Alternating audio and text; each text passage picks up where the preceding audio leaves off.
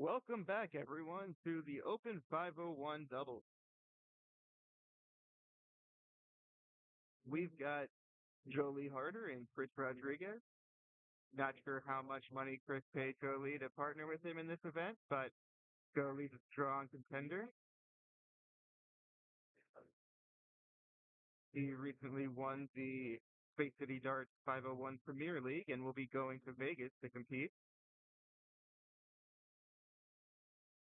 They're just staying straight right now, 60s down the board.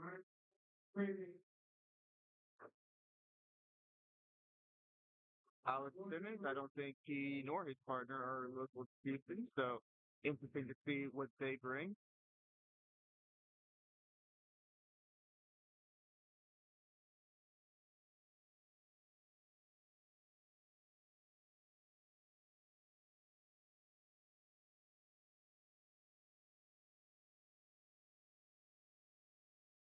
Hey, here we go. Chris finding the triple 20, finds two of them, and Jolie and Chris have a commanding lead.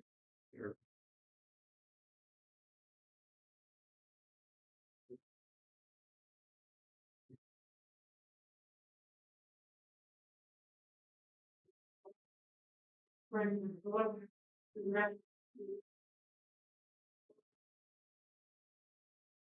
Jolie on 200 can't take this out. He's going to do what he can to bring it down. And a 1040 will do just that. Leaves an easy two dart combination, single to double for Chris. Alex is way back on 326. Not much you can do from that position.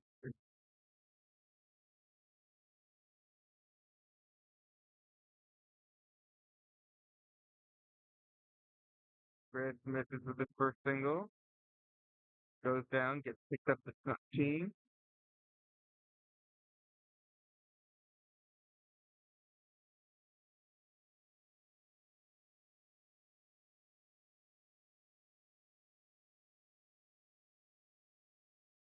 And his last dart misses inside, leaves his partner 20, but they've got plenty of time. Whoa, nope.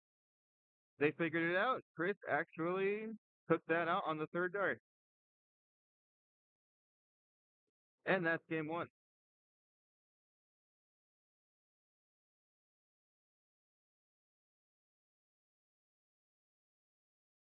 Alex Simmons seems to be settling down. That's an easy ton to start off the second leg.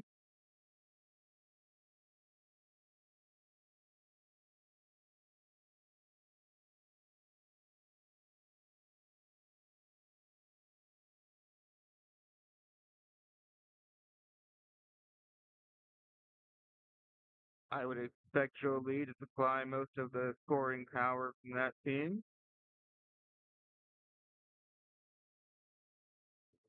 He slips into the five, but does catch a triple 20.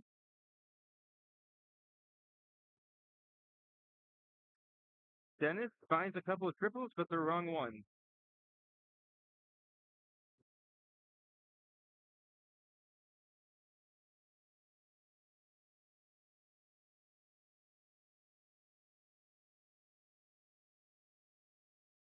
Chris is a hot hand, though.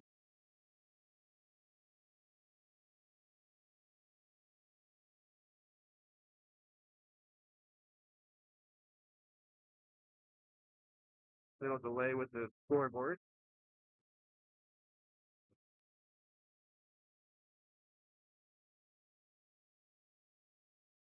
Yep, that was a ton by Chris.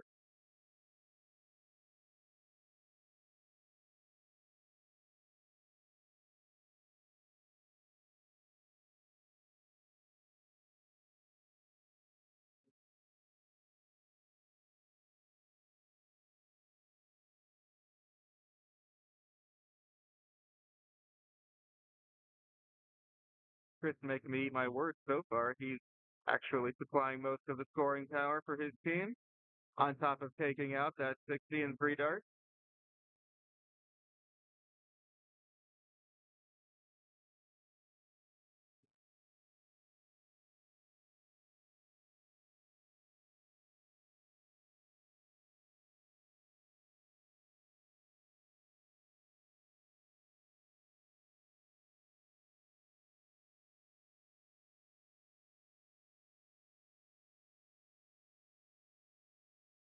Alex is finding his rhythm though, his second punt of the leg.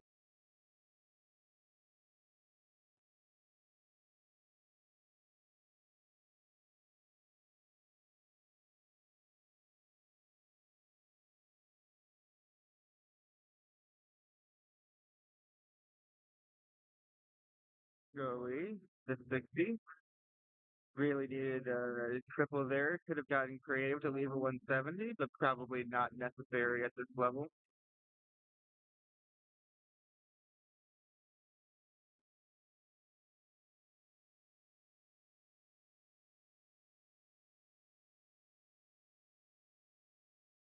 Chris is just trying to set up the outshot for Jolie, and it's time to do that. 73 leaves a guaranteed dart at the outer ring as long as he stays straight. Alex needed two triples to take out 138.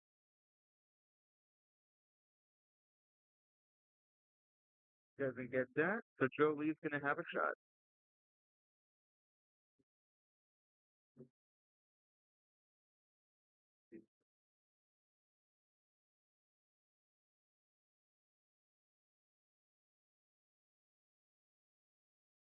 That was a very aggressive single 14, but he does get the double 20 at the end. Gives him and Chris a 2-0 lead going into the third leg. They're taking a 77 average into the third leg. That's very competitive in this event.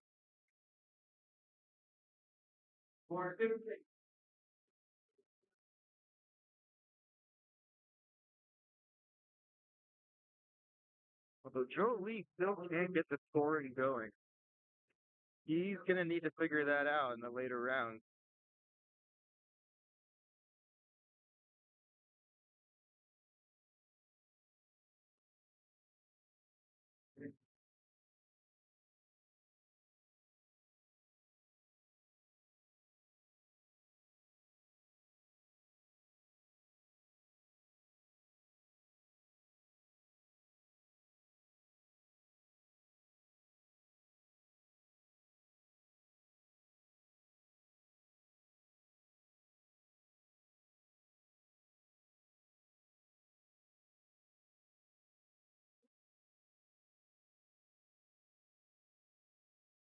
Not a great start to the leg for Chris and Joe Lee.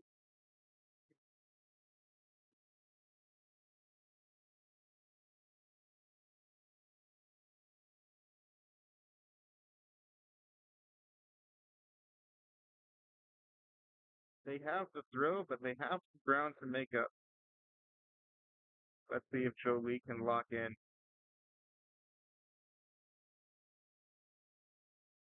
Well, he's staying straight. A 60 brings him back in front.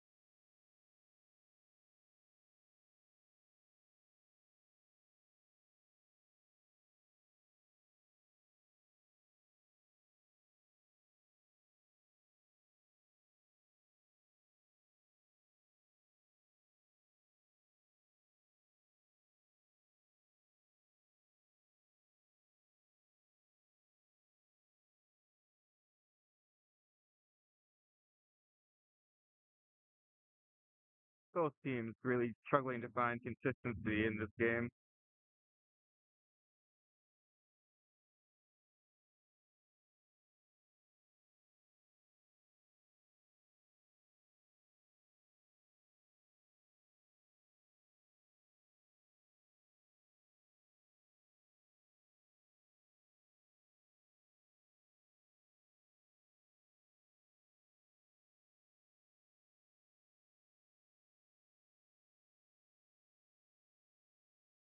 But we are starting to see more straight darts.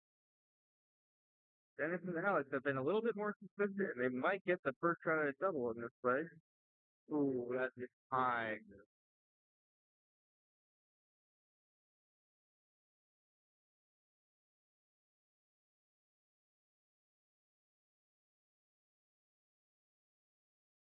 Not sure if Alex was aiming for the doubles, but it's generally not advised when scoring for that reason.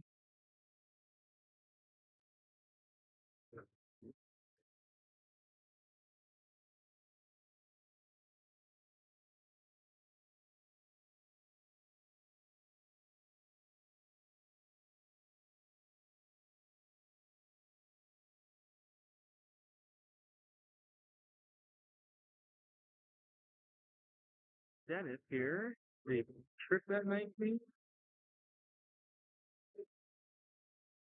No, the triple seven.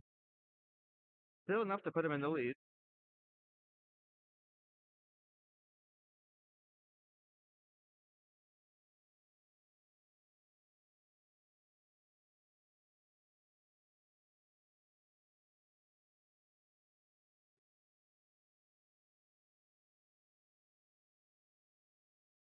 Go lead, not scoring enough to give him a try at the double. Alex can stay straight. They could get a shot.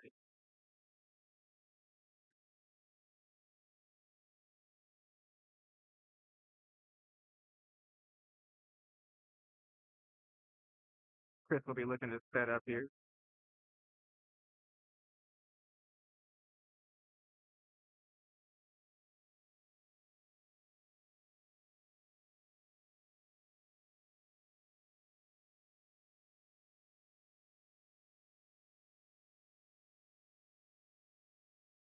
Dennis finds a triple with his first two darts. I'd consider the 25 for dart three. But he hits a 43 to leave the 158.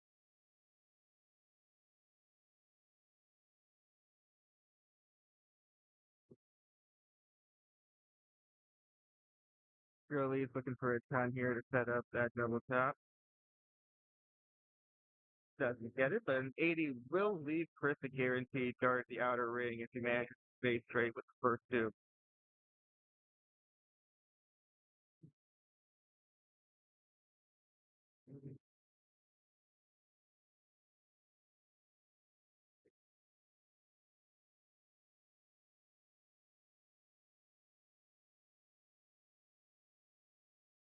158, you want to start on the 20s. Hitting 57 would leave 101, which would require a triple 17 and a double bull. But Chris has missed into the double five, it looks like, with the first dart.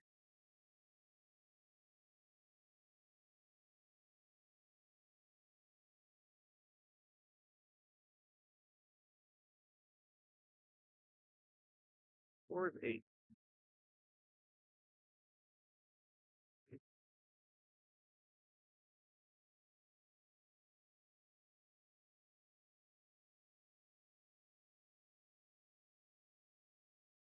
70 from Dennis. We'll leave a single to double combination for Alex when he comes back.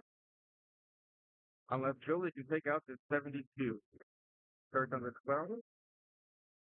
Oh no.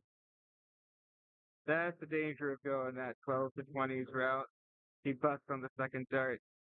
Couldn't find a triple 20 the entire time he was scoring, and as soon as he looking for a single 20 for a double, he finally finds that triple. It looks like Alex might have slipped into the double nine here. That would have left him 23.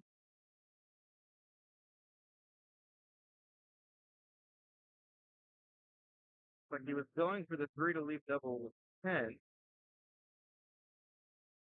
Instead, he hit the 17, leaving double three. And that's what Dennis will have when he comes back.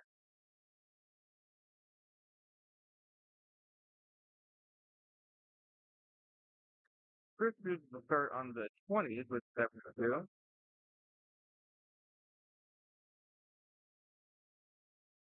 And takes out the double 16 with the third dart.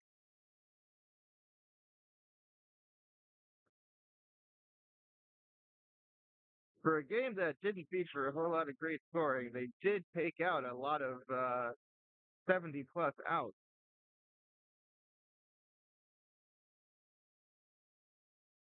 Chris and Coley will move on.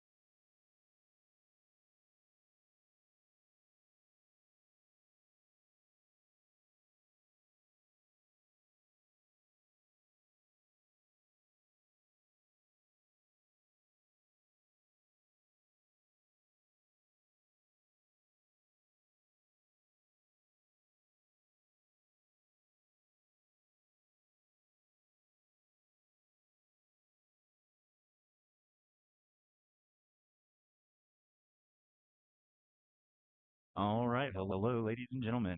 My name is Diego Briones. I'll be bringing you this next match. The quarterfinals are completed and the semifinals are all set up for your enjoyment. Dominic Hunt and Christopher Caballero will be playing Joey Lee Harder and Christopher Rodriguez. But the match we're going to be bringing you is going to be John Foreman and Ethan De Vera versus Fred Wright and Caleb Hunter.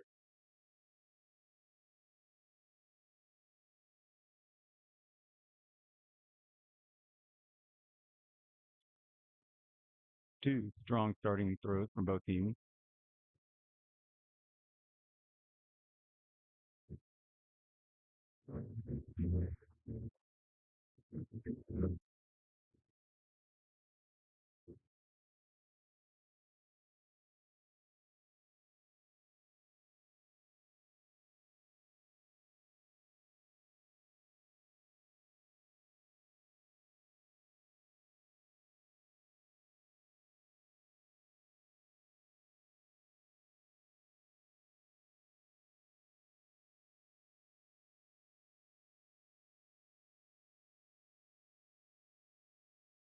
So all four players have given us their first throw, and none of them have thrown below an 80.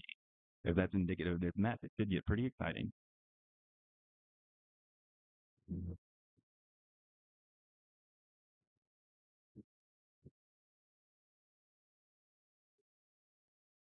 errant dart there, obviously getting under the skin of Ethan De Vera.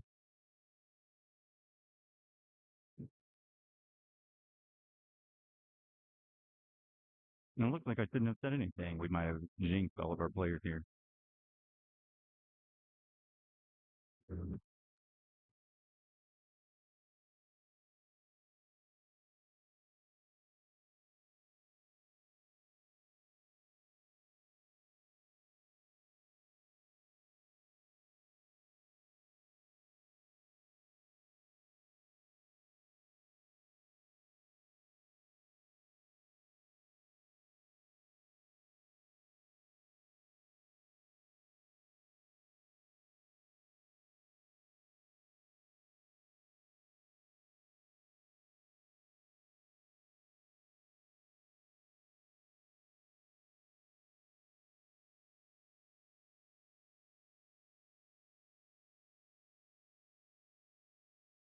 Ethan's able to straighten out those darts a little bit there, firing at 55.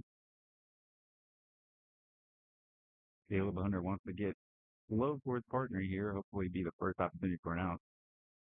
But he can't do it, finding only 45, leaving 207. John Foreman with a setup shot here from 182.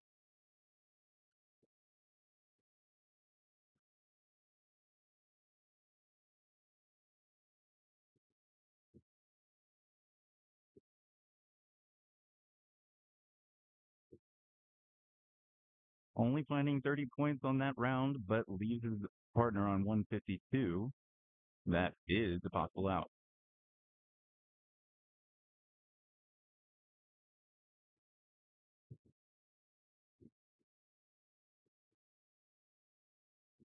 Fred Wright is able to keep his dart straight, hitting 60 points, leaving his partner on 147. Ethan De Vera for 152.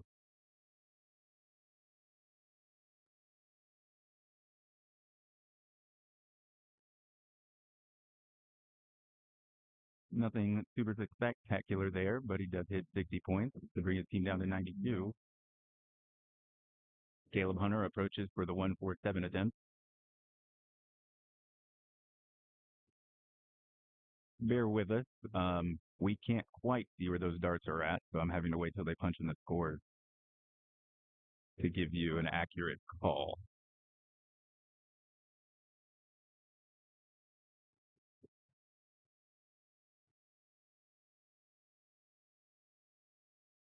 A solid 1-3-1 from Caleb there, leaving his partner on 16. John Foreman will attempt this 92. You feel like it has to go.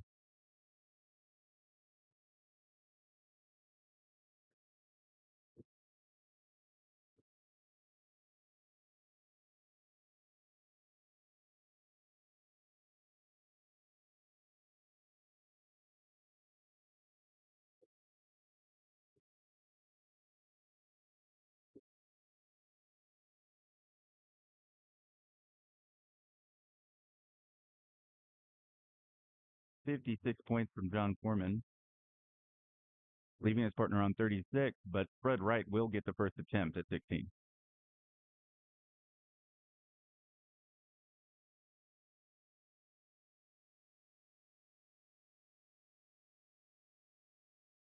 Fred punches in the 16, giving them the first win of the round.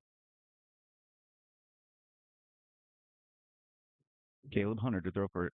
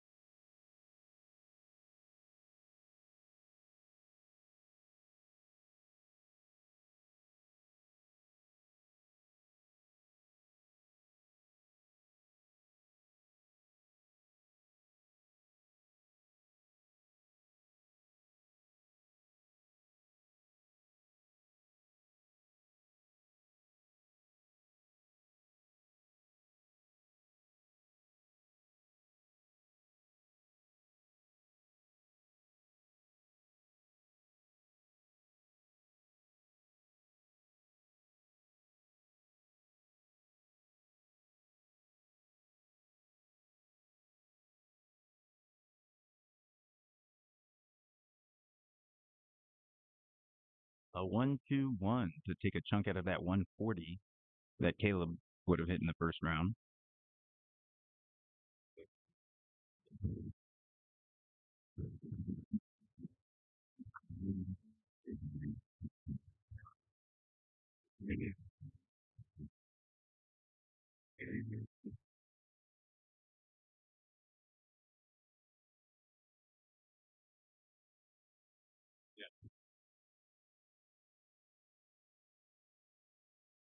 Looks like we found a talker for this match that helped things be moving along here.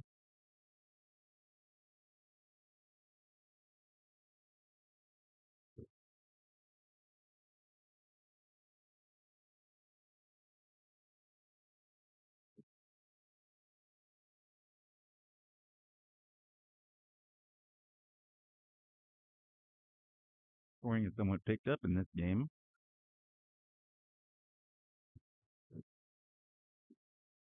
John Foreman will attempt to give his partner the first look at an out here.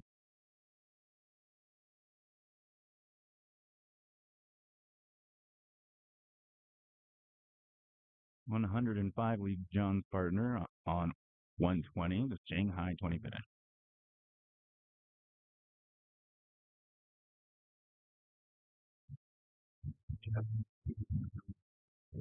And an 83 from Caleb does give his team a look at an out if they're able to return.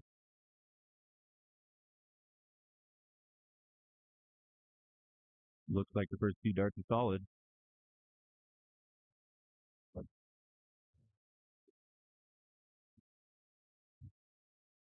Beautiful 120 checkout from Ethan Devera.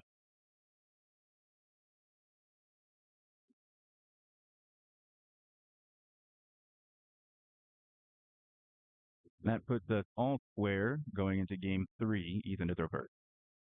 Starting off strong with a 140.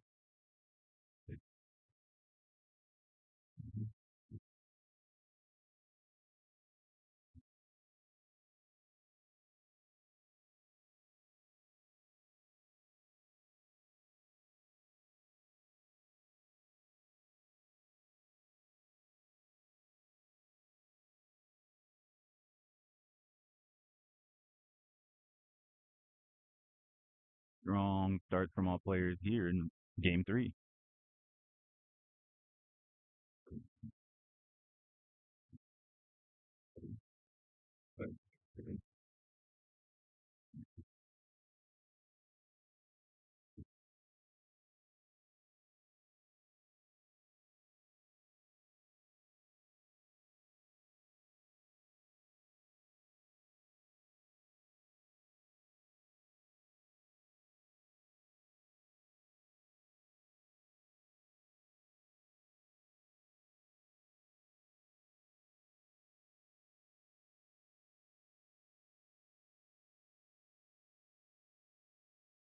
John Foreman with another attempt to set up his partner for the checkout.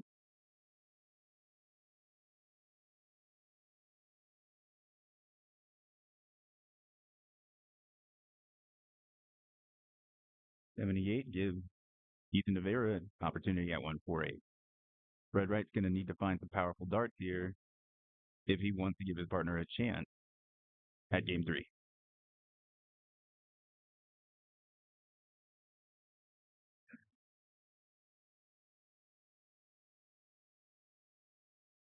$66 won't be enough to set up a checkout. Ethan Devera has free darts from here. He may just lay up. Ooh, doesn't quite find the mark, hitting only 45. They're still over 100. Caleb Hunter fires in a solid 100 to mostly level out the match.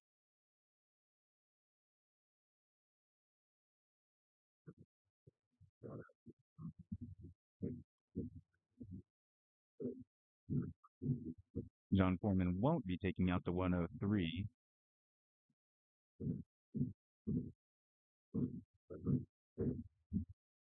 But finds the double bull for 87, leaving his partner on 16.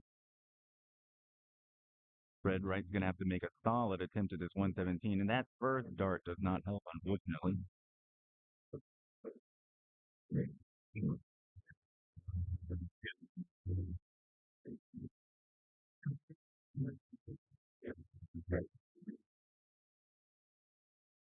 Would be 54 left here.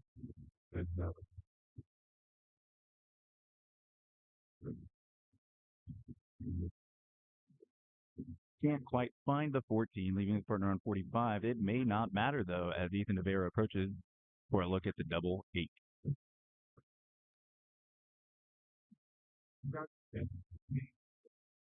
That second one's a good marker. Last one doesn't go.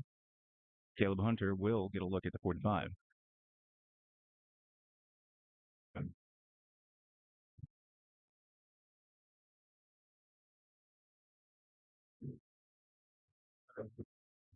Solid concentration from Caleb Hunter. He does find the 45 into dart, and they seem to come out of nowhere to take game 3. That puts Caleb Hunter and Fred Wright up 2-1.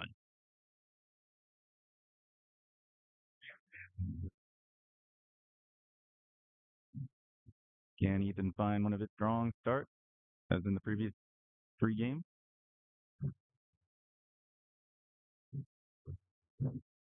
Very solid 100.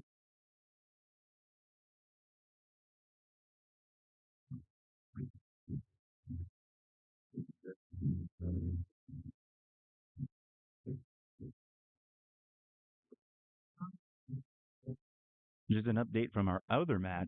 Joey Lee Harder and Christopher Rodriguez are all square with Dominic and Christopher Caballero, 1-1 apiece.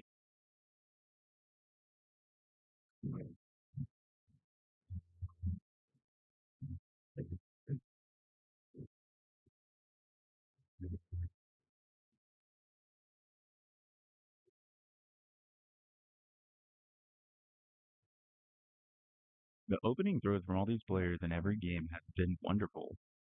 We're getting down to the double rounds quickly, making for an exciting match.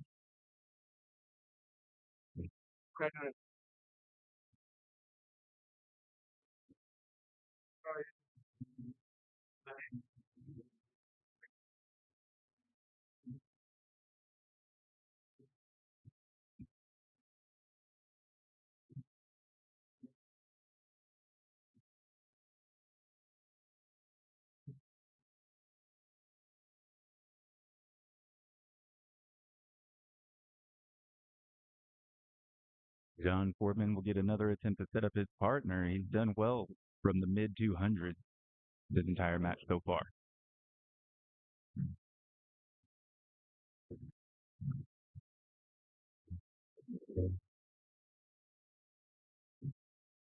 Cannot quite replicate here in game 4, hitting only 45, leaving his partner on 196. Tie ball game, as we like to say. Caleb Hunter does leave his partner on the first checkout of game 4 with a 151.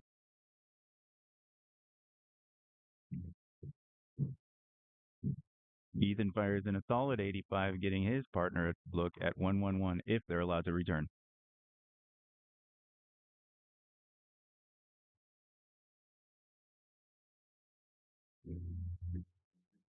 The 151 won't go. John Foreman will get a look at the 111, but 100 is going to leave Frank's team on 51.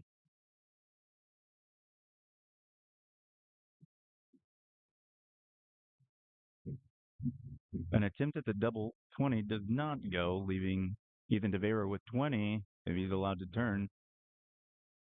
Caleb's going to take a look at the 51. Finding the double 8 with his final dart, giving Caleb Hunter and Fred Bright the victory.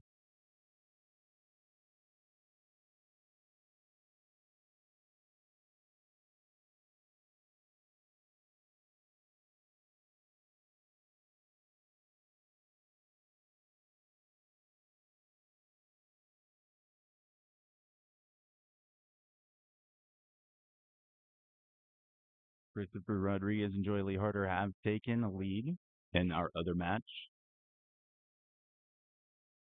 They lead 2-1. Dominic Punt and Christopher Caballero are fighting to survive.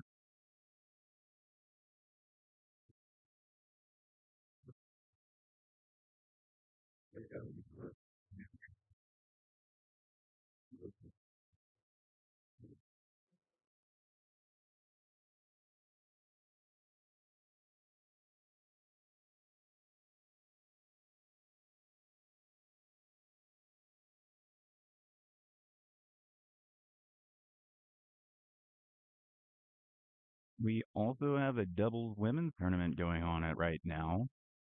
Megan Gresso and Irene Medina are taking on Lori Luna and Janie Ramos. Right now, Megan and Irene have a 1-0 lead.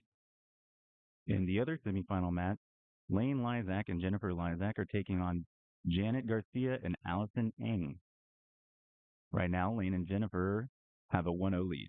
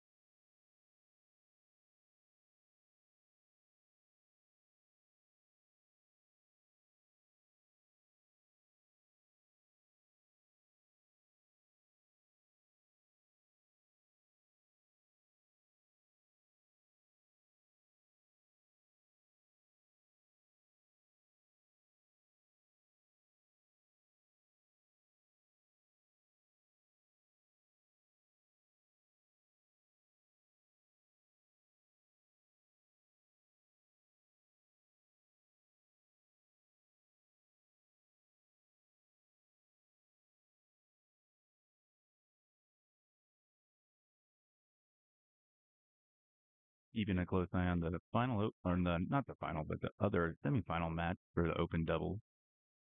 Both teams are neck and neck in game 4.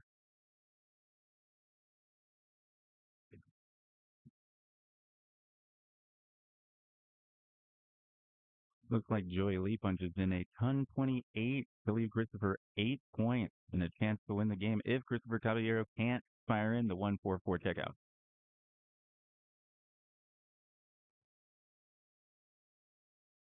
He does keep his dart straight, but only finds 60 points to leave 84. Christopher Rodriguez approaches for the double four attempt.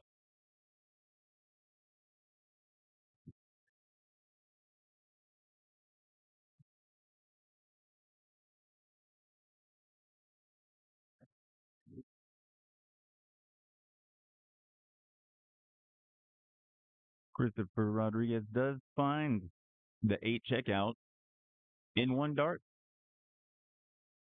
So it appears that our final match will be Joy Lee Harder and Christopher Rodriguez.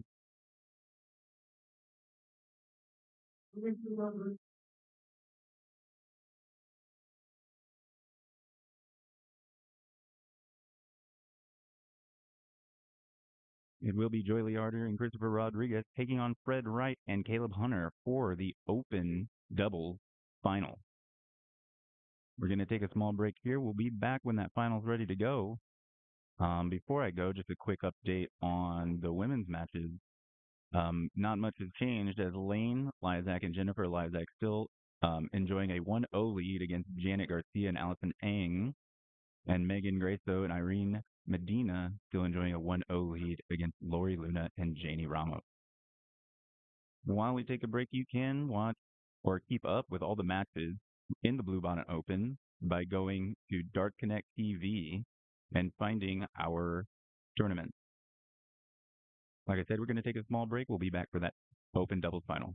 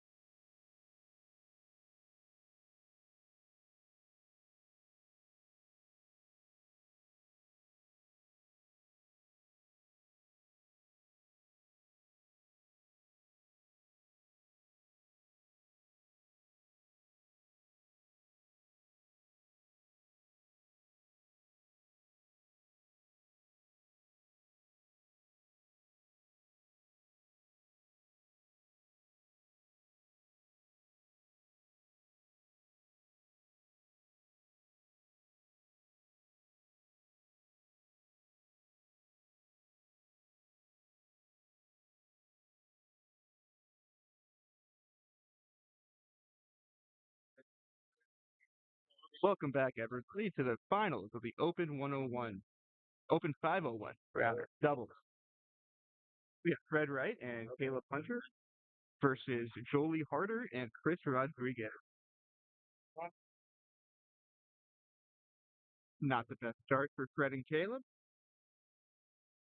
Jolie opened up for the time. Let's see if Chris can follow up and extend their lead.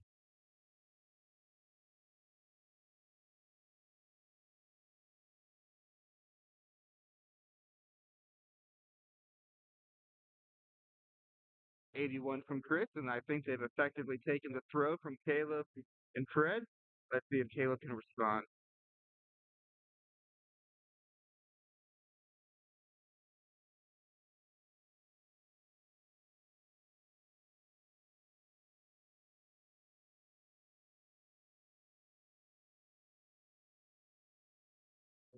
Looks like an 85 from Caleb.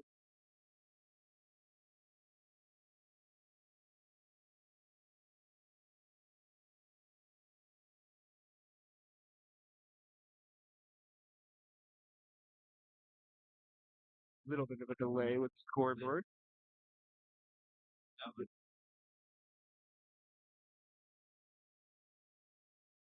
There we go.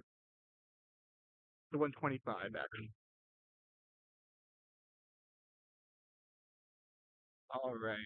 So now both at 279, Chris and Jolie have effectively taken the throw. They have the advantage in this match. Chris is going to try and set up. Needed two triples to set up, so really the 85 is the person.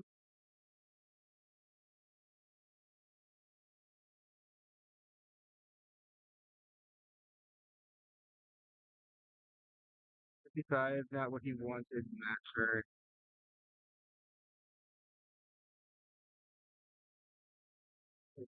Jolie's looking for a ton. He wants to get score below 100, getting that two dart range. Ooh. 58 though, 136. That's a two treble to double combination.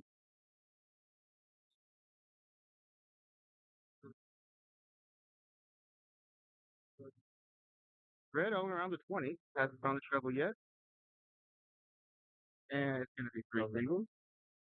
He does leave a finish with a 164. It's going to be a tall order for Caleb next time he comes up here.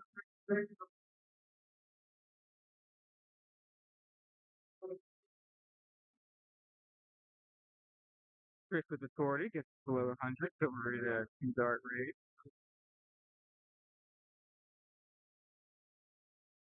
Caleb starting on the 19th. He was looking for two triple 19 for the bullseye. But a 58 gets him in a similar position.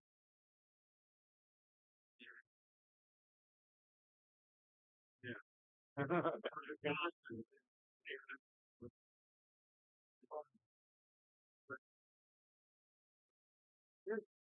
Okay, yeah, that's like,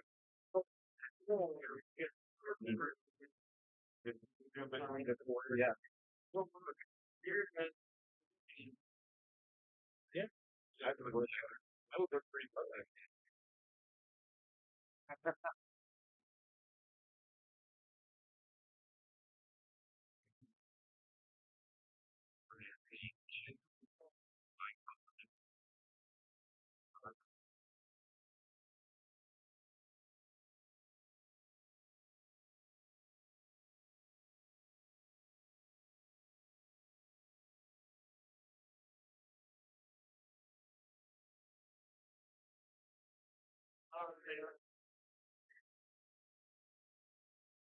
All right. Chris would have hoped for better. Now Caleb's got a shot at the 46. He was going for the 14. Looks like he's flipping to the 9 there. 35. He's probably going to go down for a 3 or 19. Nope. He went up, or he had 37 rather. He went for the 5 for the 32. It looks like he caught the double.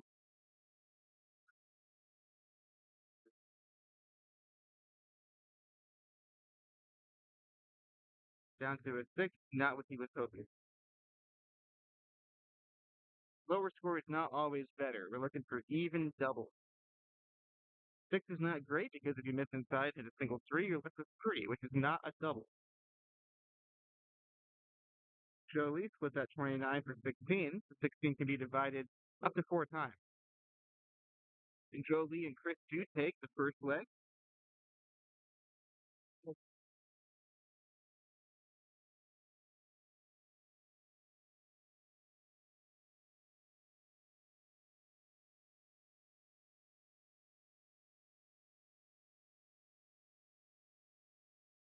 And they'll have to throw in leg sweep.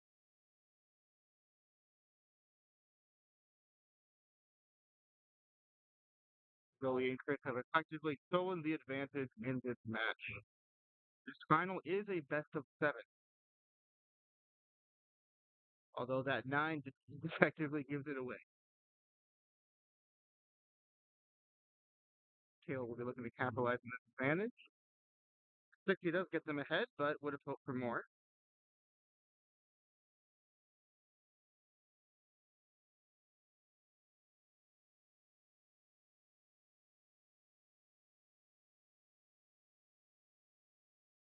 Good Darcy, Chris.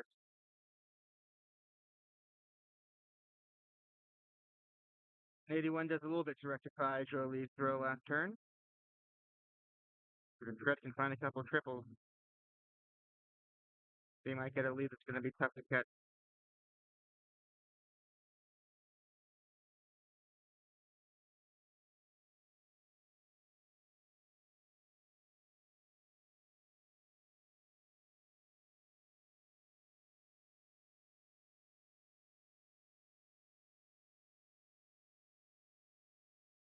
Jolie staying straight this time, but doesn't manage to find a triple.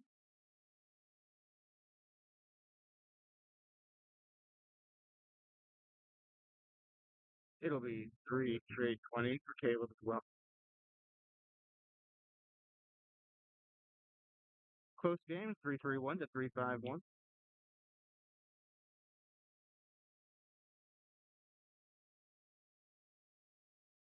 Good darts from Chris. That's a 95.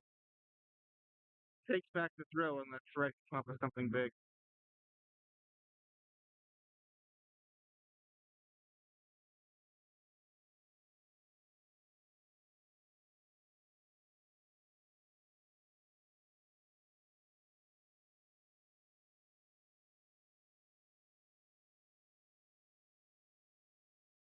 Mm.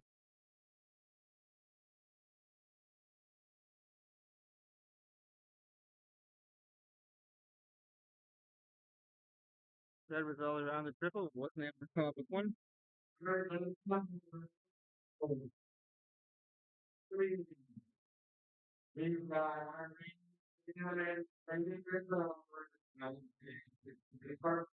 Joey had the opportunity to put themselves in a position to finish the next round. 26 effectively makes it an even game again.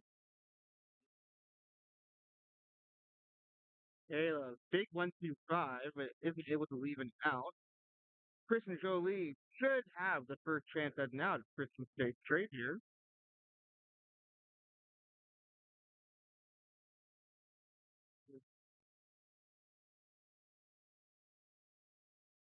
And 83 will get them down to 147. 165 can't be done in three darts. The Fred's is going to need to get it down. Preferably, I would go for 25 on this last dart. He stays in the 20s, picks up a triple, gets him down to 65. 147, Joey's got a couple options. Starts in the 20s.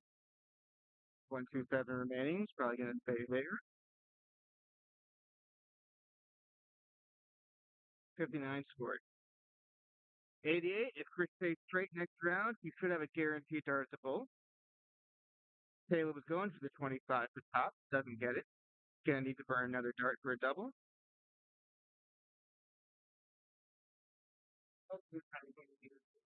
Inside in the double 16. Chris will get a shot.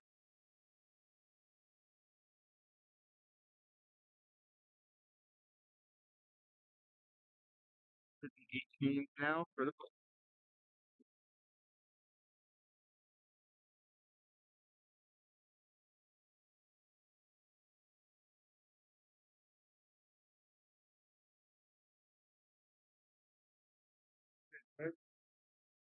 Does miss the bullseye, but it's a good miss. He misses into the single tens, leaves Jolie with top if he comes back.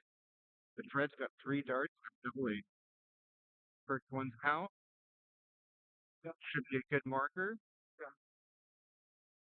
Second dart's in. Game two goes to Fred and Caleb.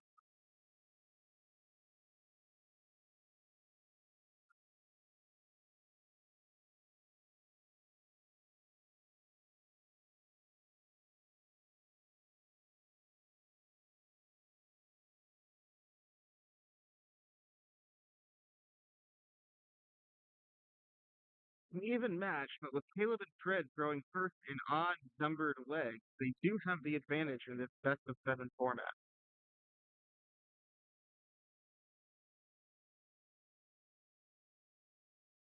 Jolie starting off this leg with a ton though.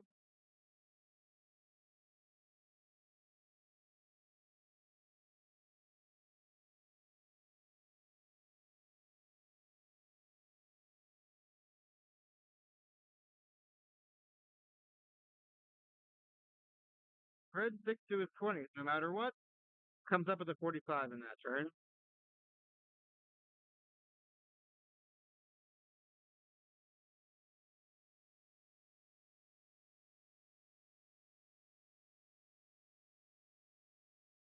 Straight darts from Fred. Maintains the lead.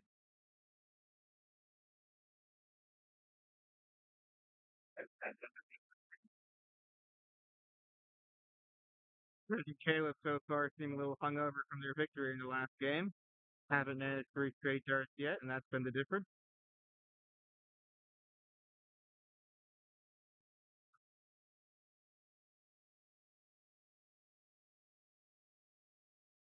Jolie narrowly misses that trouble, but does come up with a 60. Maintains a greater than 100-point lead. But Fred catches a triple on his first start. Can he add to it? It'll be a ton, and we're back to even. Chris is going to need multiple trebles in order to set up a double shot in the next turn.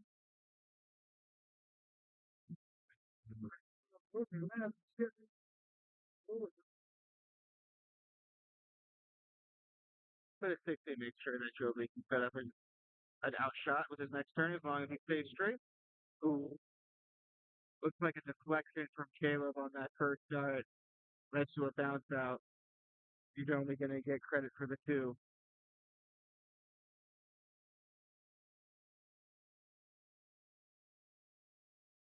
Not sure how many points that cost him, but it wouldn't have left him with with an outshot regardless.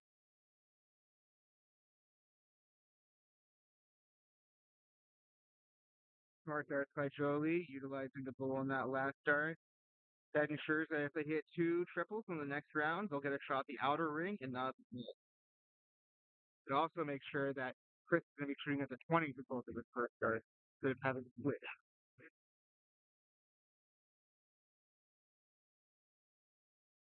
41 from Fred isn't enough to get them into outshot territory.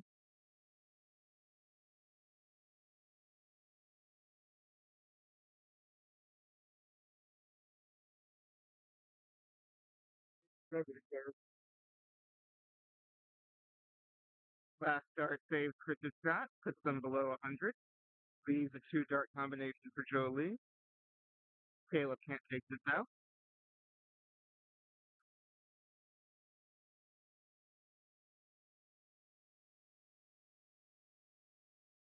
94 for Jolie. He's got two options. Either start on the triple 18 for tops, or he can start on the bullseye, which, if he gets 25, will ensure a shot at the bull. What he's chosen, his second dart, leaving the triple 19, leaves him a shot at double six.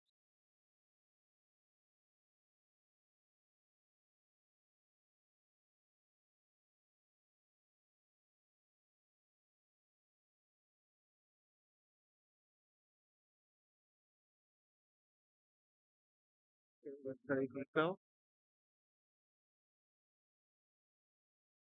just outside. That's the wire enough.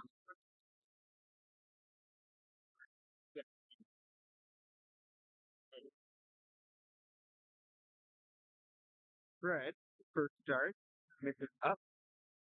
Wouldn't have started on the 20th, 82. 82 usually you start in the bullseye.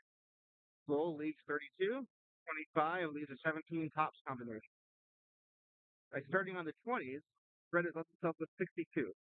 He has the option of either going for a 12 for the bull, guarantee a shot at the double, or, and this is what he has chosen. Unfortunately, by hitting that triple, Fred has a shot at 26. There's not many dart players' favorite double.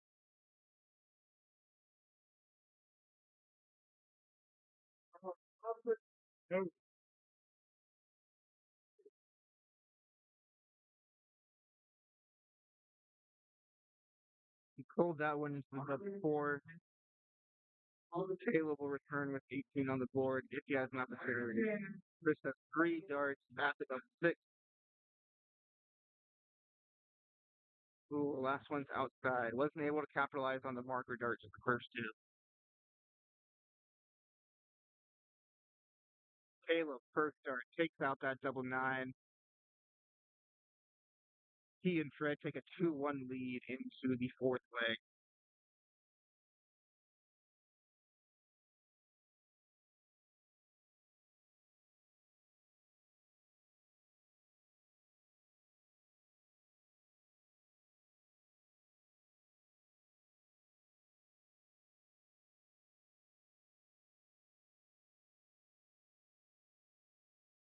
Not what Jolie was hoping for. If Caleb is able to punish with a triple 19, total score of 96. If Chris can't come up with a treble here, they might have taken the throw in this leg.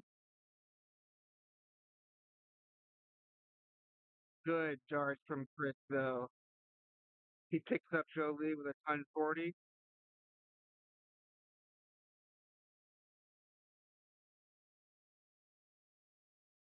Oh, good.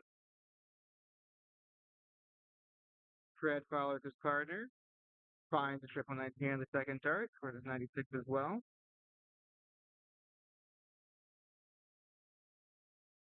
Keeps the game even.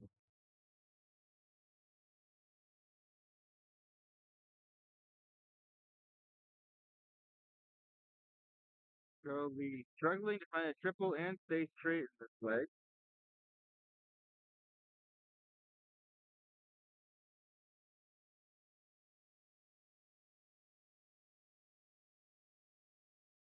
Caleb isn't able to punish this time. Let's see if Chris can continue his scoring power.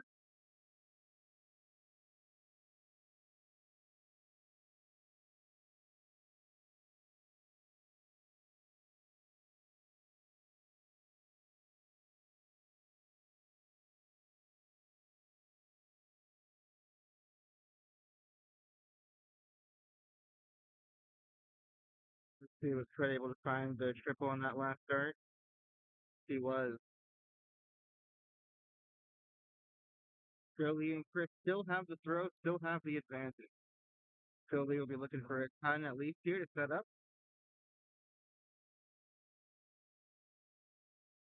Not gonna get it. Back on that same 136 from last game.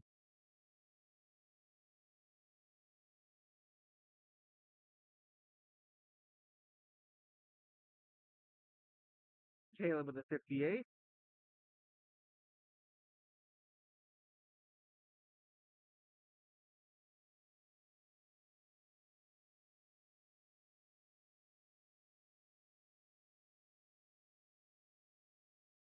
Chris does find one triple to leave a single dart out for his partner next round, unless Fred can come up with his 127.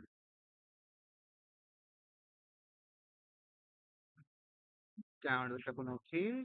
Not gonna get it.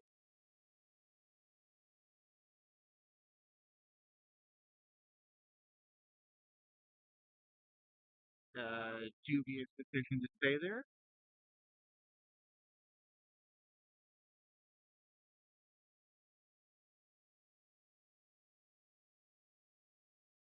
Joey going to 36 inside.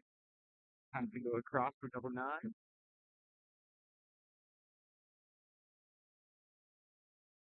Inside there as well.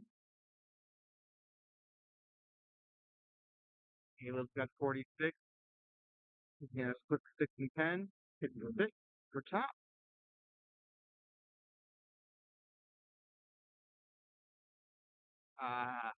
Misses out and then misses in.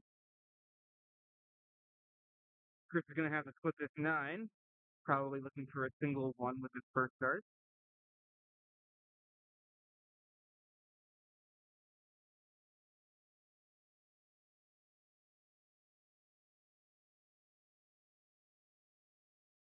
So singles can be some of the hardest starts to hit, especially under pressure.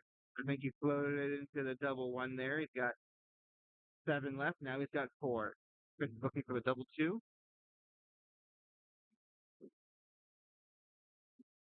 It's his way out. Double 2, not many dart players' favorite double. Red's on double 10 though.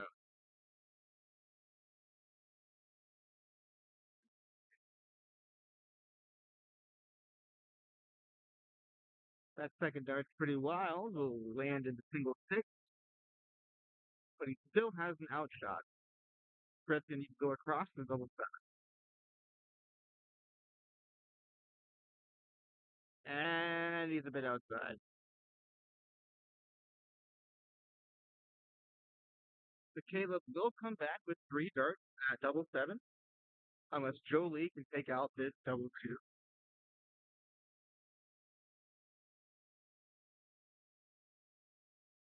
First dart's good, but then the wire. Second dart right next to it. Oh, isn't able to get it inside.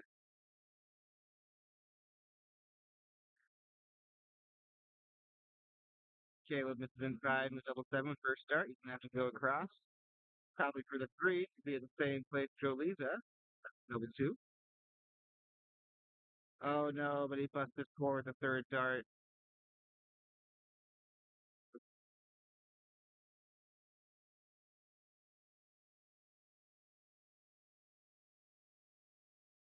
Now Chris gets a shot at it. First 2 outside. Third one outside as well. Chris back for the double 7 he left. First dart is inside on the wire.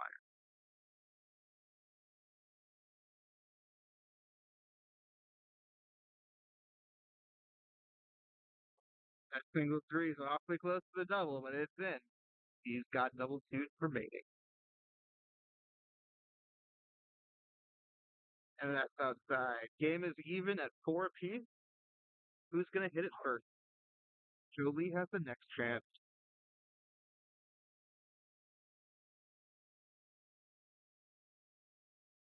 He's sizing up his shot.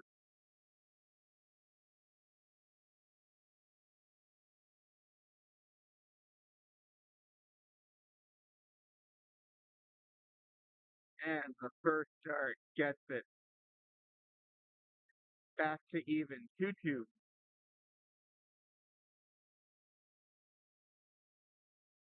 And we remain on through. Caleb.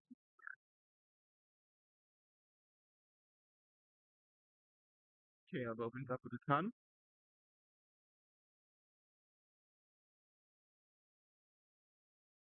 The ton is what you will want at this level of competition.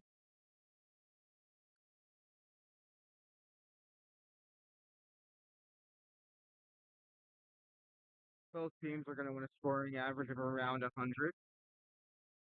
Doubles will, of course, drop that overall average probably closer to the 75-80 range. But it's hard to get away with a lot of 41s at this level.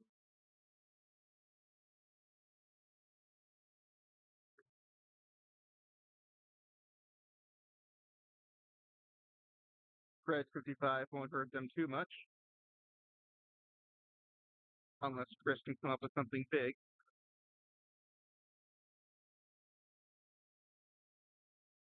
He stays straight, gets a 60. He keeps them within striking distance.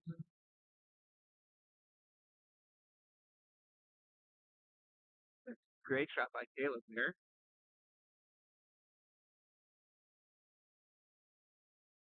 Yeah, 134. came up with two triple 19s after he missed his triple 20s first start. That's going to give him and Fred a pretty commanding lead. Even at 180, doesn't put them ahead. And Jolie only comes up with 30.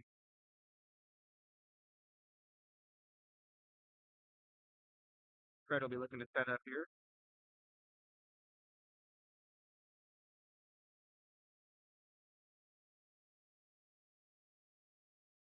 45 does leave an out, but Caleb won't need to take it out.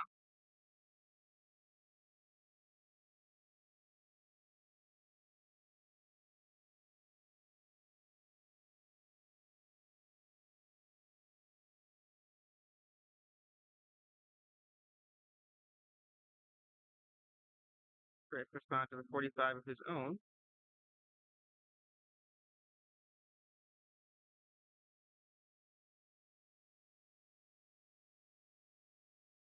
Is that 97 or 99?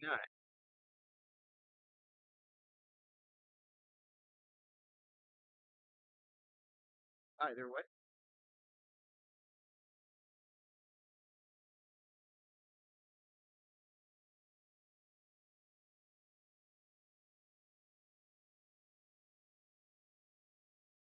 Fred can start on the 10s or the 18s here. Starts on the 18s. 52 left. Should be going for either 12 or 20. 12 to leave tops, 20 to leave the double 16.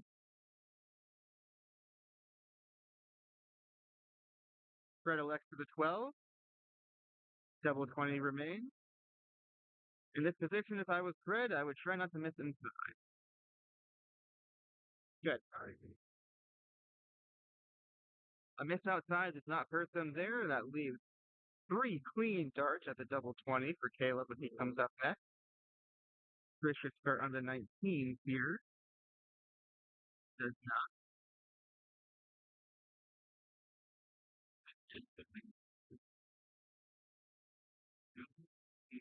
41's not going to leave an out.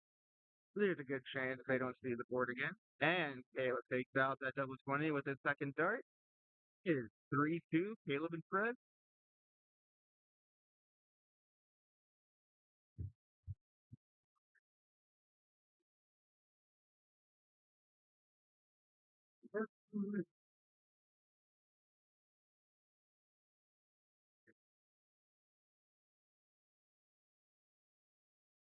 Not sure if the participants knew it was a best of seven in the final. They're selecting themselves now. The Jolie will have the throw in game six.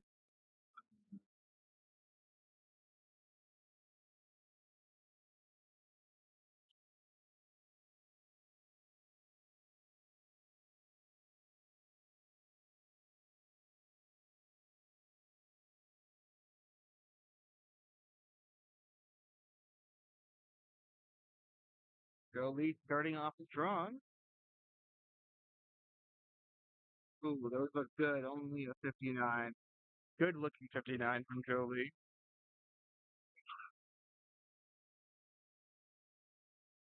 Okay, let's start off with a ton, as he's done in most of these legs.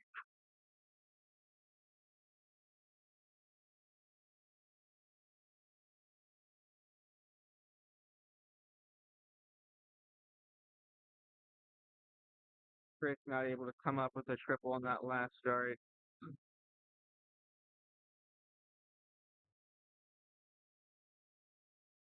Chris goes to start on the 19.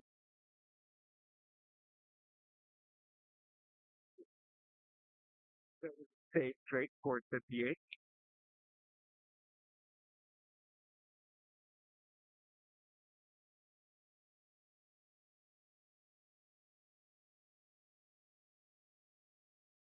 Jolie's off for a good start with the triple 20. Be able to add another to it? No, he'll stay with the ton.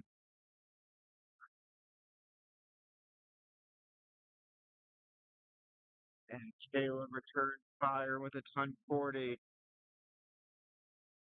They've taken the throw in this leg. Chris needs at least one triple to keep him in it, and he does get it. He returns the ton 40 of his own. Although as long as Fred can stay straight, Caleb could have the first shot at double of this final game.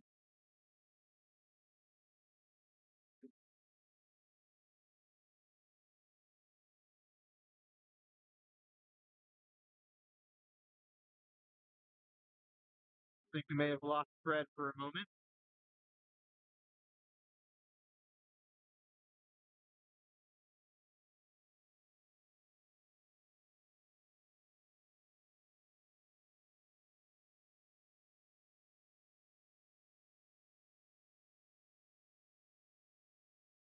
Nothing like a little mid-game siesta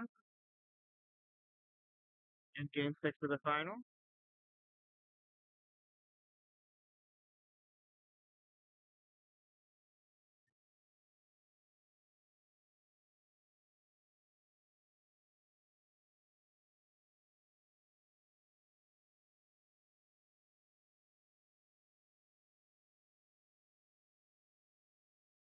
Yeah. Right now, the green shirt, you see Kate Galloway. He has been our chalker for this final, Rick St. Kate. And hopefully, Fred finds his way back to the board as soon as possible.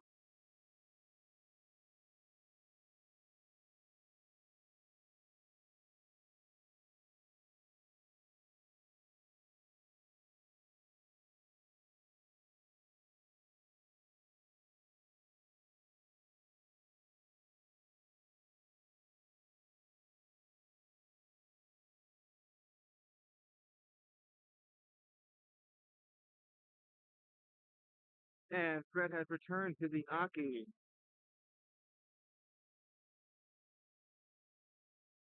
Secondary does find the treble. So Caleb will have a shot at the out for the match when he returns.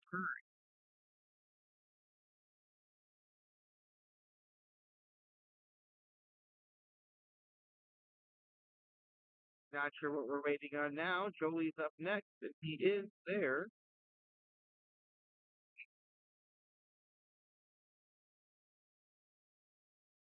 All players are present.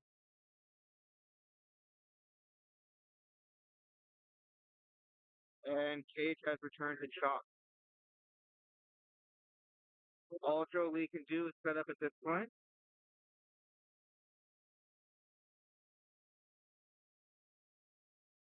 This time will get him down to a guaranteed shot at the double, and if he does get it done, as long as Chris stays straight, he'll have a shot at the 76. Caleb needs to find the triple to have a shot at this out. 84 remaining. Could be going to the 20s. And he missed 5. Made a bit of a mess of that one. 62 is not where he wanted to end up. Going for the 19s on that last shot would have been better. He would have had a thing for the double combination. 62 is a little bit awkward. Let's see if Chris gives him a chance at that 62. Gets one dart at 36. And he misses the side. Chris got 62. Should be 10s first.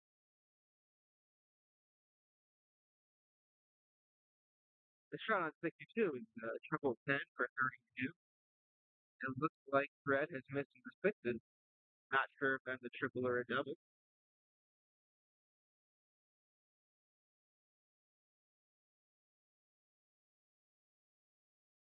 It was a single. Fred had one dart at top, missed outside. Jolie gets 3 clean at 32 to tie this game up and push it to a game 7. First dart's outside. Second dart's outside. Gets closer. Third dart wires it inside. Caleb has 3 darts at tops for the match. And he only needs one. Congratulations to our winners of the 501 Open Doubles, Caleb Hunter and Fred Wright. But Jolie and Chris put up a hell of a fight. A few darts either way could have resulted in a different winner. But Caleb and Fred will be picking up first place, and a well-deserved first place at that. Next up, we'll have some matches from our ladies double. So stick around.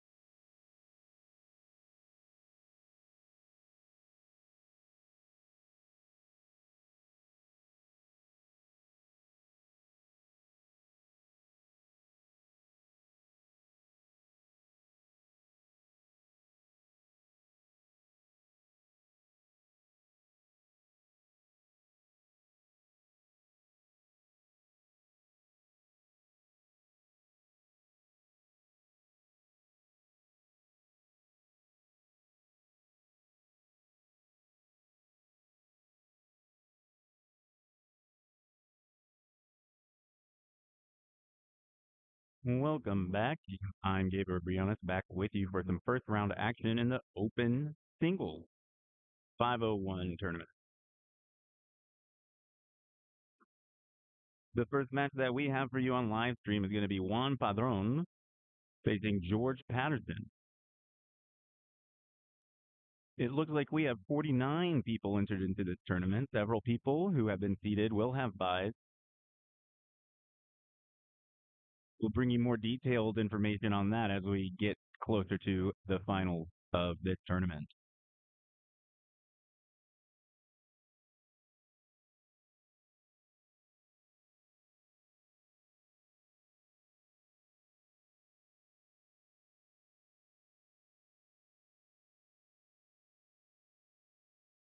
An update on the women's doubles tournament.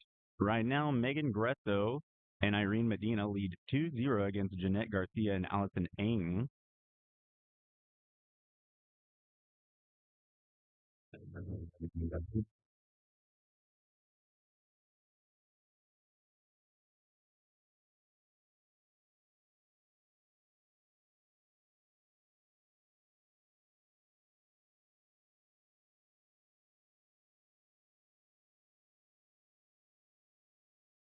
As of right now, no open singles matches have been completed, but it looks like we're actually underway with Juan Padron and George Patterson.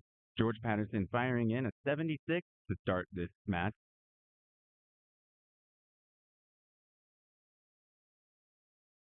Juan Padron is able to answer back with a strong 140. If George isn't careful here, Juan may be able to steal the darts advantage in this round.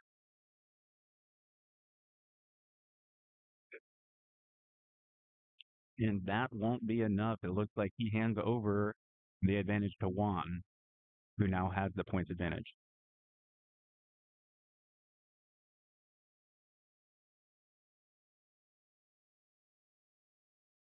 Juan follows up his 140 with a ton, bringing him down to 261, leaving George Patterson on 401 after two throws each.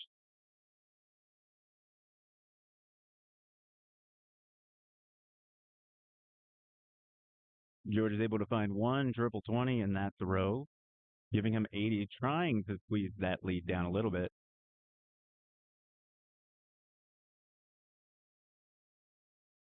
Juan will be trying to set himself up for an out on this throw.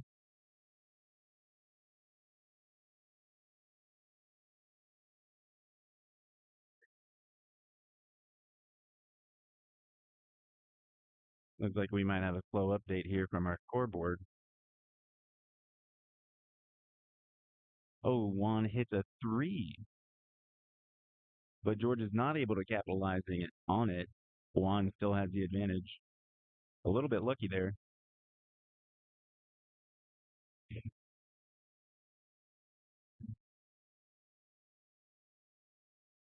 60 points is not enough to set himself up with an out.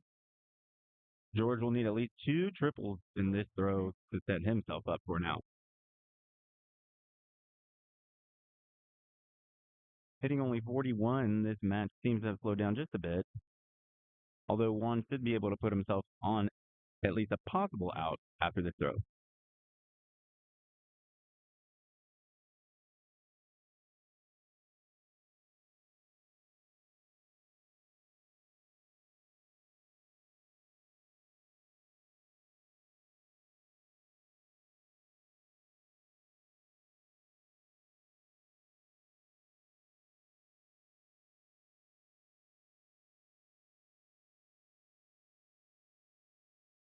So a 43 from Juan is enough. Leaves himself 155.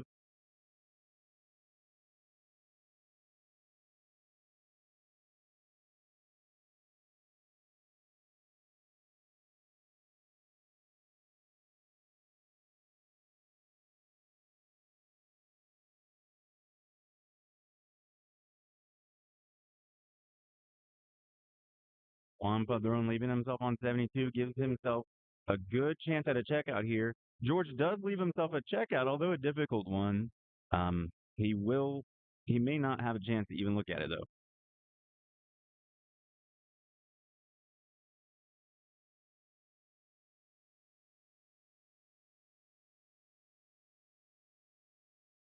Looks like he has found a triple, giving an opportunity at. Oh, he's busted his score. So he'll return for the 72 if George Patterson cannot find the 164.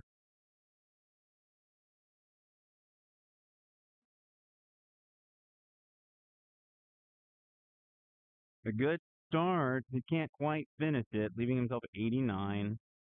Juan Padron returns for the 72 attempt.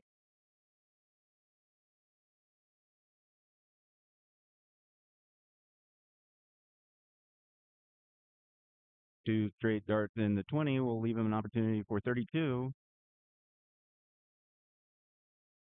Looks like he might be just inside, so he'll leave 16. George Patterson returns for the 89 attempt. Most likely starting on the triple 19. Can't quite find it.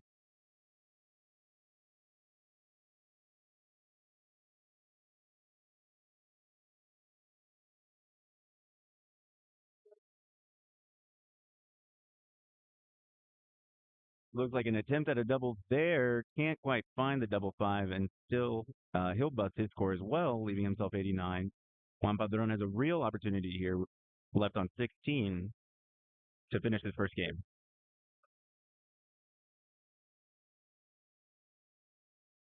He's got a good marker. If he can follow that dart, there's a good chance he finds the double. Taking his time. Can't quite find it. Although all three were very close, George Patterson will get another attempt at 89. Again, starting on the triple 19.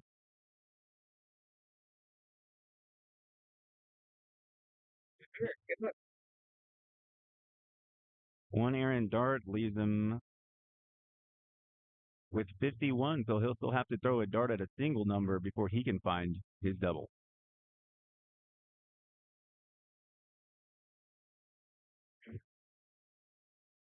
Juan Padron will start with three more darts in hand at the 16 checkout. Goes a little inside on the first one. He'll be moving up to double four.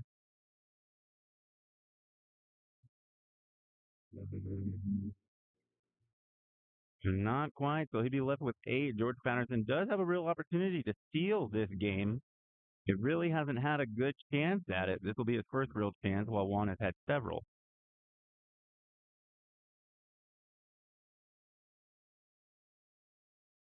Just outside on that 16. He'll get one more dart at it, and that falls outside as well.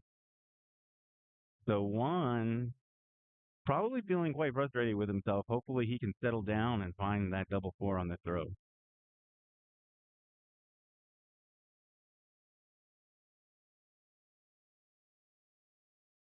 Taking his time. First dart looks outside. Is that second dart low? It looks to be. So he's busted his score. George May.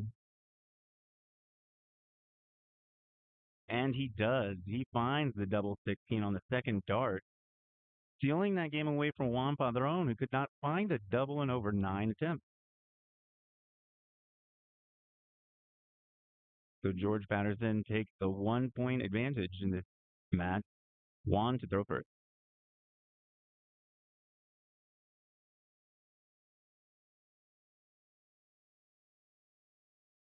He keeps his dart straight and finds 60 in the opening salvo.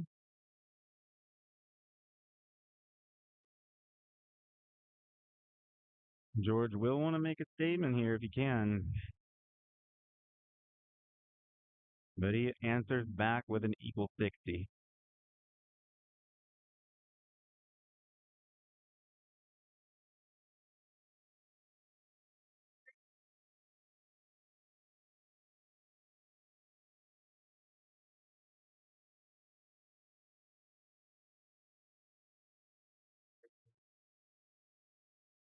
So just an update on some of the other matches in this open singles tournament. Donnie Joe defeats Johnny Salazar, and Nicholas Leclerc defeats Alex Simmons, and they will face each other in the next round. That's Donnie Joe and Nicholas Leclerc. Trevor Lysak has defeated Lane Volkel. Trevor Lysak will face Glenn Richard in the next round. Derek Thompson has defeated Brad Scott 3-0. He will face Joe Smith In the next round, that's Joe Smith will face Derek Thompson. No other of the matches have been concluded, so let's bring you an update on the women's doubles.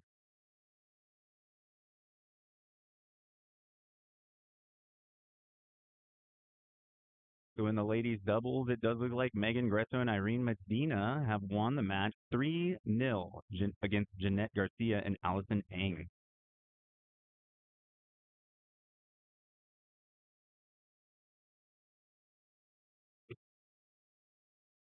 Back to the match at hand, Juan Padron has maintained his advantage in this match, firing in a solid 140 on the last throw, but only finding 24 for this one. Georgia Patterson has a real opportunity to either steal the advantage or at least bring that lead down.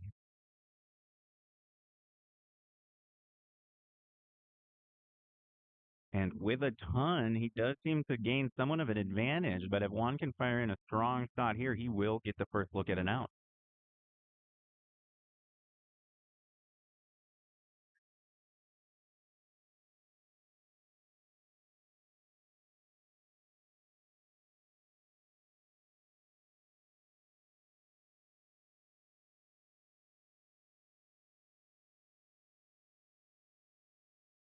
Looks like he was only able to find a few fat numbers, finding only 47, but that does give him an opportunity at out, so he does get the first shot at the out. George Patterson finds a rough 31, so if Juan does not find the 170, he will have a look, but neither of these players on easy outs by any means.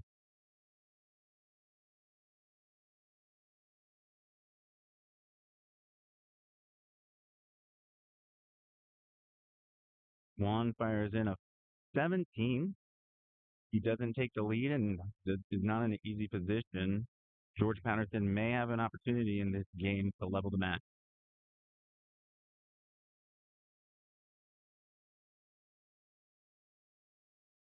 A couple of errant darts into the 5 section. As you can see, George Patterson obviously getting a little frustrated with himself, but he does still maintain the lead in this game.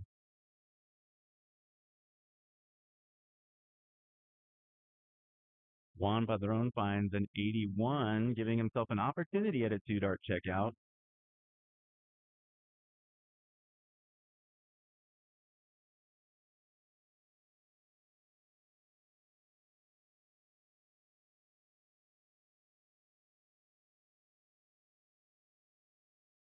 Setting up these doubles has proven to be somewhat difficult for both of these players.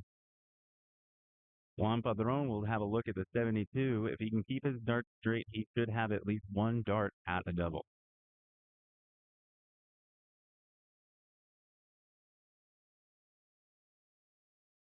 Looks like that first dart did not go where he wanted it to. He may not get that dart at double after all.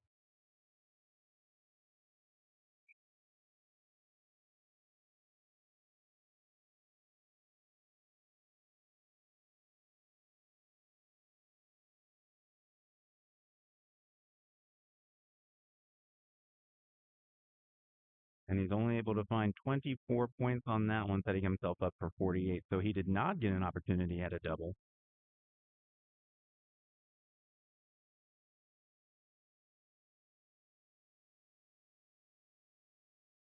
And it looks like George Patterson did not have an opportunity at double either, but he does leave himself on 32, so he's able to return. He should get 3 dart opportunities at the double. Now Juan Padron will need to find the fat segment. That's been unusually difficult for these players in this match. He does find the single 8.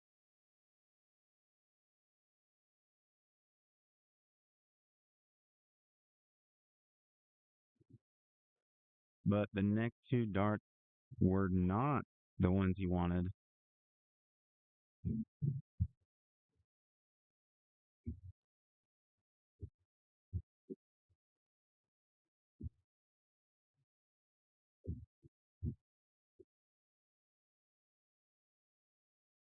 Well, they're discussing it. It looks like it might have gone. There's a little bit of confusion.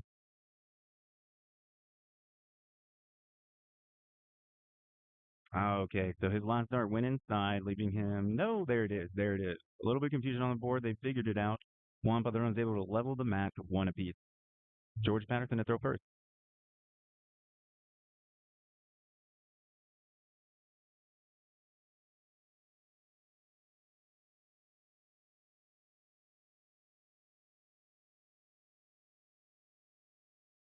That's a rough opening salvo from George.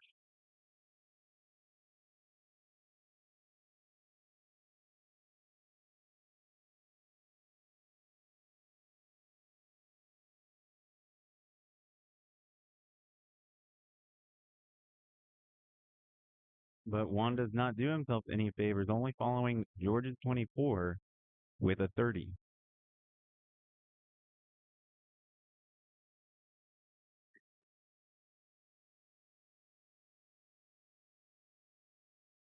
George is able to straighten his darts out a little bit to find 55. Let's go back to look at the other matches.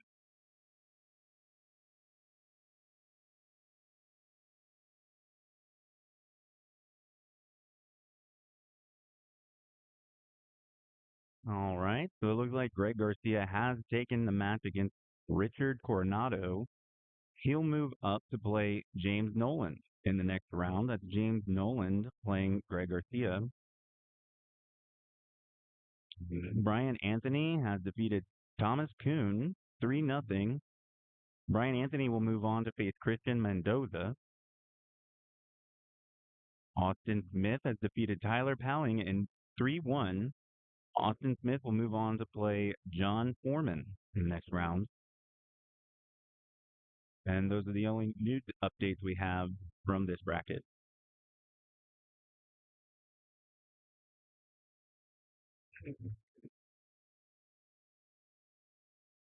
Things moving along. George Patterson seems to have been able to find the missing link in his throw,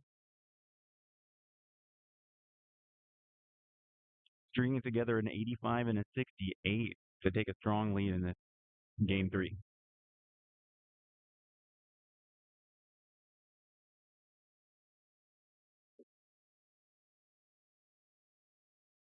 Juan is able to answer back strongly with a 100.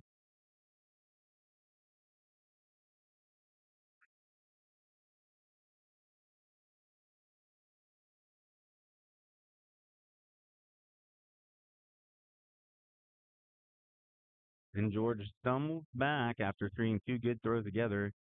Looks like he's knocked off balance and is only able to fire in a 29.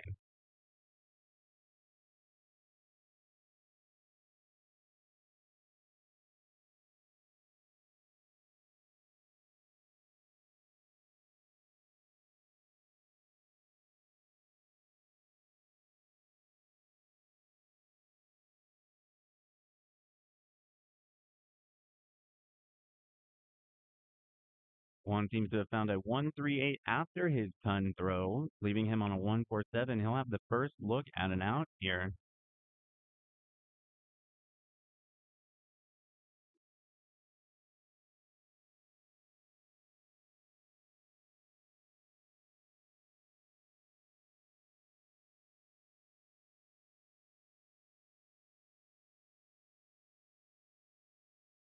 Juan Padron able to fire in another ton plus throw, leaving himself on 12.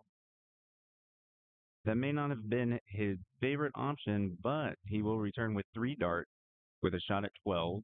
George Patterson back on 135. He may not be able to answer back even if Juan misses these darts.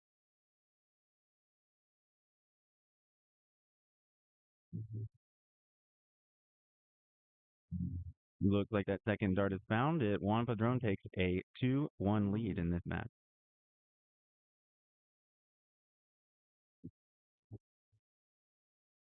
Juan to throw first. He'll have the dart for a chance at victory in game four.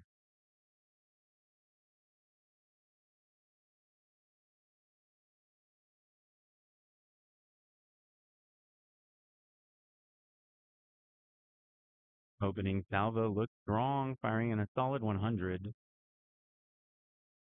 And George fighting for his life in this tournament.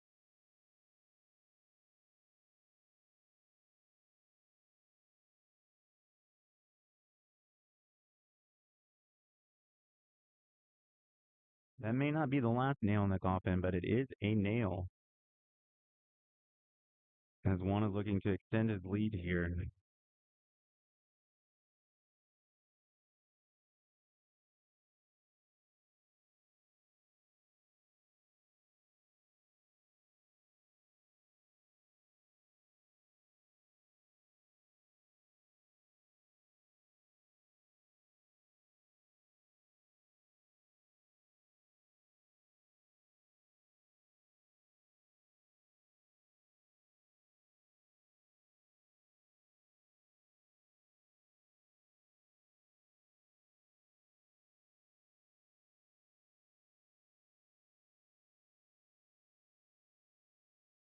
A ton 40 fired in by Juan. Puts him down on 218. He should be able to find a favorable setup shot from there. George Patterson's going to need to find multiple triples in his next two throws.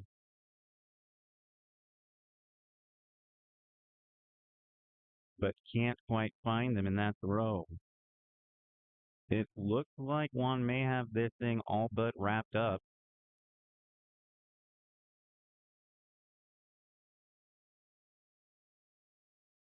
Fires in 60. It's not going to be the easiest checkout, but he may have time to lay that up to set up a more favorable shot.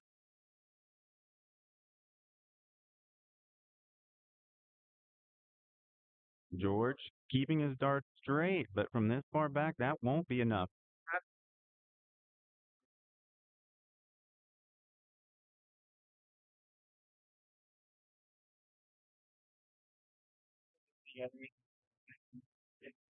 Firing in another 100, he leaves himself on a two-dart checkout attempt on his next turn to the board.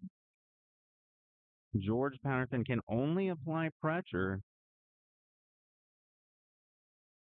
You can't do that from there. So 45 hit by George leaves him back on 261. Unfortunately, not even able to threaten Juan Padron's 58.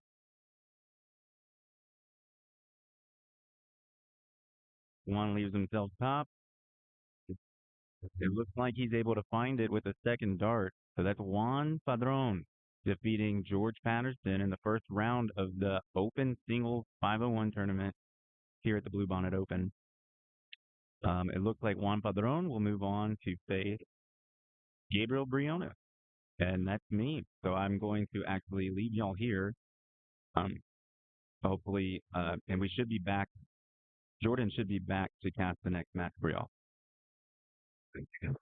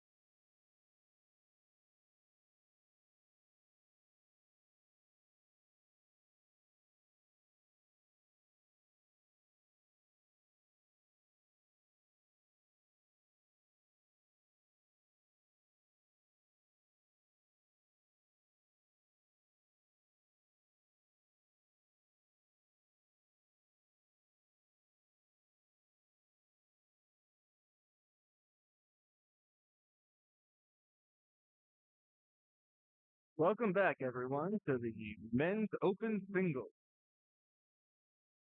John Foreman taking on Austin Smith. Foreman opening up with an 11, uncharacteristically wild for John, although Austin not capitalizing with the 21.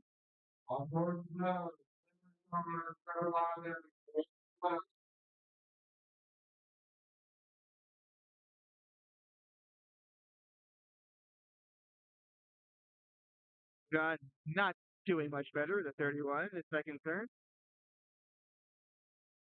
Both players struggling to stay straight in these early throws.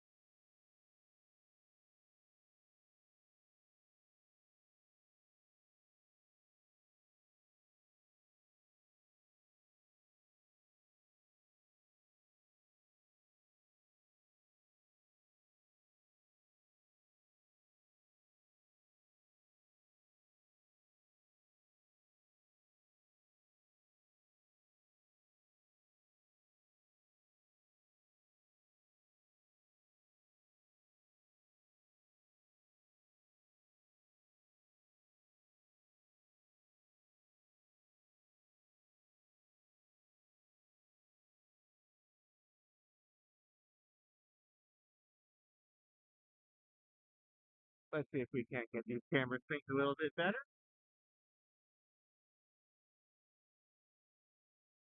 There we go. All right. John Hunt gives him a lead. Let's see if he can hold on to that. 34 is not going to help his case.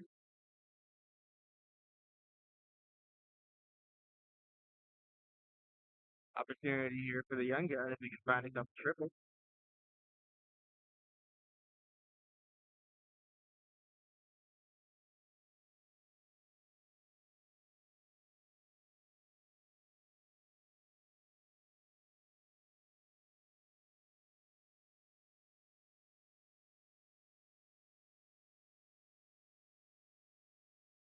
Austin must have caught the double 19 with that last start, which tough to tell. John still struggling to stay straight, although he retains his lead.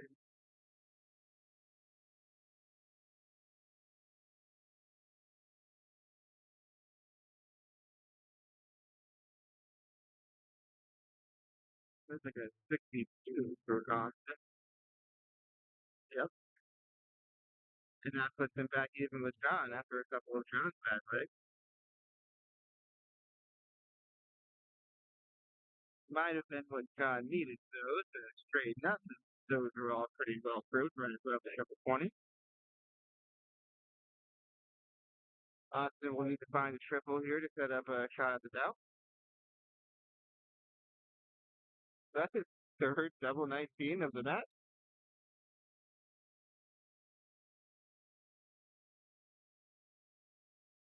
Wow.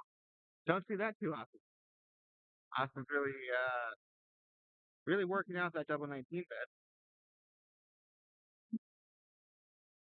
Gone all over the triple 20 now, though. 121 leaves him a guaranteed shot at the double next turn as long as he can stay straight.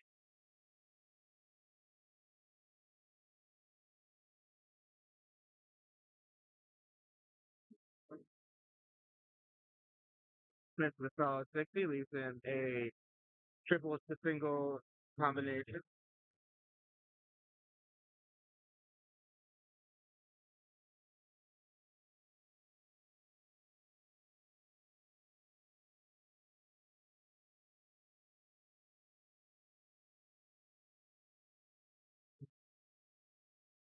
John slipping into the double five there.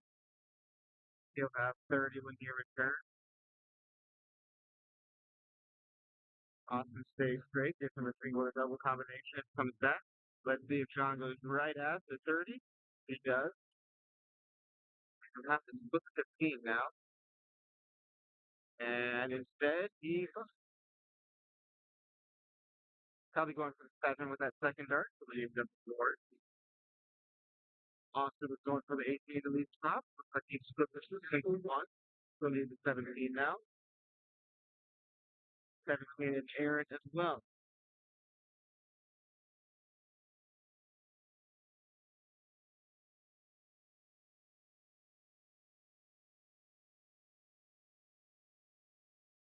Curious if John decides to split it now. No, he'll just take it out with the first dart. And the first game goes to John Foreman.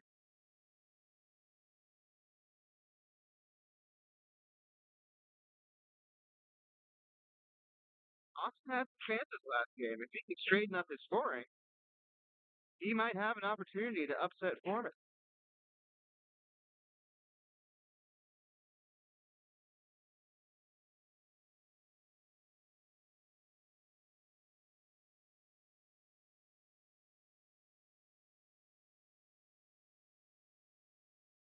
And already Foreman is unable to stay straight on Austin's throw. That might be a problem.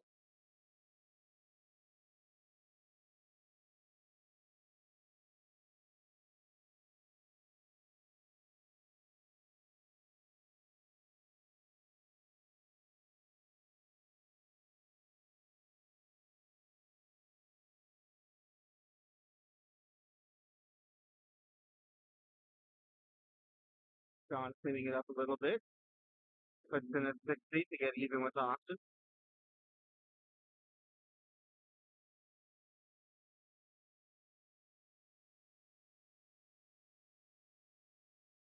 Austin's found his first trouble of the match, and if that keeps up,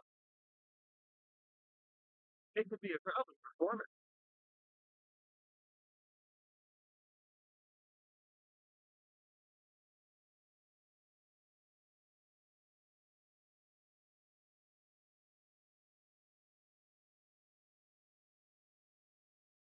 John pushes to the 5.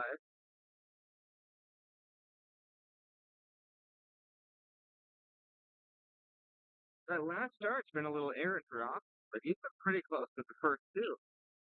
Puts in another 81 to go ahead.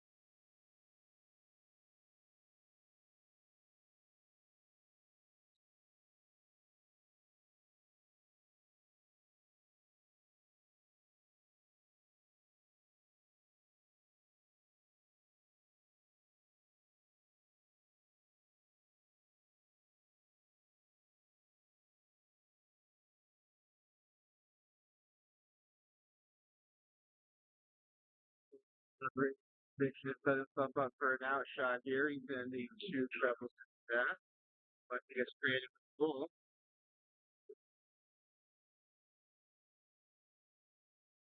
Which you didn't seem interested in. Serviceable 95, gets you down.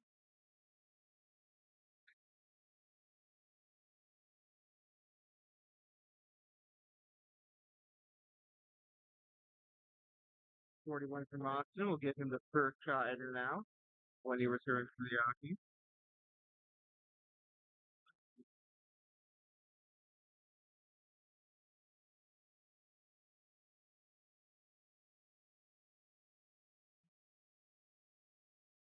Foreman was going for an 18 with that last start, give him the 120, so he'd save the 20s. Instead, he misses to score. 134, you have a couple options here, including a double-double option. Starts with 18. Otherwise, I'm going to do two triples to take this out. It doesn't look like he does them first. Or maybe he did. Yeah.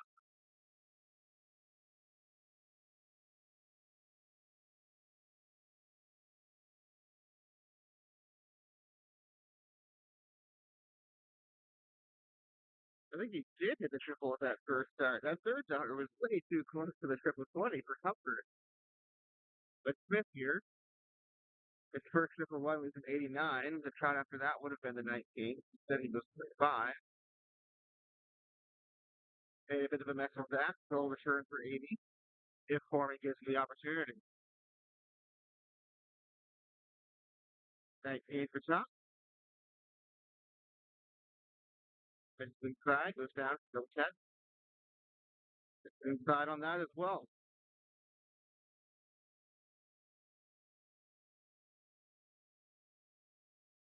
As long as Smith can stay straight here, he shouldn't get a shot at double 20.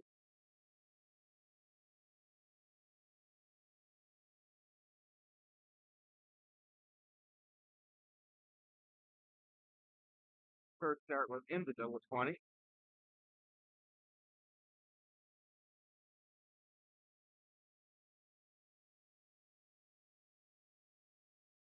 This time Foreman lets us split.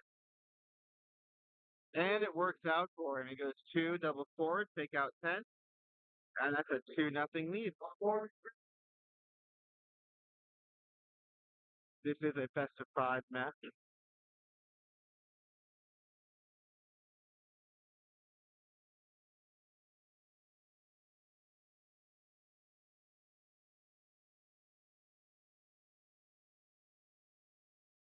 Seems like Jonathan is tried 60, but he's staying straight. Smith's going to need to conjure up some triples. He's going to have a shot at stealing the throw. Foreman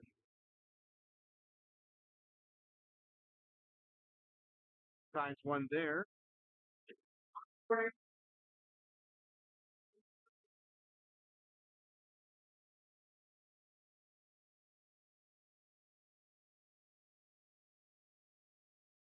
Foreman fires back. First start to the triple. He throws the shot.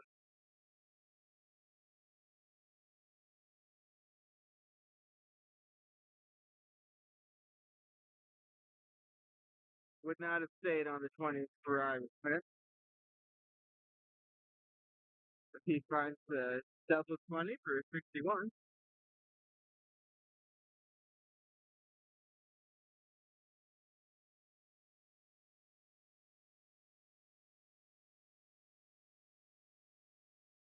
Foreman with an 85, extensive lead.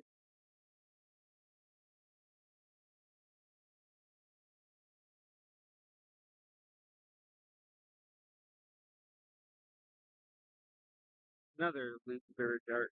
Smith, 45.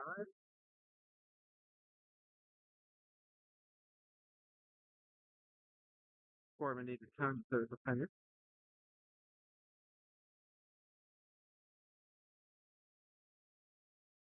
He's not going to get it. For Smith, far behind on 303. Could have been starting on the 19 for the 133.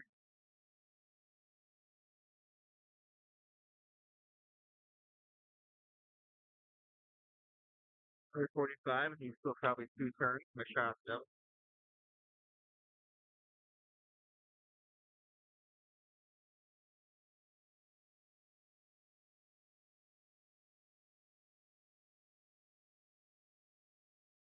Foreman setting up here.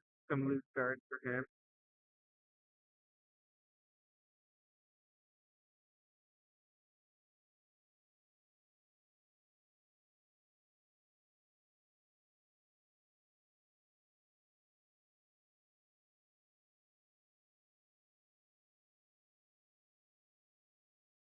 One five one starts on the 20.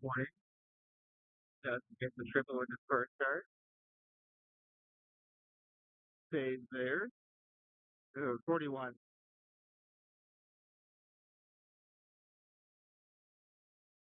110, not what he was looking for, but he's got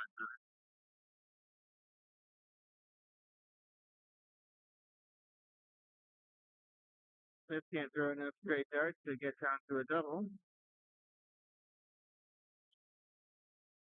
Corbin starting on the 20 for 110.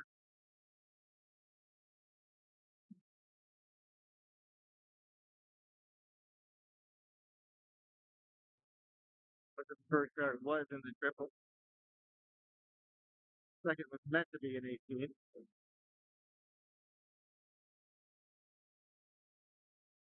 And then he counts the double 17 on accident with the last start, so he's left with 15 instead of 32. Don't want to be on these small, odd numbers. You've got nearly a 100-point lead on your opponent. If things like that can happen, he busts with the first start. That dart was intended for the single seven, so he's up four. The second time this match that he has drifted to the single 16 and busted.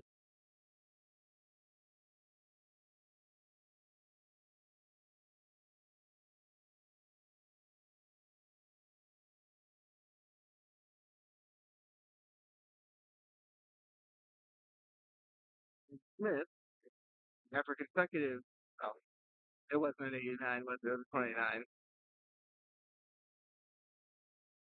Corbin gets the seven this time inside with a four. He'll go all around the board. He's in the match now. Well, Smith is on 82. Smith should be starting on the bowl here. Bowls or triple 14s are the options. He goes with the 20.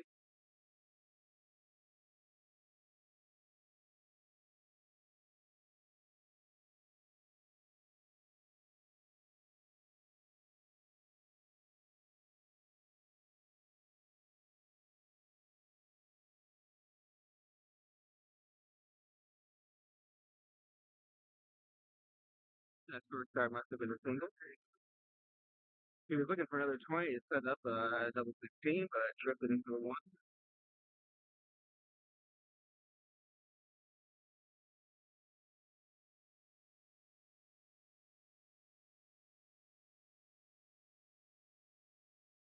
Not sure what they could be talking about, but seems friendly.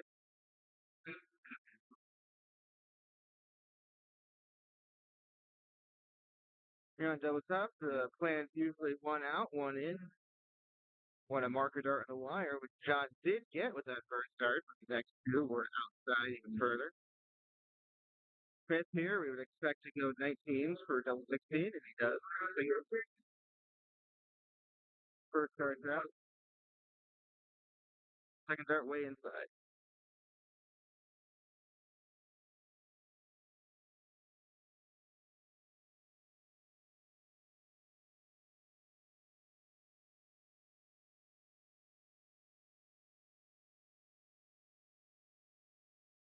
And Foreman finds the double one on his second dart.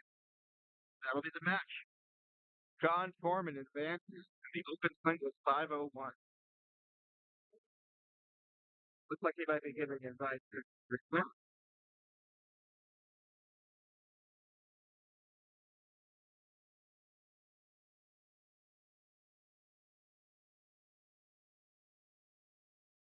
Foreman will be playing the winner of Patrick Simeon and Austin DeGola. Patrick is a longtime member of the steel tip community in Houston, and Austin is most frequently found in the northern suburbs playing in soft tip tournaments. It'll be interesting to see who ends up coming out of that matchup to play Foreman, the number two seeded player in the event.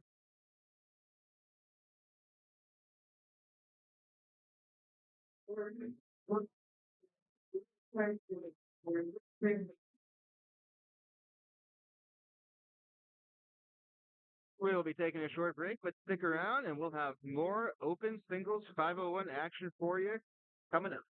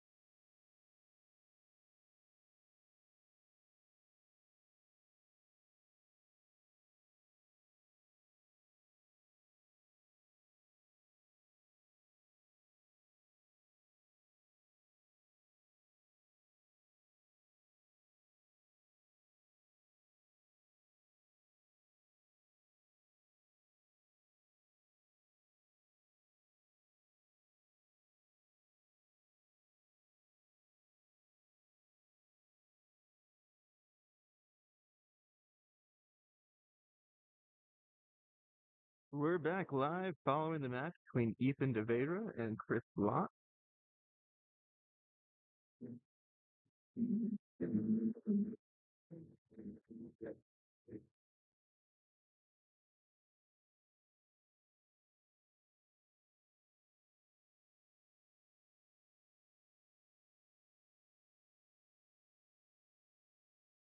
Sloppy last start from Chris.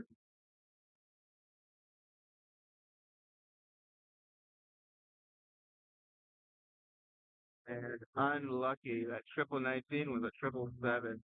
Ooh, big score from Ethan. 140. He's all over the 20s. Sets up an outshot for him.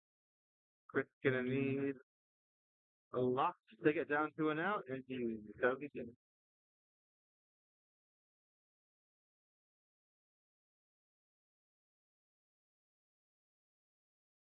Ethan should be starting on the 20s, and he doesn't.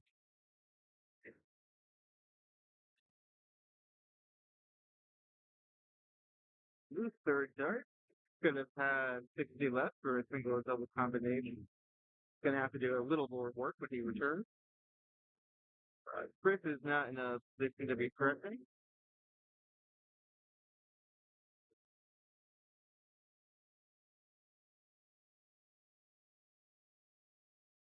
And hits the double top. The first attempt. 77 out. Starts us off at 1-0. Chris didn't realize it was alternating start. No need to diddle for every leg. Let's just get right on with it.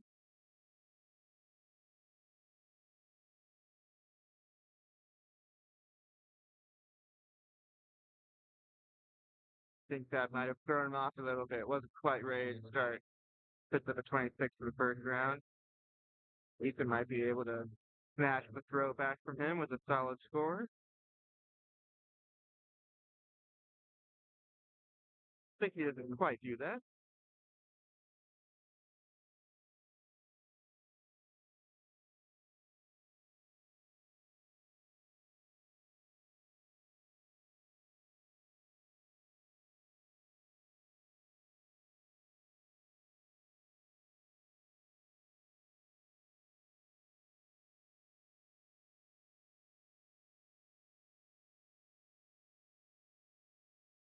This might be contagious though, as Ethan flops two fives in there.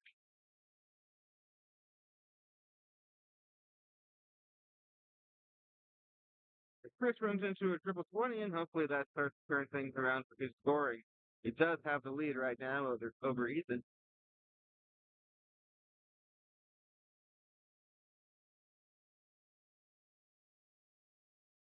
But Ethan retakes it with an 84.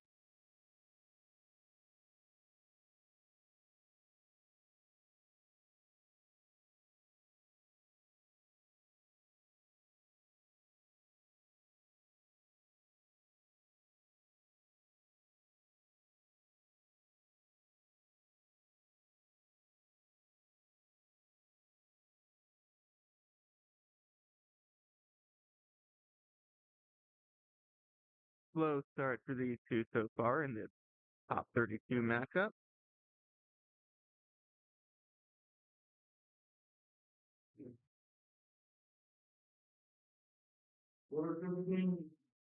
Winner of this match will go on to play Donnie Go, longtime Houston dart player.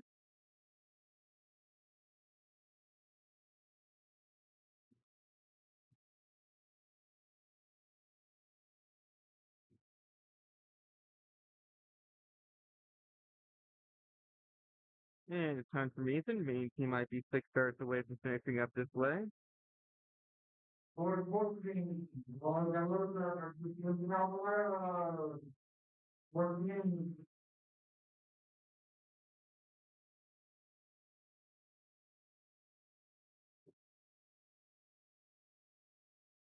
And another ton sets up to 82. Chris, if he can stay straight, should give himself an outshot. And an 85 does. Ethan should be starting on the bow here. He is. Hits the bow, leaves 32, but can't convert the double 16 yet. No, he does. On the second dart. Big twist where I just put all of them here looking for an island there, clean, or if I out there is looking for a nice thing, not have to really for Great darts and board management by Ethan. He felt that first triple 20 was blocking too much of the bed, so he goes down to the 19. Picks up a 136 for his effort.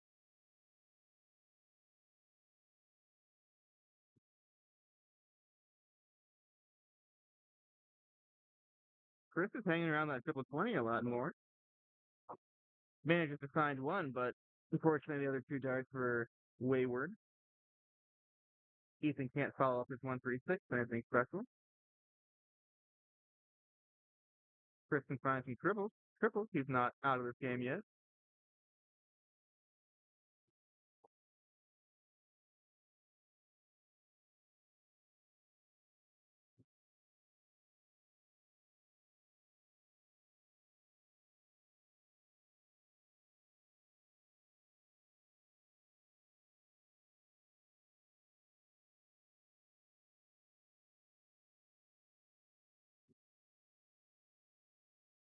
Ethan's probably not feeling a lot of pressure right now, and that might be affecting his performance.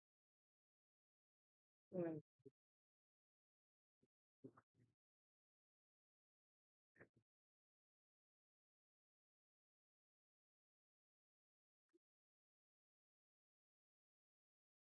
There we go. Great shot.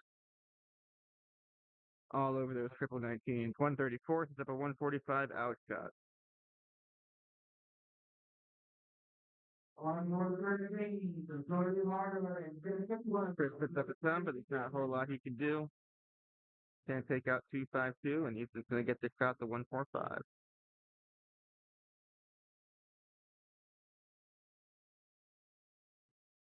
No need to take it out, and he might have felt that. Some wayward darts leaves him with a 126.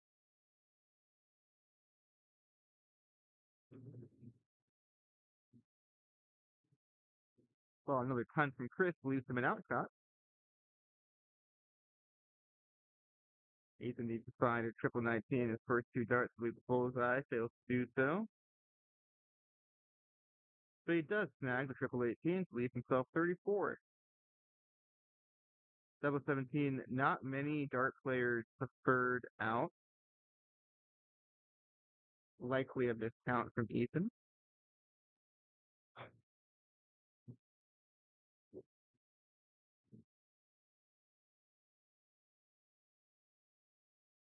But he goes straight at it and gets his first dart. Who says you can't leave double 17?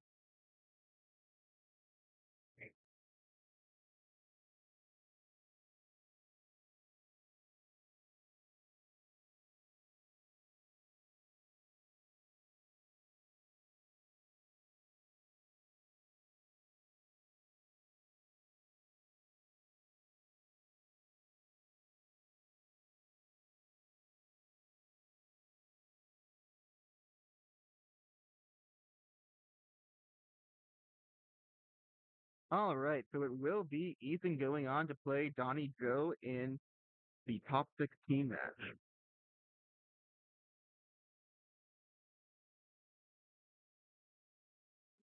Looks like we still have a couple more top 32 games to play. Patrick, Simeon, and Austin to go still need to play.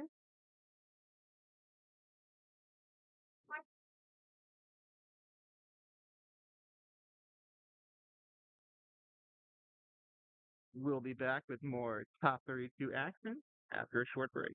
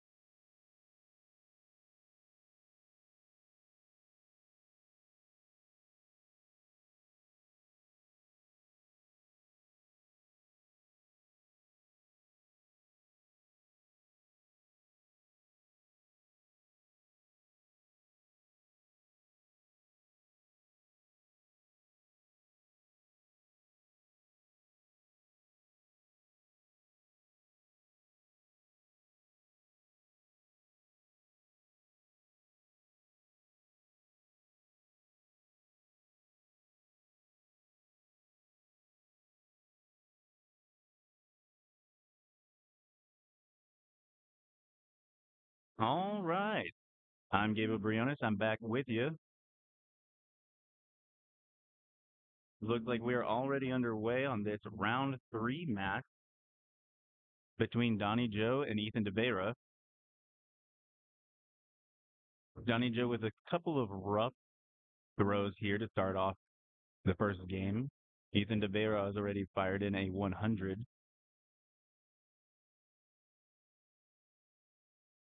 and follows it up with an 80. Ethan DeVera with a clear advantage in this one. But if Donnie Joe can figure it out, it won't matter too much. It's Ethan DeVera's throw.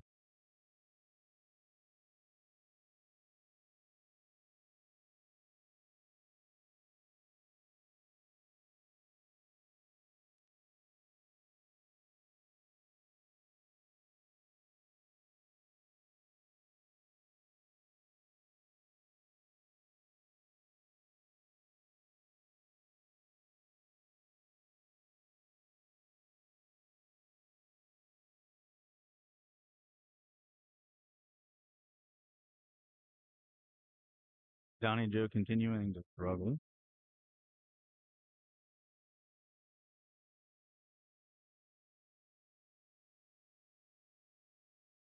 Ethan DeVera fires in another ton, giving himself first shot at out with Donnie Joe still on 393.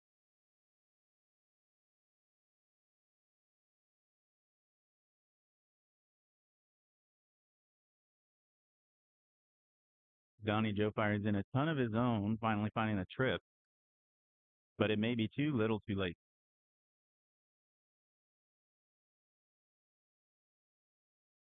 Donnie Joe hoping to at least pressure. He'll need to find two triples at a minimum to pressure this throw.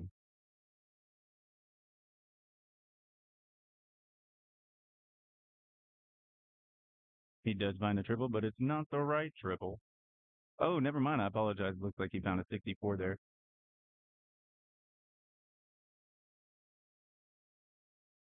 Ethan DeVera makes an attempt at the double 20, but misses just low, leaving himself 20. Donnie Joe still on 226. 229, sorry.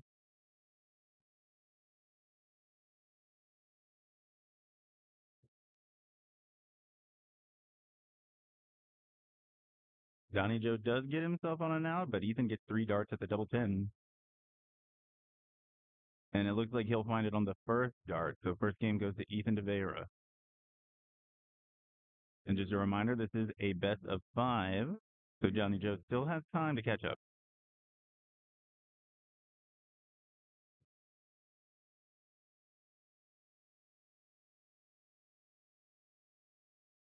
Trader darts from Donnie Joe, finding 55 to open up game 2.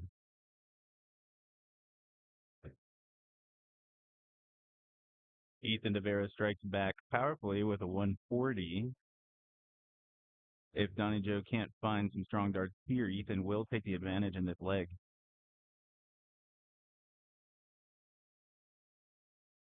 Unfortunately, the 45 won't be enough, and if Ethan can take advantage, it'll look like it'll be another game for Ethan here.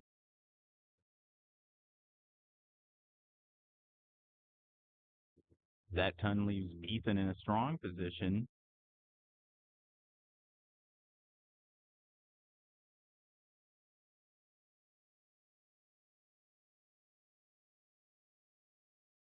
Donnie Joe does find a ton 40, catching up with that score there for Ethan, but Ethan still has the advantage of throws stolen in this game.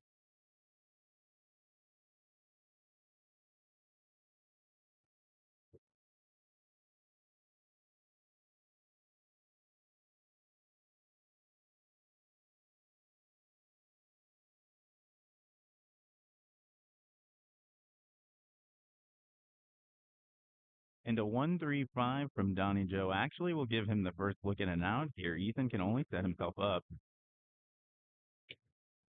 Donnie Joe returns for a look at the 126, but Ethan does reduce his score to 81. Donnie Joe will be looking to take this out.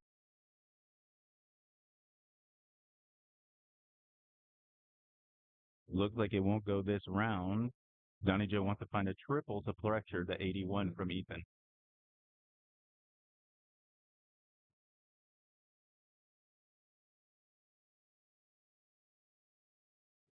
Donnie Joe sets himself up beautifully on the 40, but Ethan does get this chance at 81.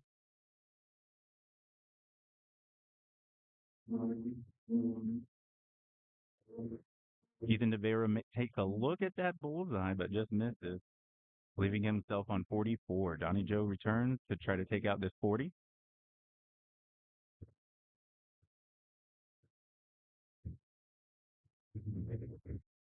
First dart goes high, but second dart finds the mark. Donnie Joe ties us up at 1-1. Ethan DeVera to throw first.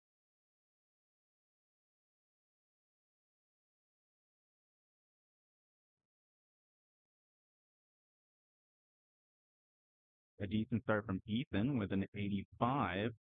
Donnie Joe will want to answer this back powerfully.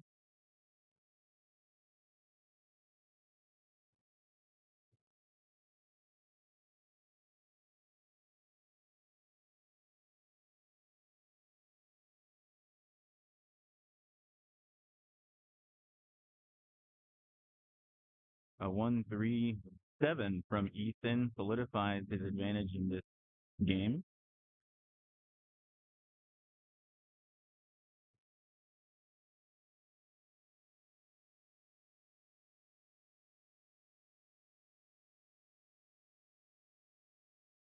Donnie Joe finding a ton there does keep this game close.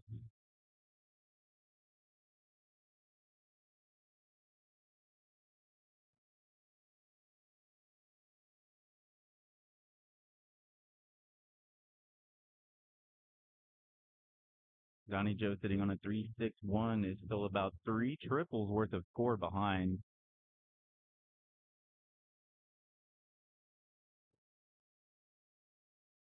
Ethan DeVera looking to get his score low here to set up a attempt at double on his next throw. He sets himself up for a 109. That's going to be a three-dart attempt at 109 when he returns.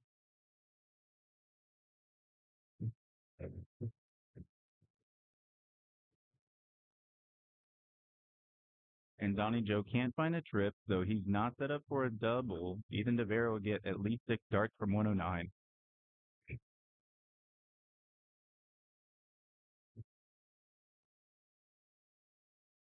Ethan DeVera leaves himself 52. He's sitting pretty with Donnie Joe back on 201. Donnie Joe is going to want to find at least two triples here to press for that 52.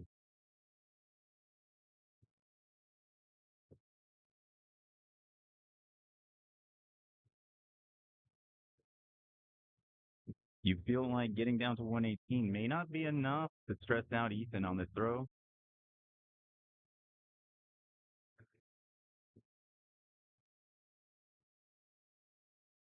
And it looks like Ethan does find the double eight on his third dart. That puts up Ethan 2-1. Donnie Joe to throw first. Donnie Joe now fighting to survive in this tournament. He can't drop another game or that'll be all for Donnie Joe.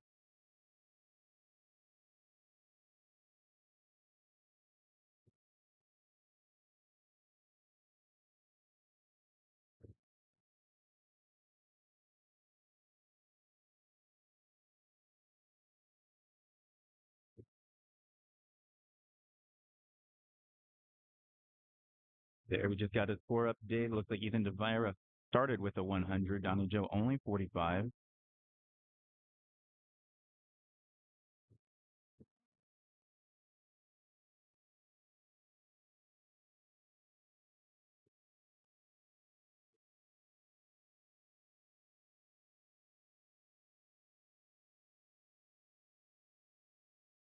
Ethan DeVera averaging 98 in the first two throws of this game.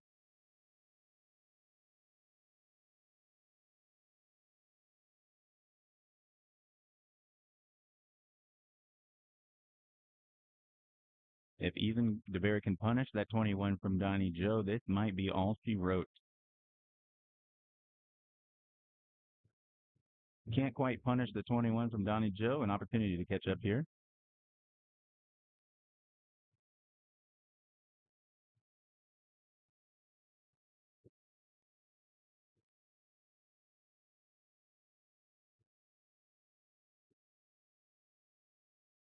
Donnie Joe can't find a triple and still sitting back about 70 points.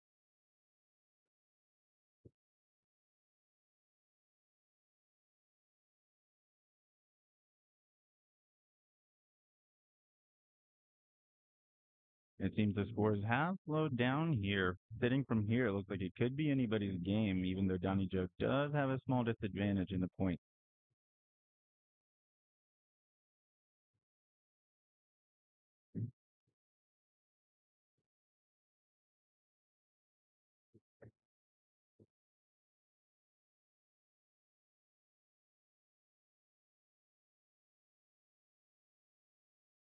Ethan DeVera gives himself the first look at an out, hitting a 55 to leave himself 160. Donnie Joe does need to find at least two triples if he wants an opportunity at an out here.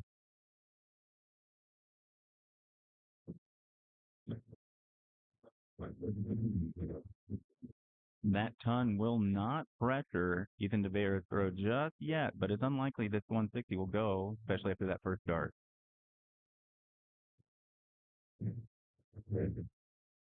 Second two darts look a lot cleaner there, leaving himself 60.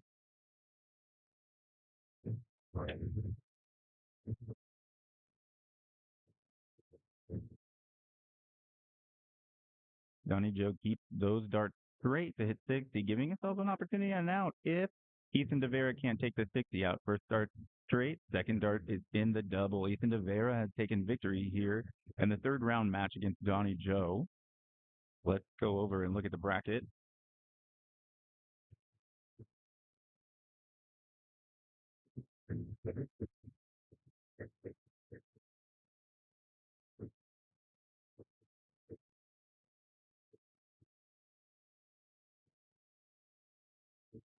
All right, so it looks like that is our first match of the third round done.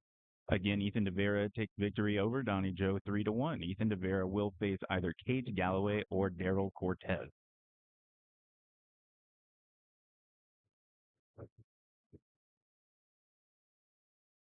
The remaining round three matches include Cage Galloway against Daryl Cortez, Glenn Richard against Greg Garcia, Joe Smith facing Brian Anthony, John Foreman takes on Austin DeGola, Richard Sanchez will face Paolo Javalosa, Joey Lee Harder will take on Juan Padron, and Rick Stevenson will take on Mac McDermott. Oh, just a real quick update. It looks like Daryl Cortez has defeated Cage Galloway 3-0. So our first quarterfinal match is set up for Ethan DeVera to take on Daryl Cortez.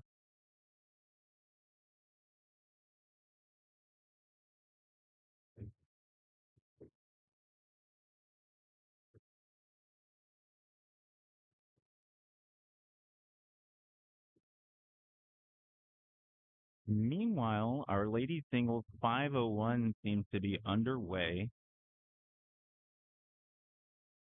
Our round of in the top 32 looks like we have Donna Katie defeating Sonia Vogler 2-0. Haley Newton defeats Dawn Washington 2-0. Megan Gresso takes victory over Sharon Peterson 2-1. And Lane Lysak does not surrender a game to Jessica Clymer 2-0 victory there. Some of the completed matches from the top 16 include Madeline Holloway defeating Lori Luna 2-1, Haley Newton defeating Allison Eng 2-0, Irene Medina defeating Teresa Wickersham 2-0, Janie Ramos defeats Donna Katie 2-0, Jennifer Lysak defeats Jay Wright 2-1, Lane Lysak defeats Robin Schugert 2-0, Jeanette Garcia defeats Zenaida Castillo 2-1, and Victoria Madrid takes victory over Megan Gresso 2-1.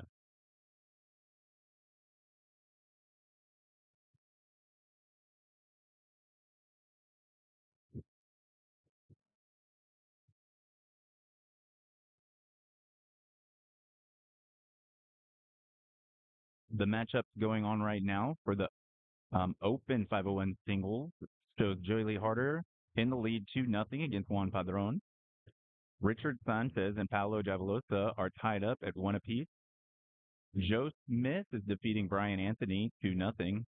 Rick Stevenson has the lead 2-1 against Mac McDermott, and John Foreman and Austin DeGola are all tied up at 1. We're going to take a small break and we'll be back for the next match in the Open 501.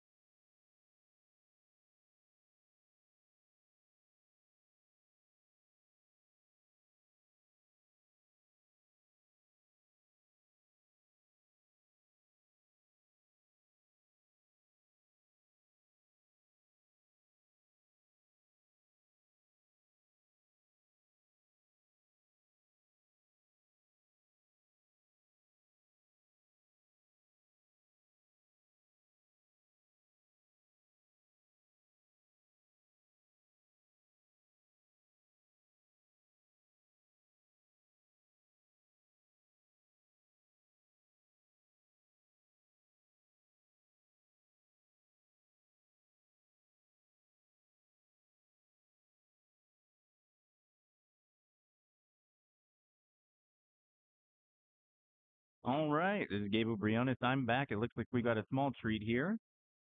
We'll be casting a women's singles 501 match. Before they get underway, let's have a look at the open singles bracket. An update from there.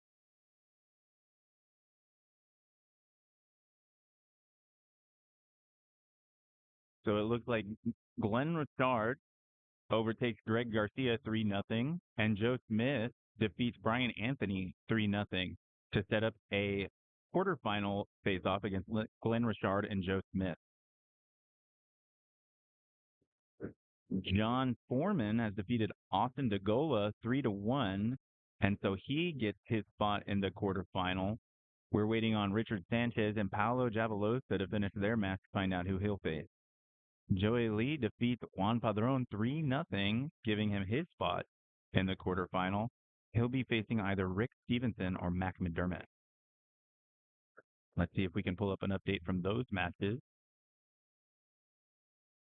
It looks like Richard Sanchez has a lead 2-1 against Paolo, and Rick Stevenson is all tied up with Mac McDermott 2 apiece.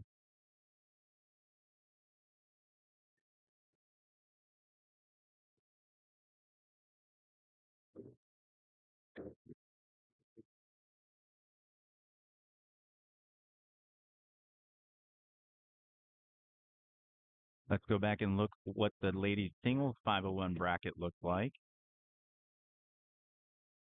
In the latest matches, Madeline Holloway has defeated Lori Luna 2-1. Haley Newton has defeated Allison Eng 2-0. Irene Medina has defeated Teresa Wickersham 2-0. Janie Ramos has defeated Donna Katie 2-0. Jennifer Lysak has taken her match 2-1 against Jay Wright. Lane Lysak has defeated Robin Sugar 2-0. Jeanette Garcia defeats Zenaida Castillo 2-1. And Victoria Madrid defeats Megan Gresso 2-1. So we're looking at matches in the quarterfinal of Victoria Madrid facing Jeanette Garcia, Lane Lysak facing Jennifer Lysak, Janie Ramos facing Irene Medina, and Haley Newton will face Madeline Holloway.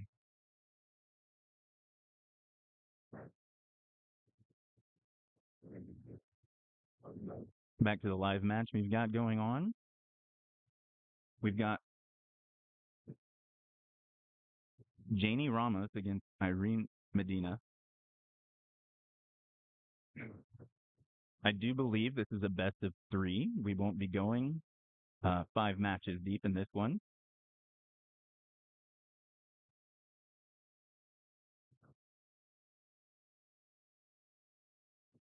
Irene does find a triple 20 there to save her shot with a 70. She regains her darts advantage.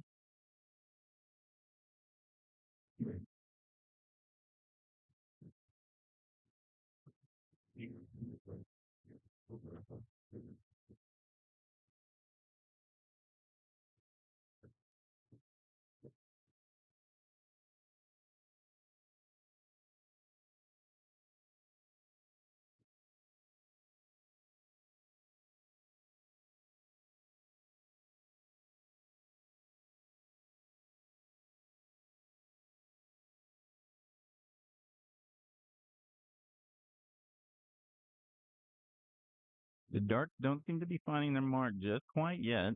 We are still in the scoring rounds here. But Irene Medina is able to string together a 70, a 40, and a 76, and should be able to set herself up for an out from the 213.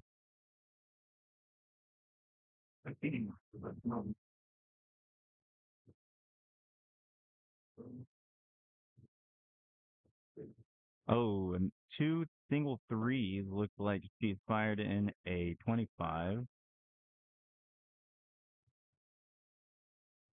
Both women opting to aim for the 19s right now.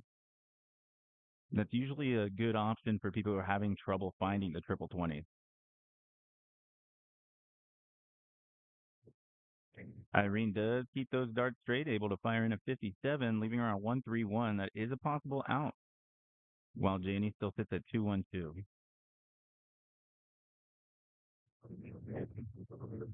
Those three darts don't seem to have done her any favors. She's still at 177 and will not even be able to pressure this 131 attempt.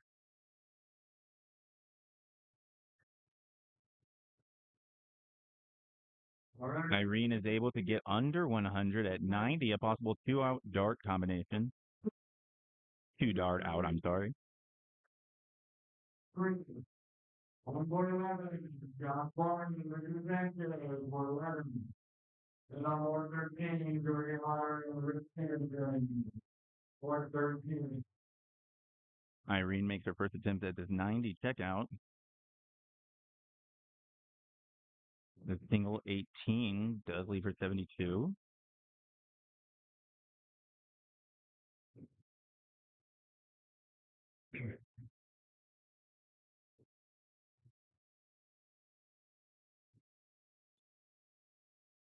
Oh, just missing. They're leaving herself 38. Janie's going to make an attempt at this 92. She's missing to the single 5. That'll leave her 87. She should be aiming for that triple 19. Can't quite find it. An errant 7 dart. Then she opts to finish with a single 20. She leaves herself 50. Irene does have an opportunity to hit the double 19 to finish here, but she may opt to split that. She does not, and she pays for it, hitting a single 19. She has to throw her last dart at the single 3 to set up the 16. Oh, she seems to have gone low with that 3 and actually leaves herself 19. Or not. It looks like there might be a little bit of confusion.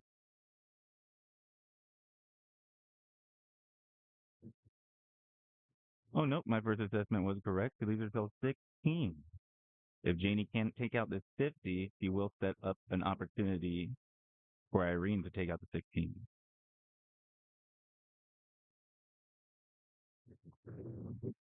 Looks like a 15 and a dart in the 2 segment will actually set her, she'll have to throw a dart. My apologies. As I said before, I'm having trouble seeing the board clearly right now. She does leave herself with 9, unfortunately. A low dart into the 13 segment busts her score.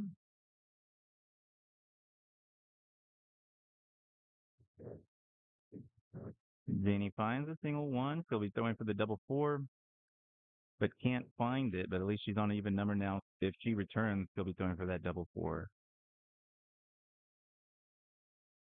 High dart into the 11 segment. She has to move around the board to double 2. But she's busted her score, so she'll be back for 16.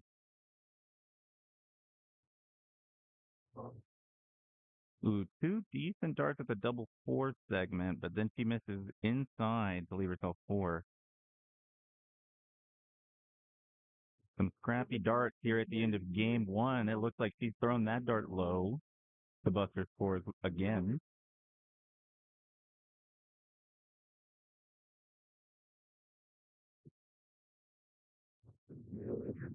So a battle here to see who can find their double first.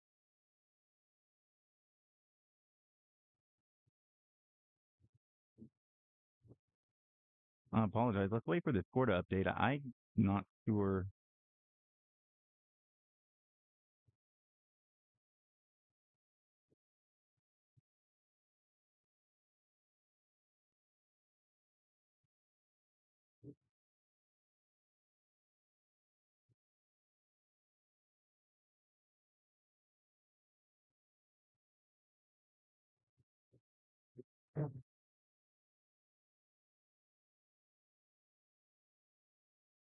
There it is. There's our update. So it looks like Irene has taken the first game.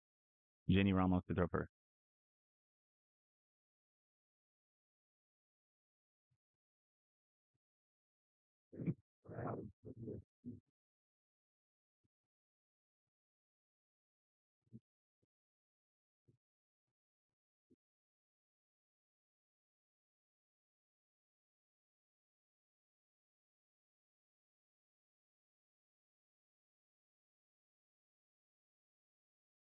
With a 45 from Janie and a 52 from Irene, this leg kicks off fairly evenly.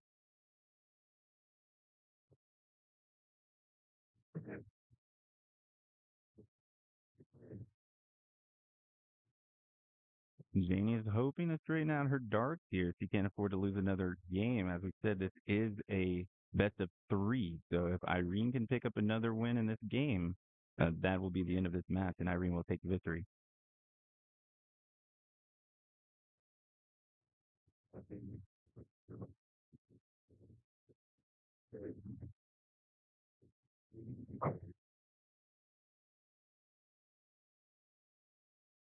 Janie fires in three better darts there to find 95, giving herself a solidified advantage in this game.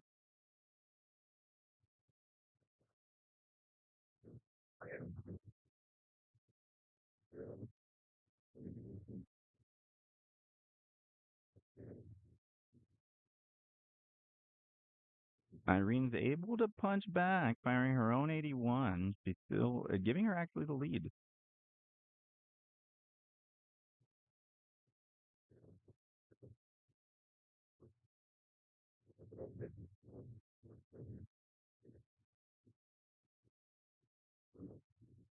I think Janie may be leaving her darts in the board so that her opponent can see her score before she pulls her dart.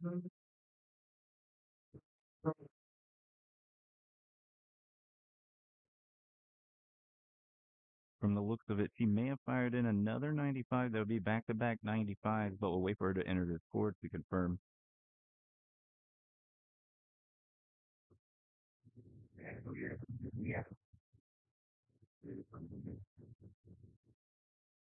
I just confirmed that that is, in fact, what she was doing. She was just waiting for her opponent to show up. Um, so it looks like those darts were not as close to the triple as I thought. She fires in a 45.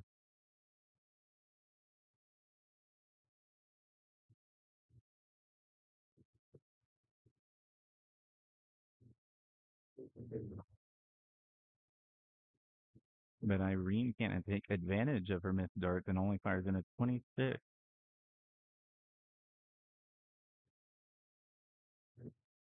Again, for those of you at home who may not understand, the our players today are throwing at the 19s. They started off going at the 20s, but they may not have been able to find their mark. A lot of players will move down to the 19s to try to find the triple if they can't find the triple 20s.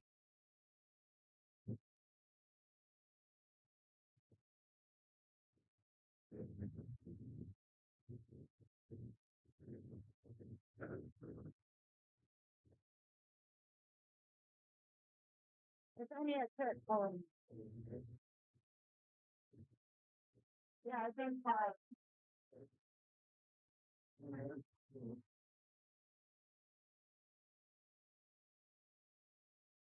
Irene hoping to find a triple. If she could find the right one, she may be able to set herself up for an out first.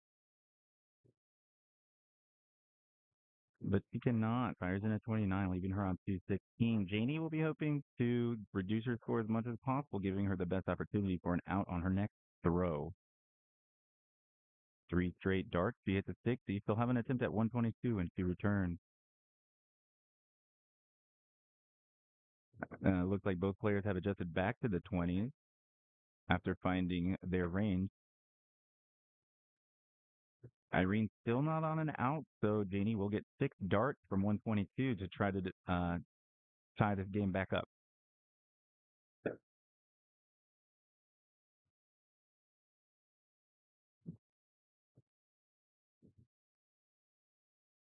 Janie fires in a ton there, leaving herself 22. She'll have a look at the double 11 when she returns.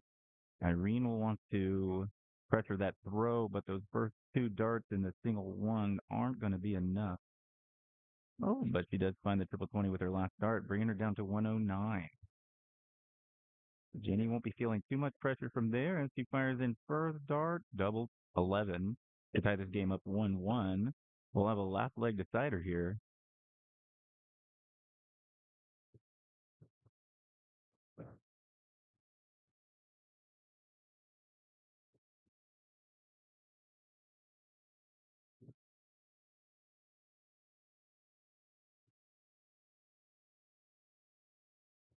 Oh, I apologize. It appears that, oh no, they're diddling for the bullseye. There it is. The score updates. We see that Jenny Ramos did hit the 22 on her first start. Irene will have the throw in this final leg.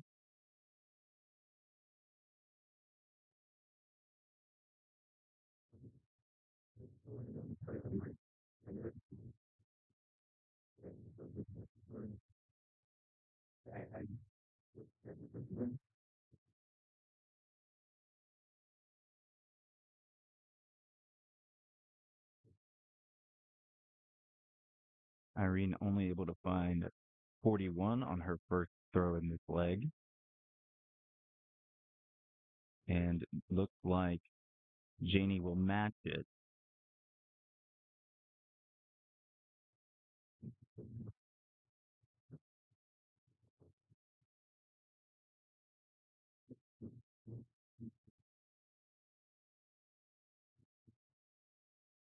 Irene hoping to spice things up here, fires in an 81, forcing her opponent to straighten her darts out, hopefully find a triple here to answer back.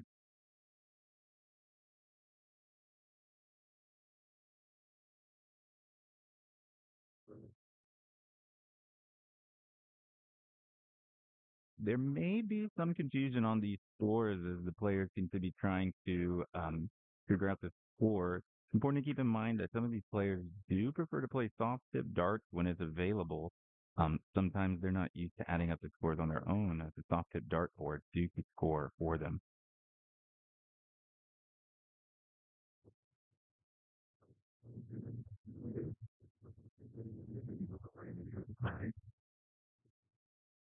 It looks like both players have begun to focus in as this is an important leg here, the final leg decider. Both finding significantly higher scores in these early rounds than they have in the past games.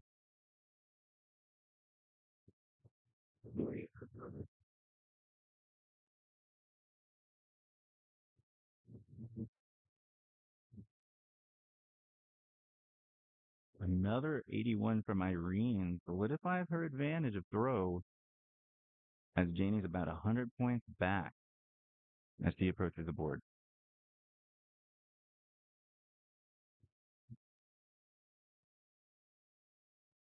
If Irene can... No, Irene should be able to set up an out from here. But that first dart in the single five will make it difficult. Finding only 45, she has not reached the point of being on an out opportunity. But Janie is back at 276, and Irene should maintain her advantage from here.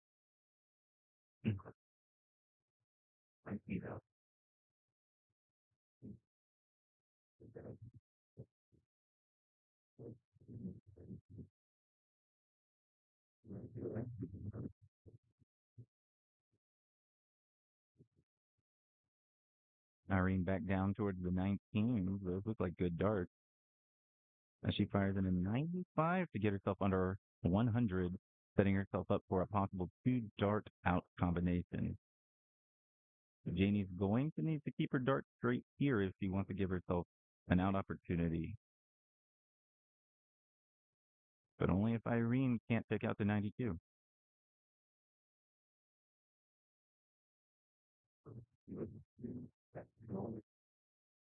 Not able to keep her dart straight. It looks like she will still be out of contention to have an opportunity to check her darts out. Irene will approach the board for her first chance at victory here with a 92. Looking for the triple 20, hoping to leave 32. She misses wide into the 5.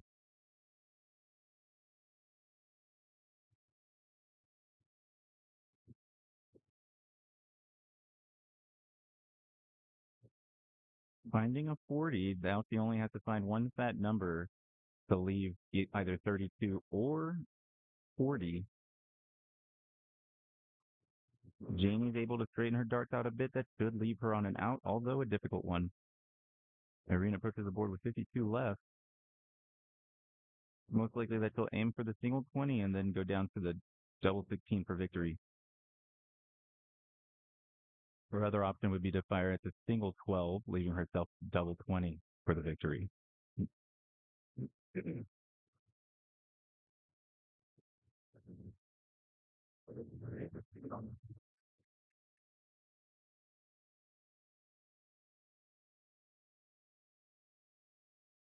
There may have been a miscount here as they add the darts up again.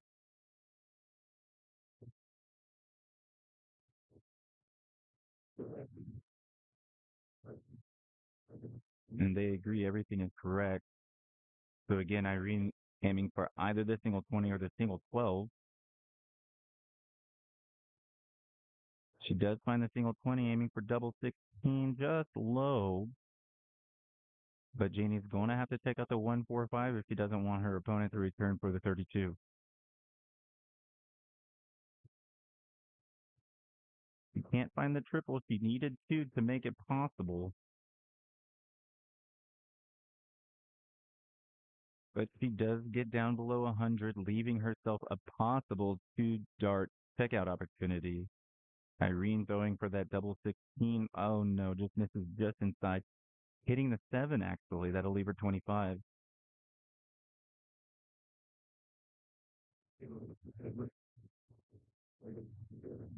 She finds the 19.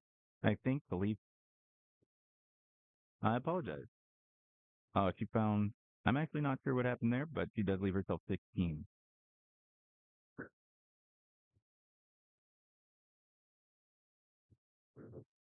You'll want to find that triple 18 to leave 24.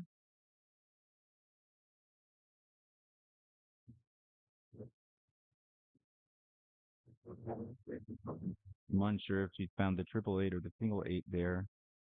Either way, she'll need another dart to set up her out.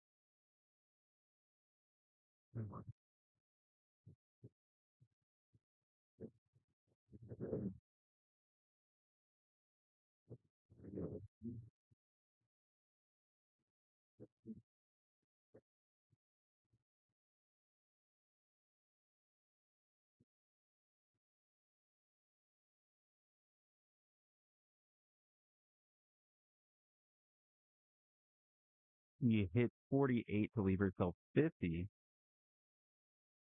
Irene aiming for the double 8 here.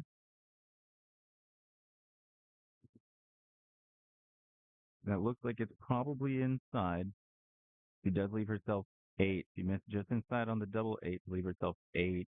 Janie will get an attempt at this 50. She finds the single 10, needs double 20 to finish the game, and misses low with her final dart. She'll leave herself 20 when she returns to the board, if she returns to the board. Janie will be firing 3 darts at the double 4 in an attempt to finish this game.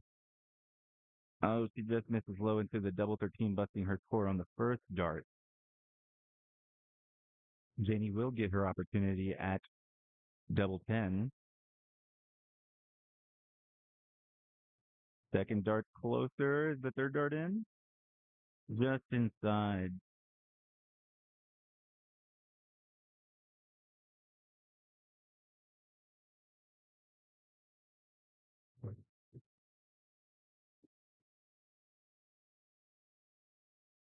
Looks like some of our players are struggling a bit with the computer systems we have set up here.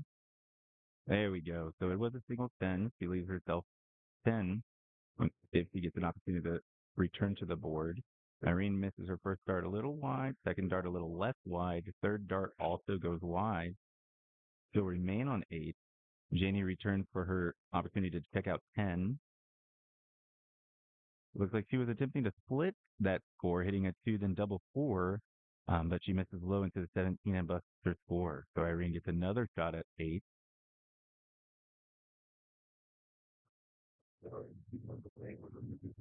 She can't find it either. All darts missing wide again. It'll be interesting to see if she wants to split her score here again. She does. She'll leave herself 8. Just misses the double 4 outside. Both players now sitting on 8. It's a race to see who can check out that double 4 first.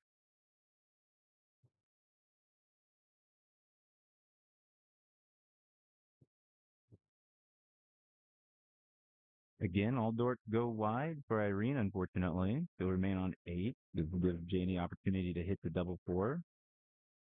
And she finds it first dart. Janie is our victor here. Again, that looks like a Janie Ramos victory. And that will allow Janie Ramos to move on.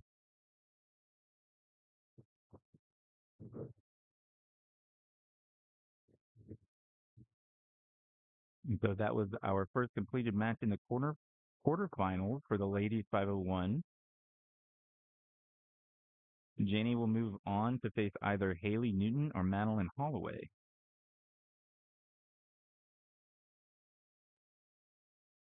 So right now, Haley Newton does have a 1-0 lead against Madeline Holloway. Jeanette Garcia and Victoria Madrid are all tied up at 1 apiece.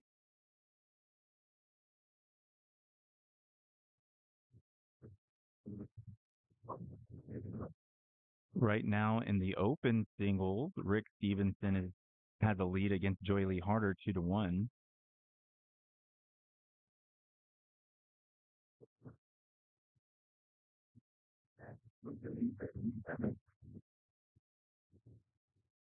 In our open singles bracket, it looks like we have several updates. Ethan De Vera defeats Daryl Cortez 3-1. He'll play Glenn Richard, who defeated Joe Smith 3-0 in their quarter round matchup. The other quarterfinal matchup have John Foreman defeating Richard Sanchez 3-0. And as we just updated you, Joy Lee Harder and Rick Stevenson are still battling it out.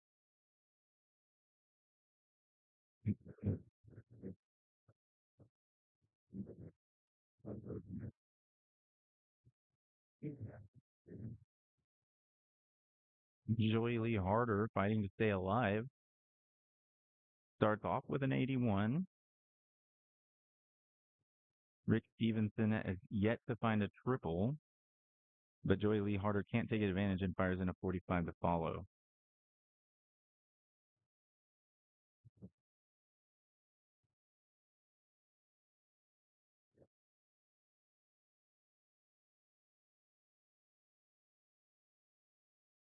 Again, all of these matches are being updated on Dart Connect TV. If you'd like to look it up for yourself and keep up to date, you can go to Dart Connect TV and find the Bluebonnet Open 2025 to get last minute updates on all the matches that are taking place here at the Bluebonnet Open.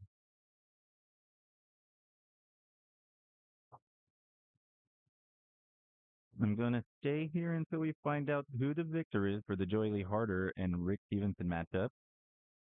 After that, we'll take a break until we get another live match going on our stream. Joy Lee Harder does have a small advantage here, but Rick Stevenson is able to fire back a ton 25. Joy Lee Harder will have to keep up if he wants an opportunity to stay alive here in the quarterfinals.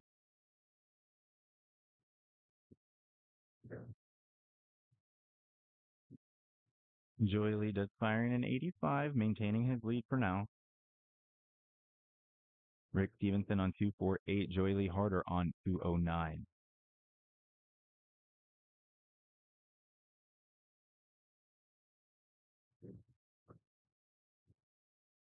With a ton, Rick Stevenson gives himself the first opportunity at his checkout, sitting on 148. Joey Lee Harder's hoping to find two triples here to maintain his lead and give himself an advantage.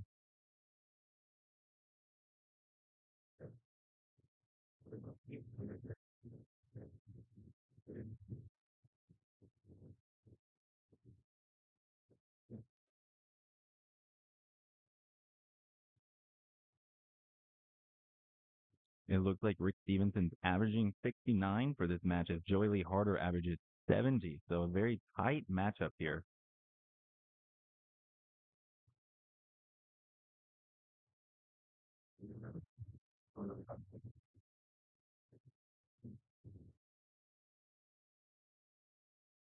Joey Lee Harder does fire in an 80 to pressure the 148 for Rick.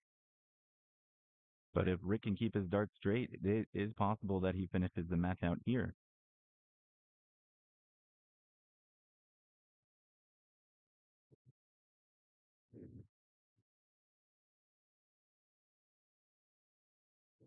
A 43 may not be enough as he leaves himself 105. That's Rick Stevenson.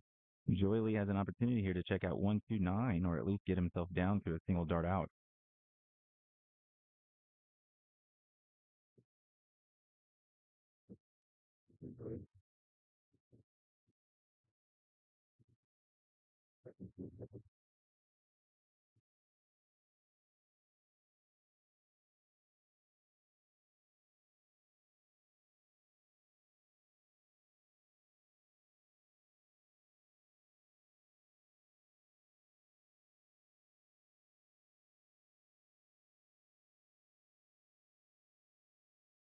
A 52 does get him down to a two dart out combination, but Rick Stevenson may be able to find one triple here and finish the match.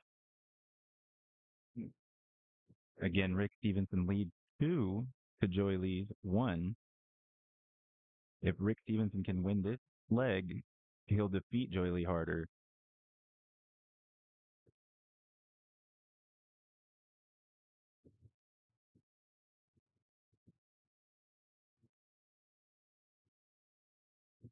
Rick fires in an 89, leaving himself on 16. Joy Lee will need to find some good darts here to fight off Rick Stevenson for elimination.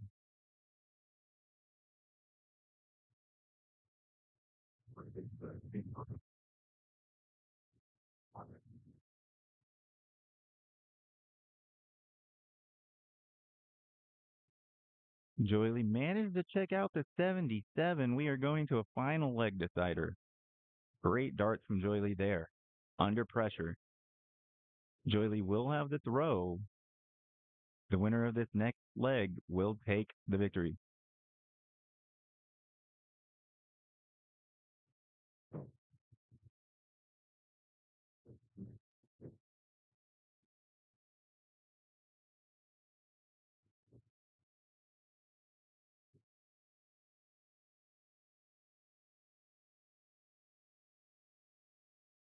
Joy Lee finds 60 in the opening salvo.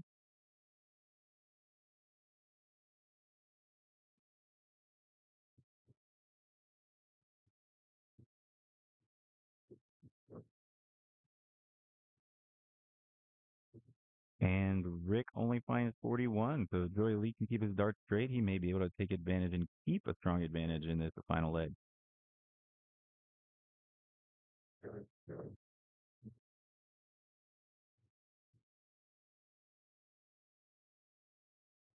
Joy Lee does keep his darts straight and finds another 60 points on the board. If Rick can find himself a triple here, he may be able to take a small lead.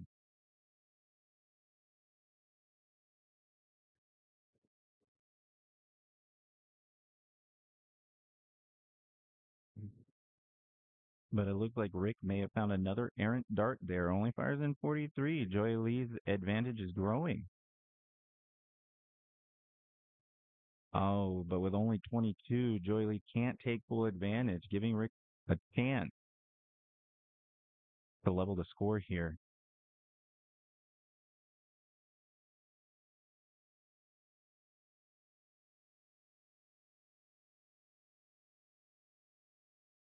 And Rick does take advantage of Joy Lee's mistake, firing in a ton. Joy Lee's going to have to straighten it out and figure something out if he wants to stay alive here. If he can't find a triple, he will have essentially handed Rick the throwing advantage. And it seems that that is so. Rick has the lead here. Joy Lee only able to find 41, leaving Rick on 317 and Joy Lee on 318. Remember, Joy Lee did start with a throwing advantage, but one mistake has hurt him terribly as Rick took advantage, firing in a ton. Rick only finds 45 on his next throw. Joy Lee may be able to take advantage of that.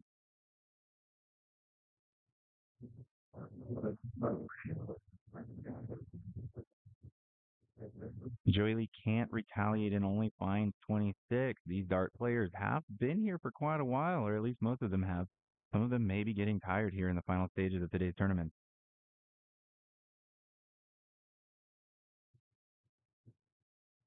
Could also be nerves.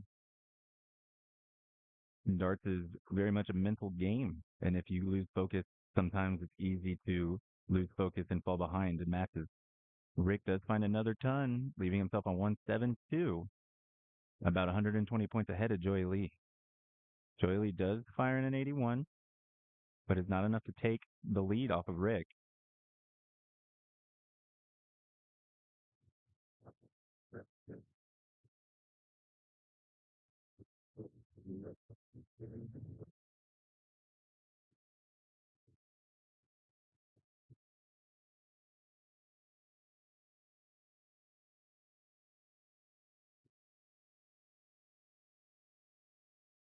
Rick Stevenson leaves himself on 120. He'll have the first opportunity for a checkout here.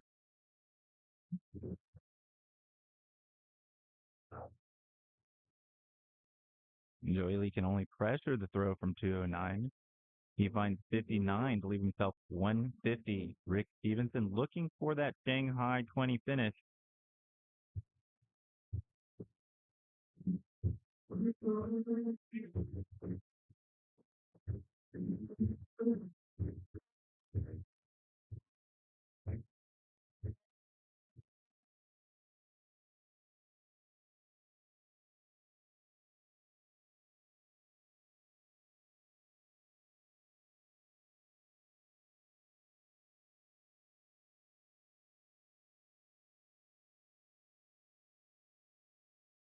Looks like Rick might have just missed the double 20, hitting 100 to leave himself 20.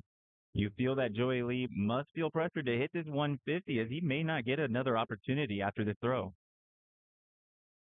He finds 3 straight darts into the 20, only 60 points scored, leaving himself 90. Rick will have a very strong opportunity here to check out 20.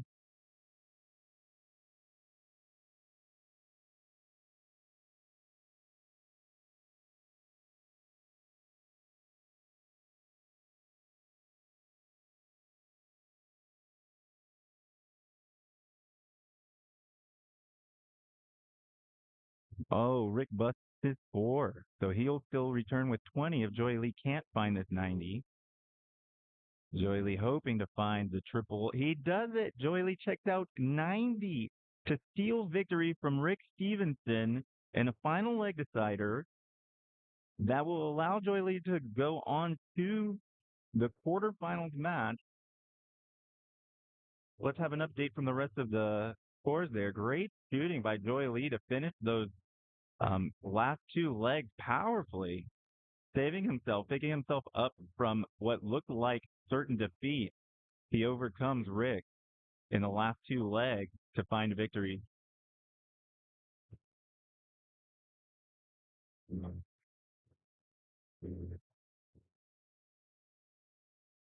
All right, so again, a wonderful performance by both players there, but Joy Lee just able to find the doubles quicker than Rick. Joy Lee will move on to face John Foreman in the semifinal, and Ethan De Vera will face Glenn Richard as our other semifinal Open 501 matches. In the ladies singles, it appears that Haley Newton has overtaken Madeline Holloway 2-0. She'll face Janie Ramos from our last streamed match, and Jeanette Garcia will take on Lane Lysak in the semifinal. Lane defeating Jennifer Lysak 2-0, and Jeanette Garcia had defeated Victoria Madrid 2-1. So again, your matchups in the ladies finals, semifinals, or sorry, the ladies 501 semifinals is going to be Janie Ramos facing Haley Newton and Jeanette Garcia facing Lane Lysak. I'm going to take a small break here. When we return, I believe Jordan will take over again, and we'll have our next match.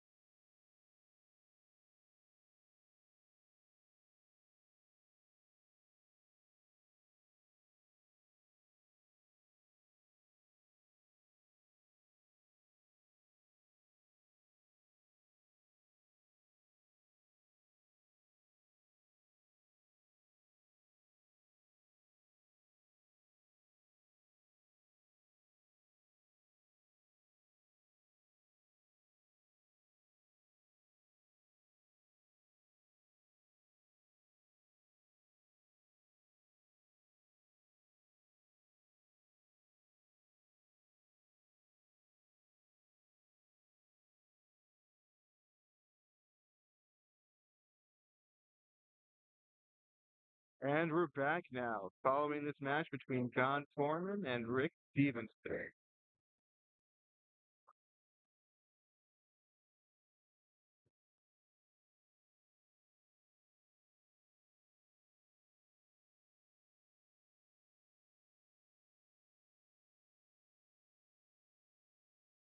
Semifinals match.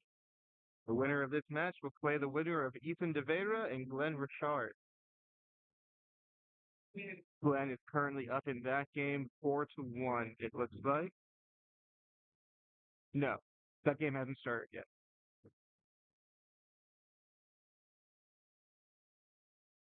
And John Foreman takes leg one. Rick opening up the second leg with a solid 60.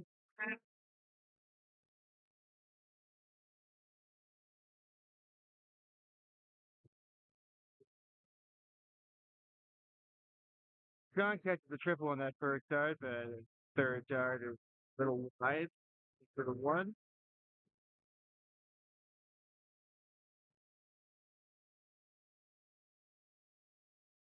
Rick manages to stay straight for up another 60.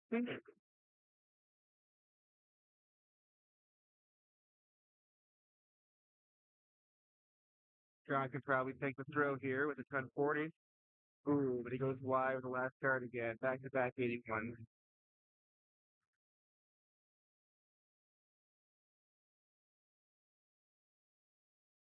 Rick is going to need to hit a triple sooner or later, or else John's going to catch him. And he does there, throwing up a ton.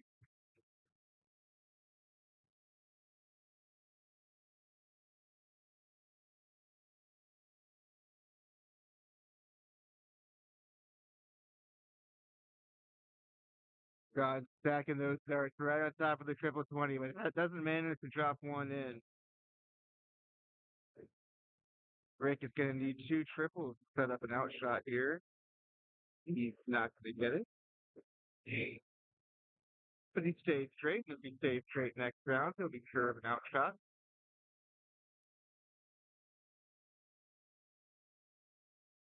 John's in a similar position.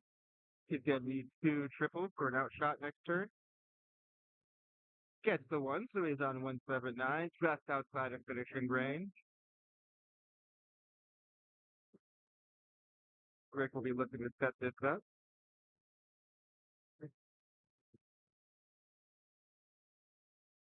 Anyone there leaves him with 140. He'll have the first shot at a double. Let's see how close John can get.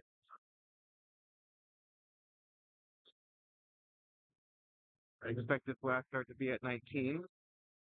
No, he's staying up. Oh, he crept into the one. That's why he was staying up top. Rick's looking for a ton here to set up the top. And he gets it with the last dart. Great dart. A couple different ways you can go the 138. Start on the 20s. And that's going to be wide. The 138, you can either start at the 20s. If you get the triple 20, you go to the 18. That'll leave you 24th. You get the triple 18. Alternatively, some players will go with the 19 because that allows them to stay on the same target. So they'll go for two triple 19s to leave the same double 12. Rick here, second dart at top. Knocks the fly out. Wow, he must have put all three of those right on the wire.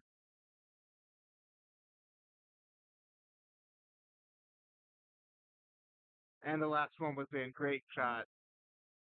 Rick's finding the dart in that last dart.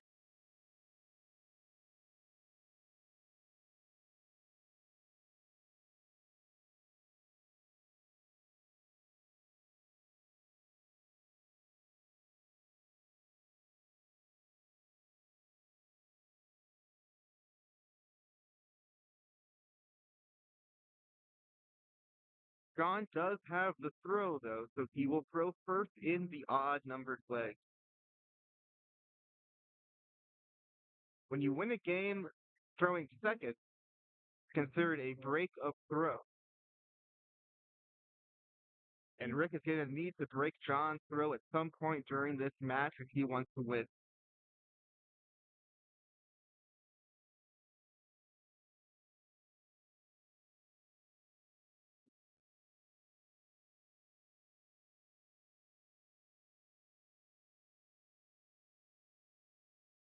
Rick really settling down now, though, with back-to-back tons.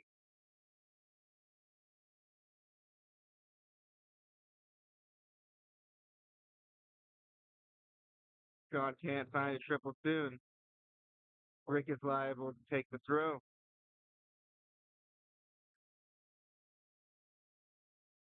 And he now effectively has.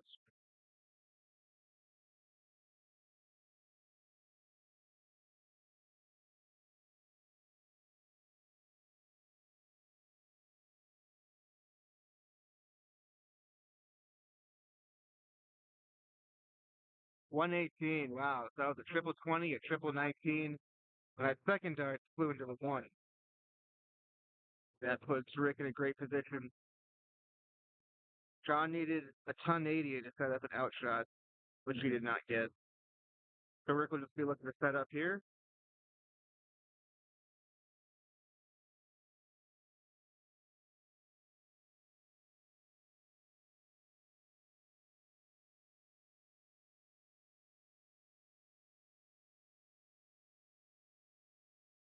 $81 puts Rick in range for a single triple out.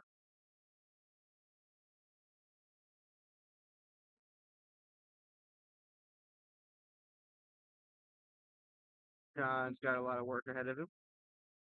75 losing with 184, which he will not be able to take out next round. So Rick has 6 starts to take out 102.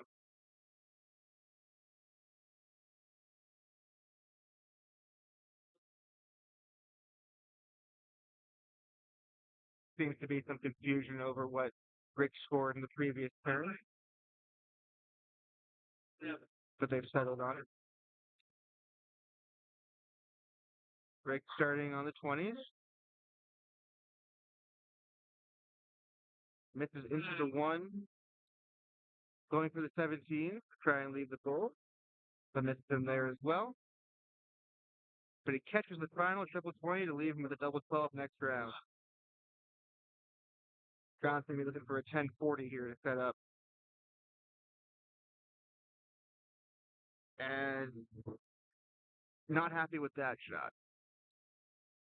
139 is a pretty ugly number to be looking at, especially when you're calling on 24.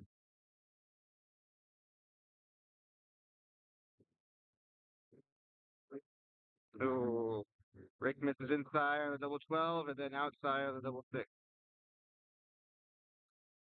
But he'll probably get another shot at it. John's got to hit 2 triples to set up a double on this shot.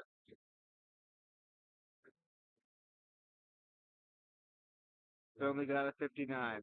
So John will have a guaranteed caught the outer ring next round, as long as he stays straight. Unless Rick can take out this double 6.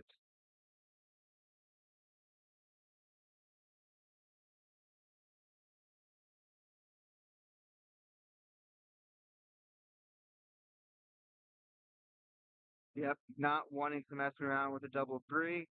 Rick elects to bust his score instead. That's a gamble. John trips the 20 on the first start, leaving him double 10. And he hits the double 10 on the third dart. After a shaky leg, John does pull it out, which puts us back on throw. Missed opportunities for Rick. He needs to break a throw, and that might be his best shot this match. But he starts off with a ton.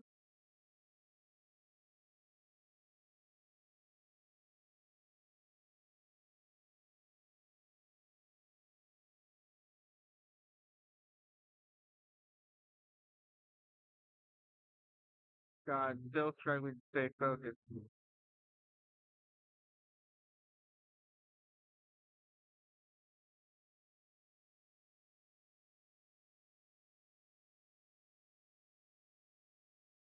And Rick really seems to be finding his focus on the triple 20, following up his ton with a ton 40.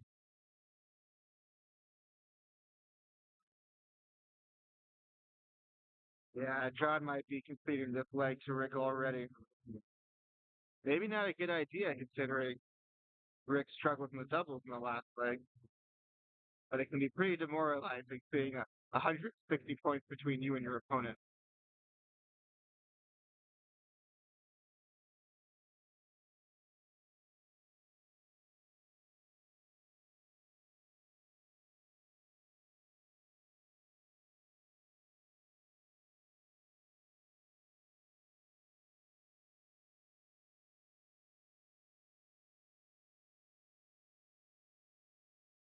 It's 60. First straight dart John thrown this leg so far.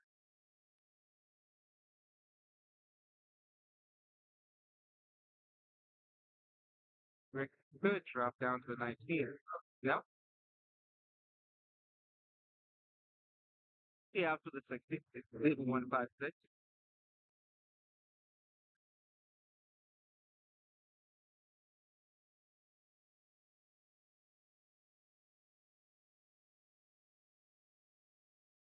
Yeah, 60 won't cut it for John at this point.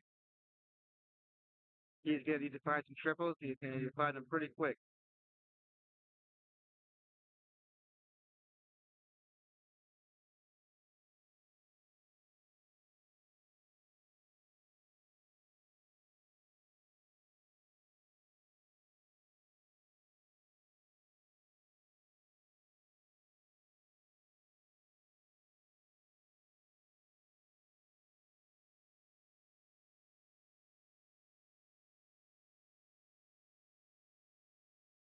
John does find the triple on that last start.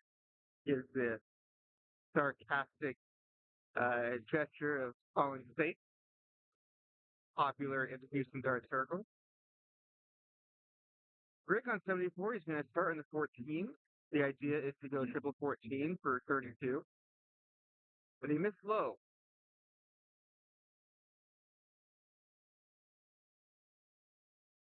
Looks like he dropped into the triple 11 for 33, which left him with 41. That's why he went for the one in the second dart, but then missed wide on his top attempt.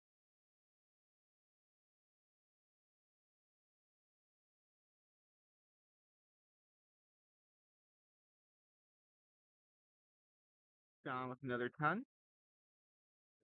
Sets up the two dart combination if Rick can't take out 35. Rick should be looking at threes or 19s here. It's three for 32. Misses out. Can use it as a marker. And he does. Oh, fantastic dart from Rick Stevenson. He's had a knack for finding doubles and important darts with that last dart he can. But he still needs to break John's throw if he wants to win this match.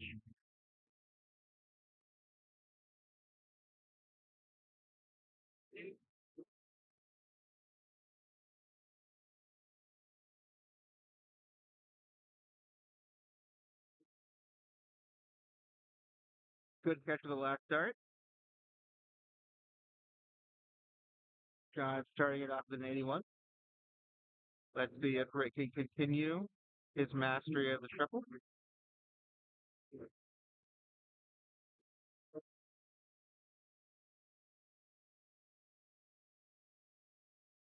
No, he gets the neighbor, the triple five.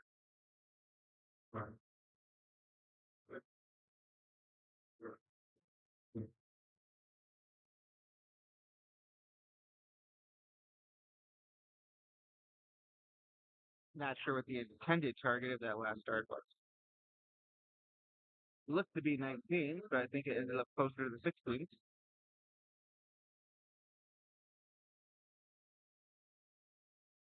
But Rick continues to be all over this triple 20. He has certainly outscored John this past few legs.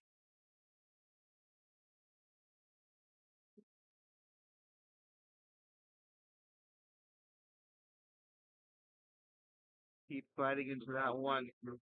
That's really going to frustrate him.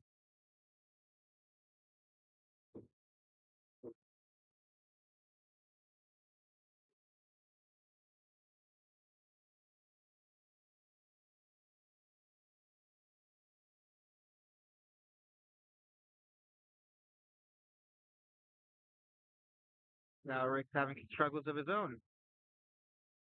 They've been wide to the left and to the right on those tips.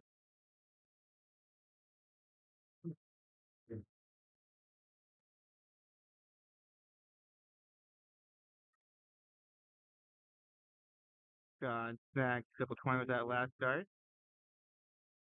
Stays ahead of the break and throw for now.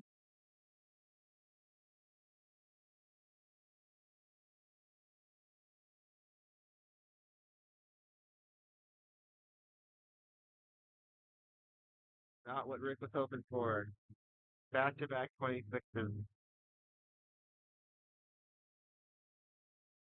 There's another potential break opportunity, but his scoring seems to have fallen off halfway through.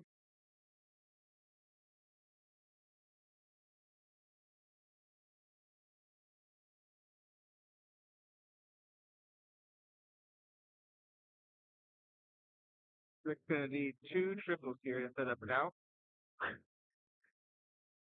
and he's not going to get them. As long as God stays straight, he should have an outshot next round. Okay, he's making sure he's in that single 20. Should be 19s now. No?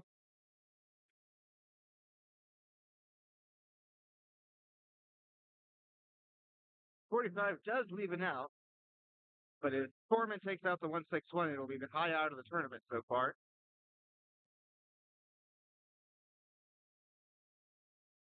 Rick is going to need a triple if he wants to set up an outshot. That's not going to be enough.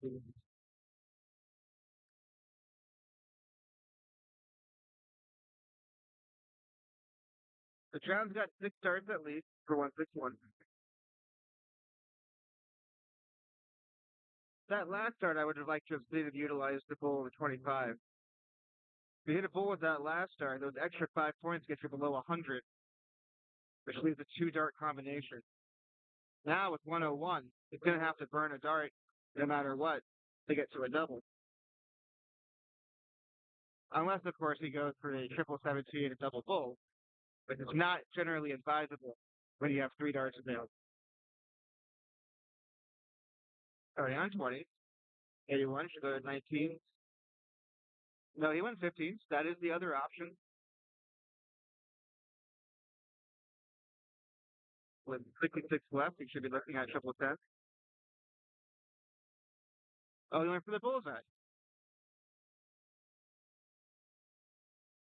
Bullseye is an option on 66 since the bull leaves 16. Now Rick has his own shot at the 161, and he won't see it either.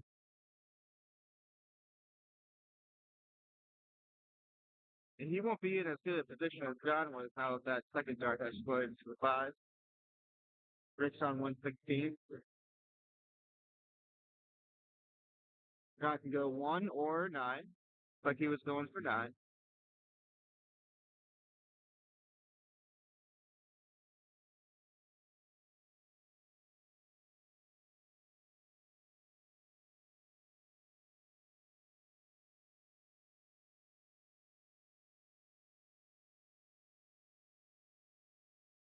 Like his 9 came in on the other side of the wire, hit a 12, which left him with 29.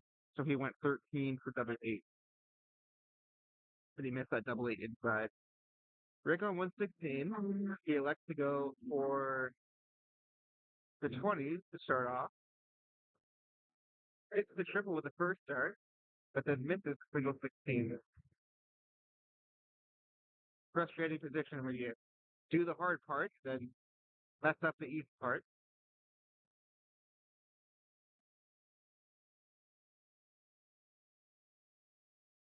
Tries to go for the 19 to lead himself with double 8.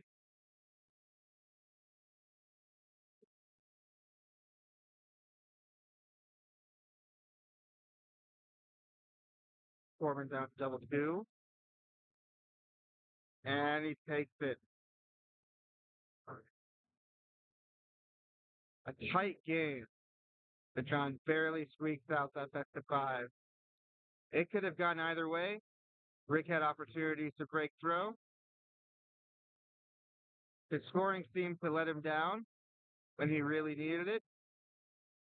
He missed too many key doubles in that game three. So the winner is John Foreman, and John Foreman will be playing the winner. He'll be playing Ethan De Vera in the final. Ethan beat Glenn 3-1, and we should have that finals match for you soon.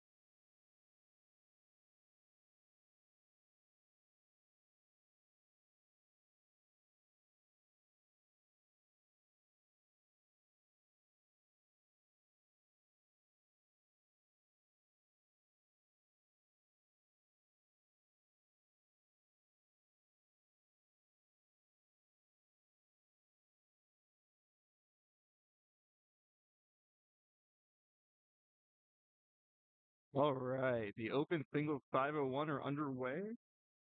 Ethan took the first leg against John Foreman.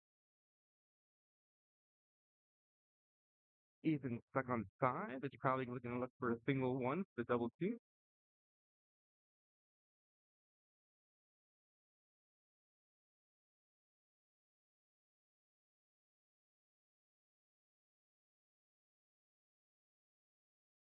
Very quick transition to the double 1. Confident shot, and he takes it out in 3 darts. Breaks John's throw. It is a best of 7, but John's dug himself a hole now, especially with Ethan opening with a 1-3-5. John's going to need to conjure up a few double treble visits if he wants to break Ethan's throw. Going to have to now.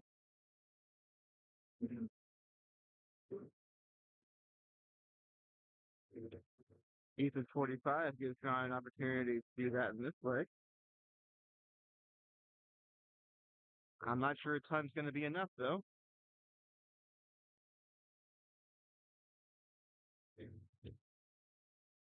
Although if Ethan continues to struggle, it will be.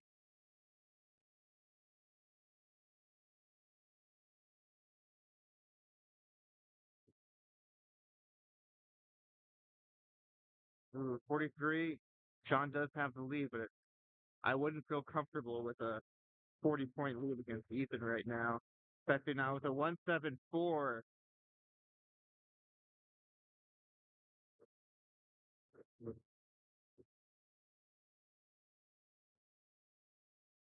And John responds with a 10-40.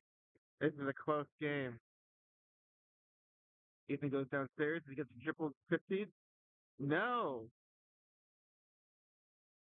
He caught the triple 17, but he misses on the bullseye. 25. John starts on the 18. Not the advised route for 118.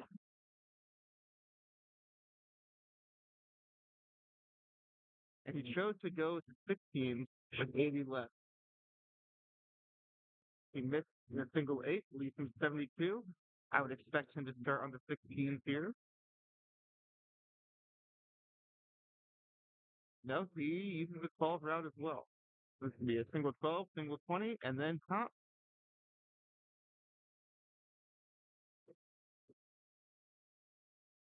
And he gets it with the third dart. Well, that's one break of throw for John. He's going to need one more. And he can't afford to lose any more if it throws.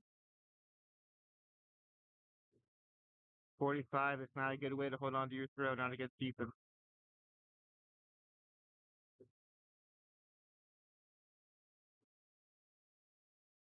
It's a lot better than a 45. But Ethan isn't able to punish John's loose dart. John stays straight but doesn't find any triples. Ethan does.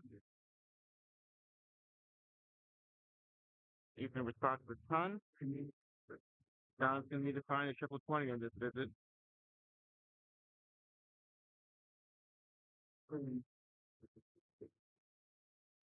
And he can't find a single 20.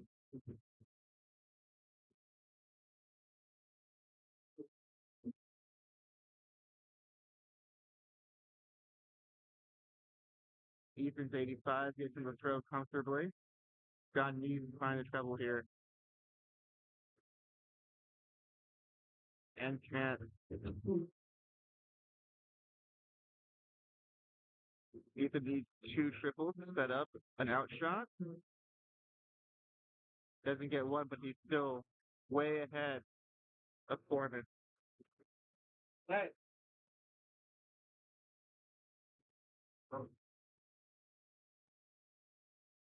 Wrong.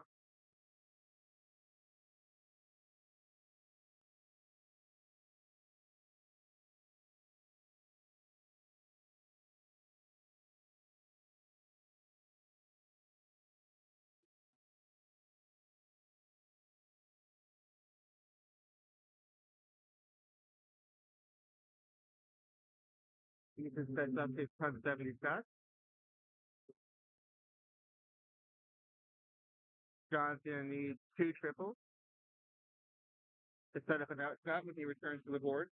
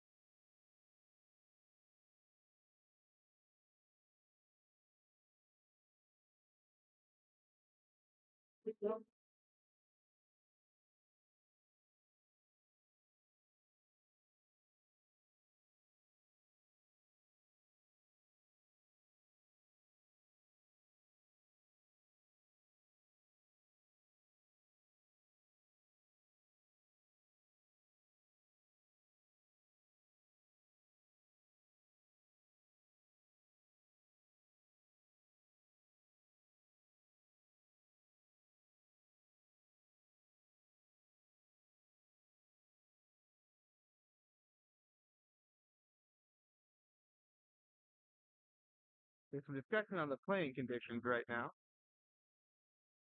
But Ethan does take that leg to the final, so it is best of 7. Ethan opens up the leg with a 10-40. Foreman's gonna need at least a couple triples here. Finds one, but his other guards aren't able to find the right singles. Ethan's staying straight. Staying on that triple 20. Finds it except for the last start. A loose 5. Still a comfortable lead on Foreman.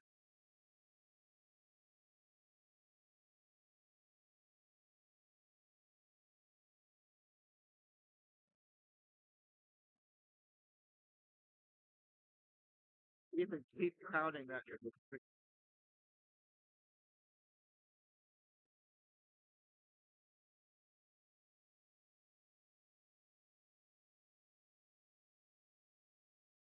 God, I think is protesting the conditions right now.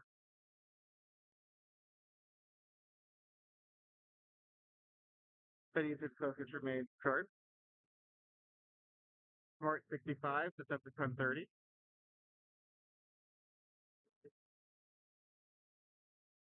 And I think John's going to be out. Disappointing to see in the final.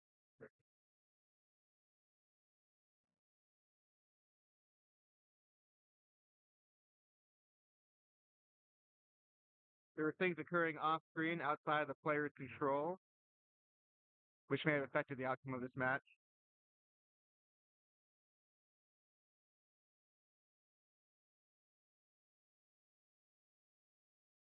Ethan's got top, and that's the final. It's unfortunate that things happening outside the game were able to impact players' performance, but I do think Ethan had a solid lead before those things happened. John had an uphill battle ahead of him.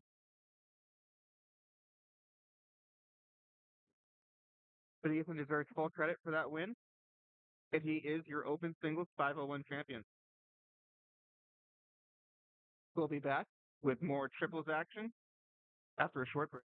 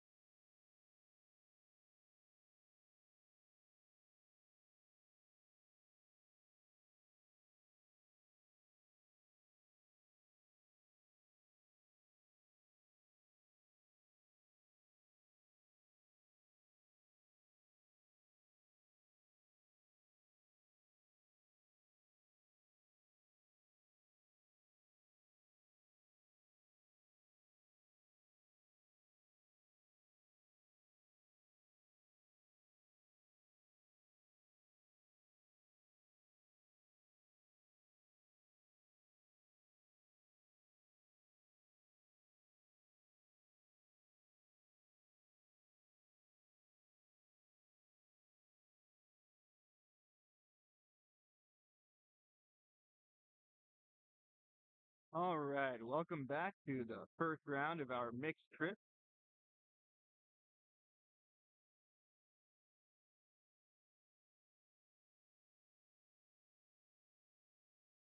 Megan Gresso is playing with Thomas Muller and James Nolan. They're a local Houston team.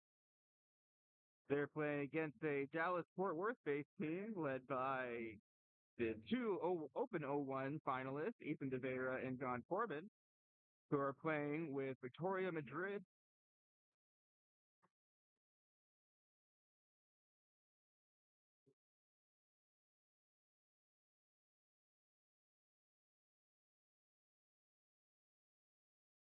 Team Dallas Fort Worth is the first one to a finish, but Thomas Muller does have an opportunity on the 1-4-3. He starts downstairs. That is an option. But he misses into the 3, leaving with 140. He was going for the single 20, but flops it into the 5. 135 remaining. He goes back downstairs, but finds the single 3 again.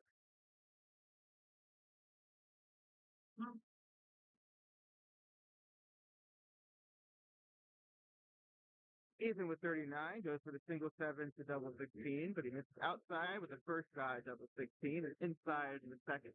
The team Dallas Fort Worth is on 16 now. James Nolan goes to the board looking at 84. Likely starting on the 20. Misses wide. 83 left. Got could be to the 17. He hit a triple. I'm not sure if that was the triple 3 or the triple 17.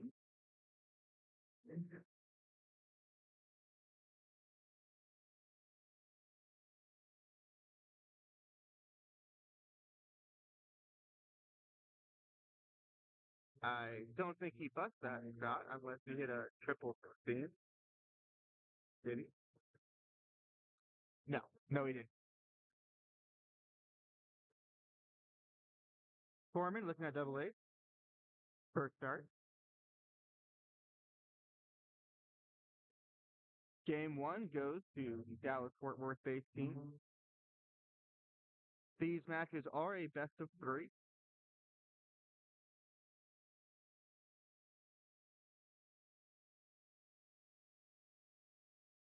And they are diddling for each leg.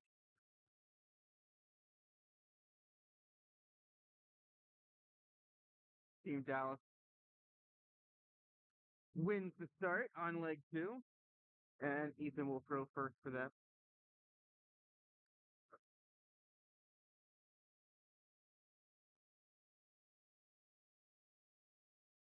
Starting off with the sun.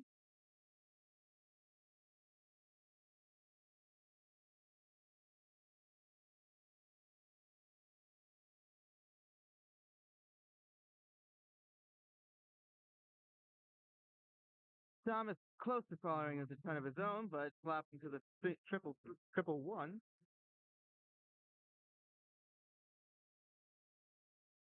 Foreman is not letting up on the pressure. He has a ton of his own.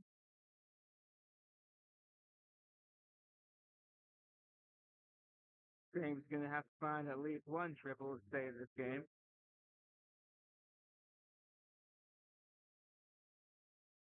Struggling to find the weight so far.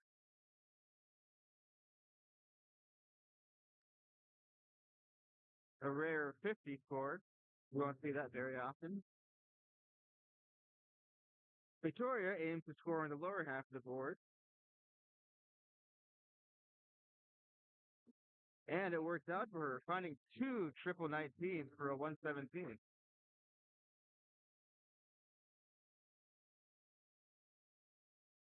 Megan also scoring on the bottom of the board with not the same success, only a 45.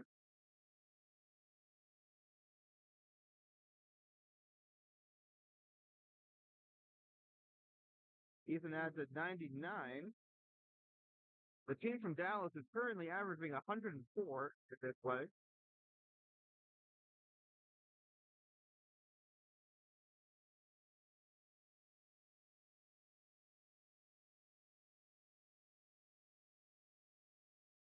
And all of those darts from Thomas ended up in the 5.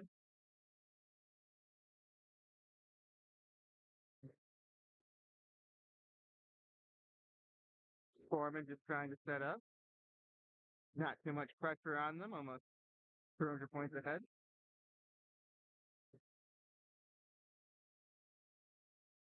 James just needs to hit as many triples as he can.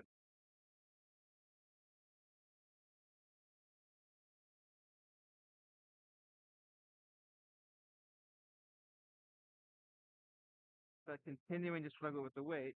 Does find a double 20.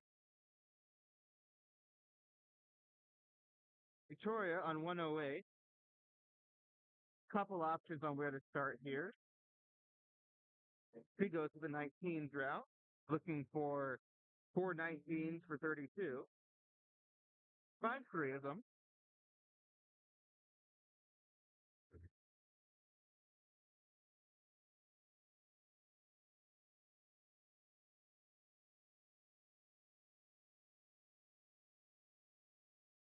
And even though they're more than 300 points back, there's still an opportunity. Because the lower the Dallas team score gets, the harder it can be when it comes to doubles. And if they keep missing inside and that score keeps going down, you don't want to be in a position where you're looking at 5 or 3.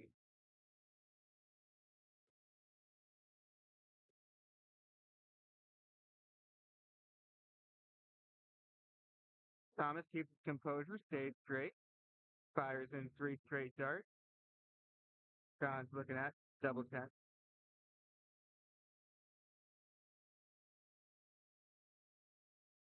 Think you found the wrong double there. Yeah. First dart was in double 6, left him 8, and the next 2 darts at double 4 were outside. So even though the Dallas team certainly outscored the hometown trio, James shouldn't give up hope yet. Keep throwing straight darts, and sometimes good things will happen. 25, not so much. Victoria looking at double 4. Ooh, very good dart. But she did miss inside again. Double 2, very easy to bust on either side. And if you miss inside, you're in the madhouse.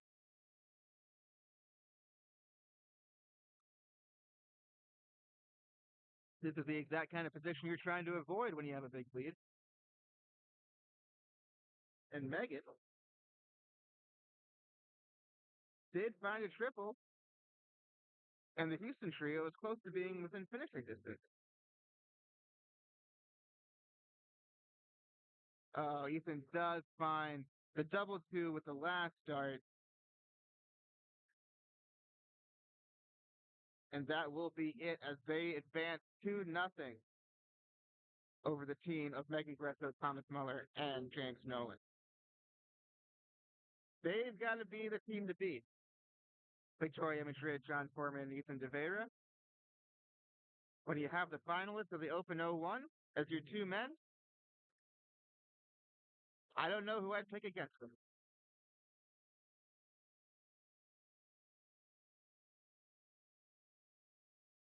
We'll be back with more triples action as soon as we get another team assigned to this board.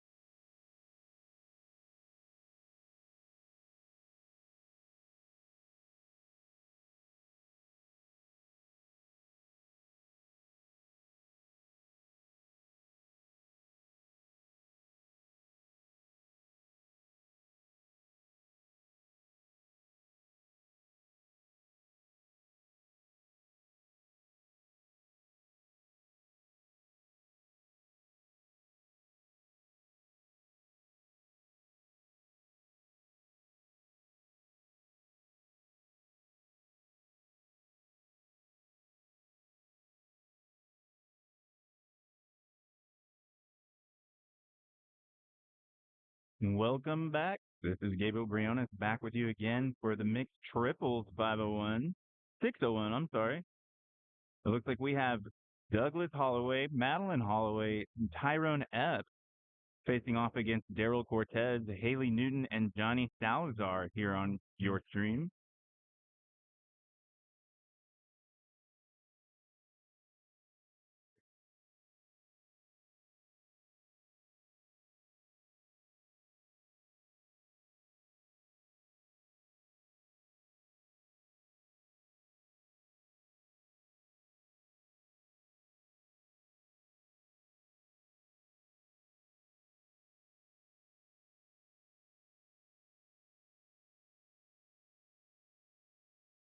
Madeline having a little bit of ground to make up. She fires in a 15, so the lead will remain large for now. Haley Newton approaches the board for her first throw of the match.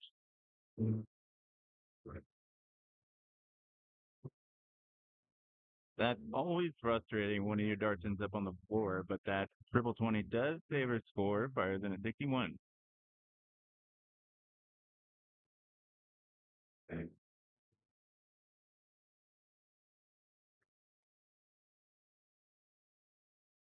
Tyrone getting his first throw of the match.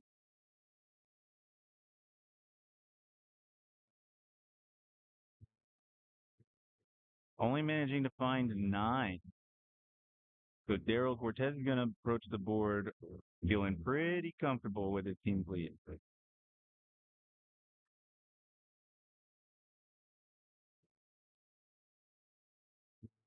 Doug comes back trying to find redemption for that 25.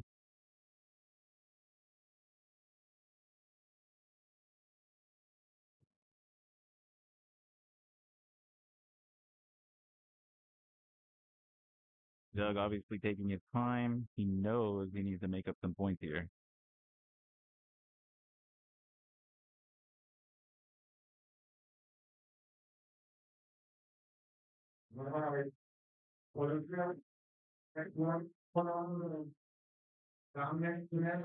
No matter how slow he goes, still can't find some decent darts. Manages to find one triple five and 2 single fives for 25. Again, Salazar's got to be feeling pretty good about his team's lead.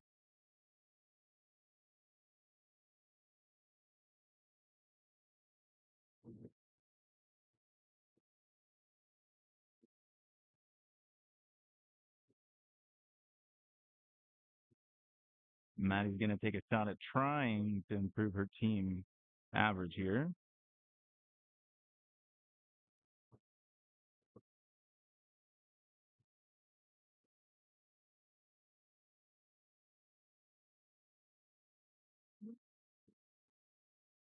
He cannot find a triple, only finds 41 points. And Daryl will come back to the board. His team will have nearly a 170-point lead here.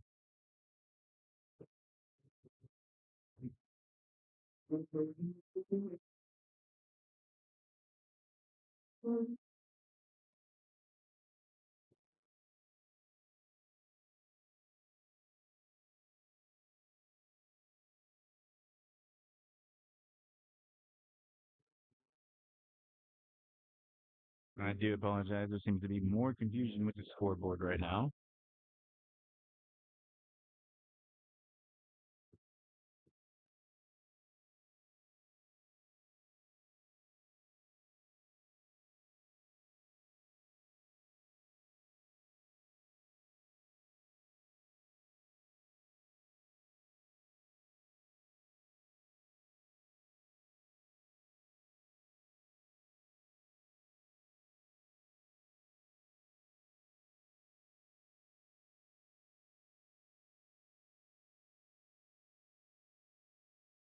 Something still doesn't seem to be. There we go.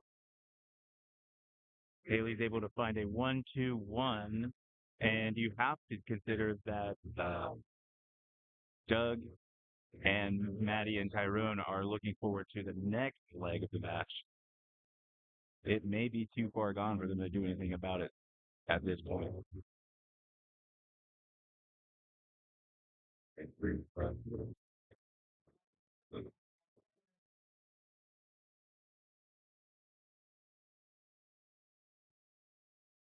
A ton there does leave Daryl, Haley, and Johnny on 91. That there is a possibility for a two dart combination checkout.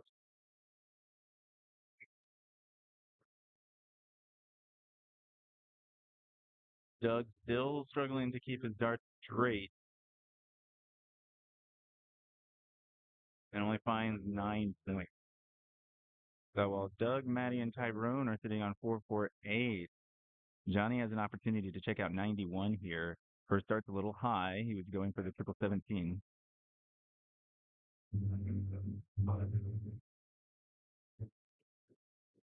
It looks like that one might have been a little bit low from his target, and he will score.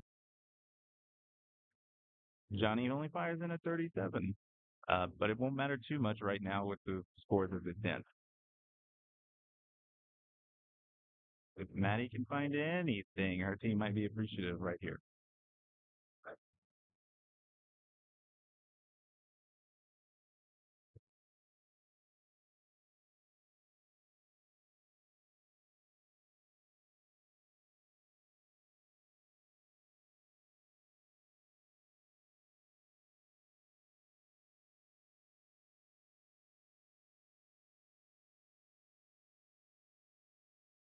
All right, it looks like that score has been corrected to a 35. So the Daryl Haley Johnny team will actually be left on 56.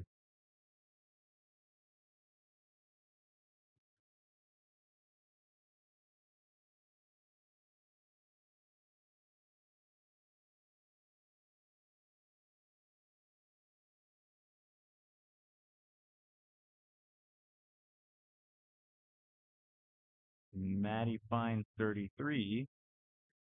Haley will approach the board with 56 left. It misses the mark on the 16.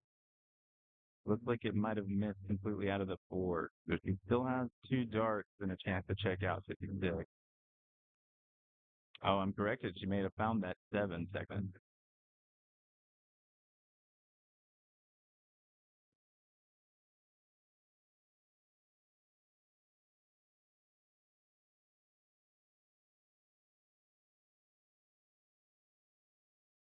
Haley leaves her team on 30. Tyrone approaches with 4:15 left on the board.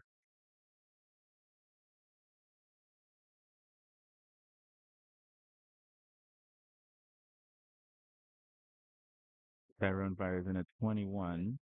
His team will still be on 3-9-4 as Daryl approaches for the 30 checkout opportunity. It looks like he does pin it on the first dart. We go into the second leg of this match with Daryl, Haley, and Johnny up 1, Douglas, Madeline, and Tyrone 0.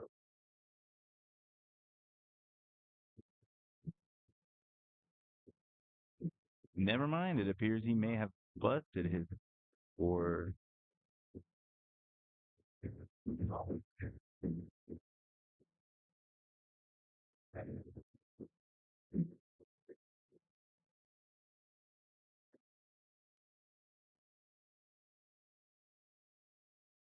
No, never mind. I apologize again. Looks like he did pin that double 15.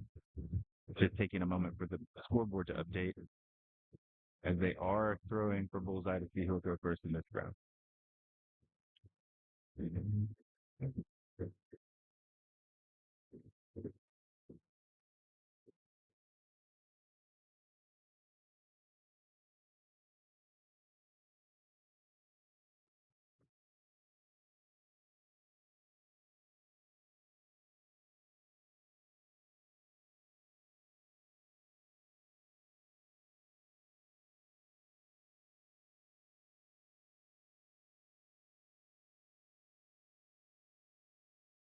If you're unfamiliar with the sport, what's happening right now is they're throwing for bullseye to see who will throw first. The team that manages to get their dart close to the bullseye gets the advantage of throw. It appears that Doug won that bullseye and will throw first for the team.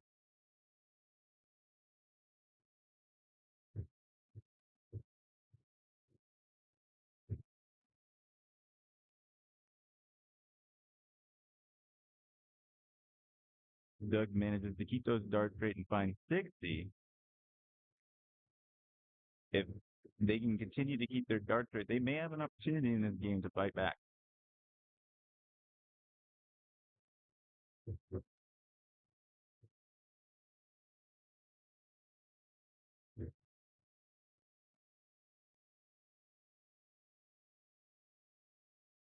Maddie able to put a decent grouping together. It looks like she might have scored, yeah, an 81. So better looking darts from Doug and Madeline. Hopefully Tyrone can keep up.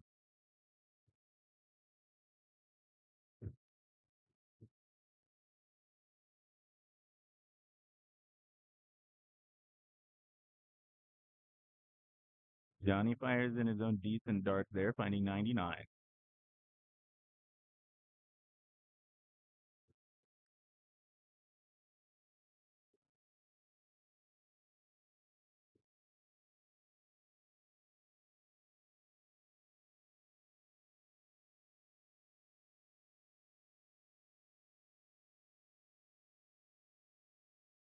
Tyrone is able to find a triple of his own, firing in 73. It looks like Doug, Maddie, and Tyrone may have found the issue and found some in between leg tweaks that they were able to pull off and fix their throw. And if they can keep it up, there's a real chance they level this match.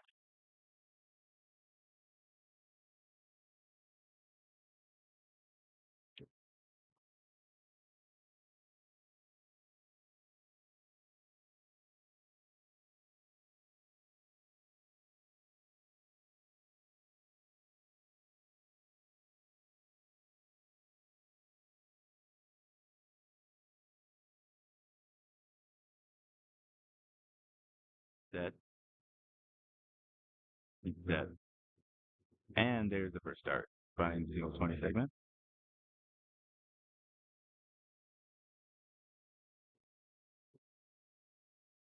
Doug able to continue the streak, finding 85.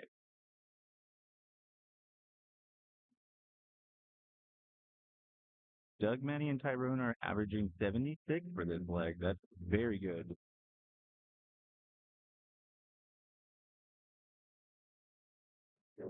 Only able to find 7 on that turn. Manny has an opportunity to solidify the advantage here.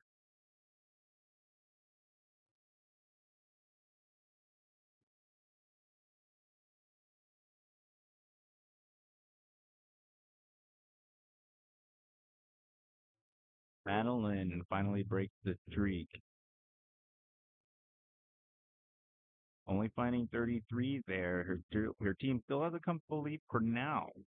Hopefully, if that's the only mistake they can make, should be able to hold on to that still.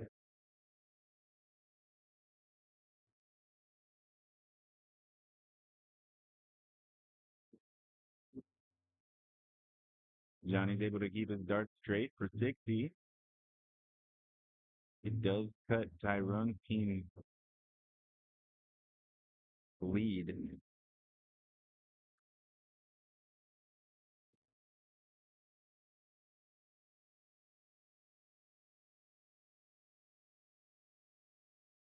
Well, with only 39, Doug, Manny, and Tyrone are going to have to refine that focus they found at the beginning of this leg if they want to hang on to the lead.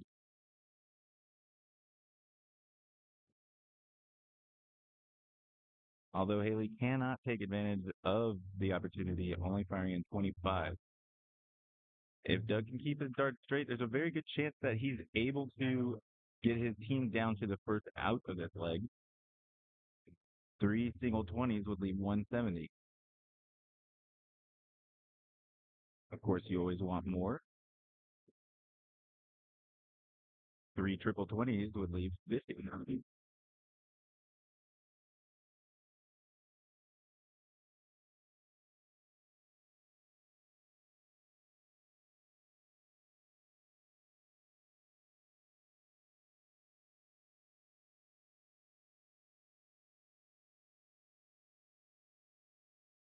So Doug does miss the opportunity to bring his team down to an 8 out, although his team does still enjoy a comfortable lead for now. 3 straight darts brings Maddie's team lead down to 50. Maddie should be able to get her team to an out on this throw. How good of an out is up to how straight she can keep her dart.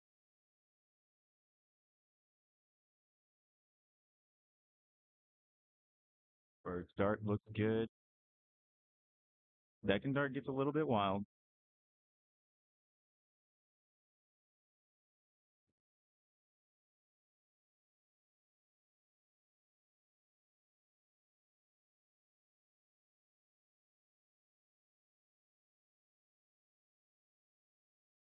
Couple of practice throws there from Maddie. She finishes with a single 90. Finding only 26 scored for that throw. But that does give her team 164 left on the board. That is a possible out. Johnny approaches the board hoping to give his team a better look at an out. When his teammate returns,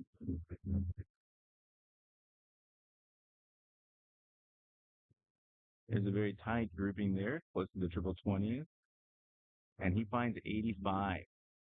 So if Tyrone cannot take out the 164, his team will return for an opportunity at 155. The first dart negates the opportunity.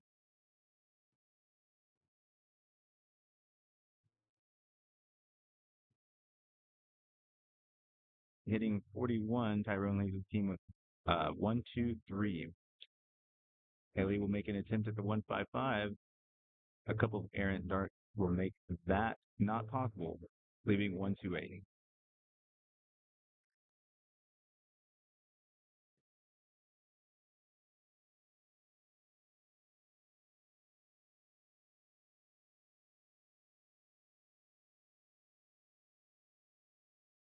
Doug begins his attempt for the 123. Should start with the triple 19. Then if he misses to a single, he can go back up for the triple 18. That dart looked a little low. Next dart should be at the triple 18, which would leave 50. And that does not happen.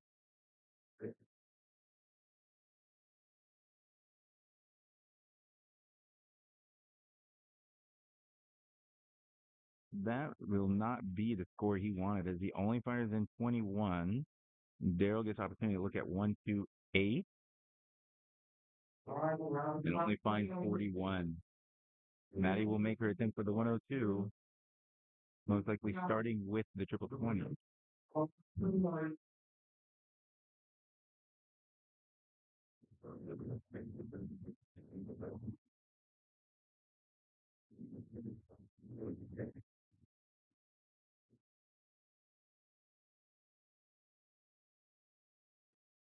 So she chooses to start in the 16 segment, goes a little high, finds the 8. That'll leave her 92. Hopefully she can find a triple 20.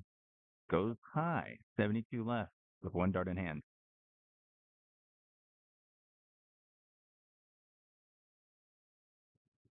Finds the 5. That should leave them on 67. 69.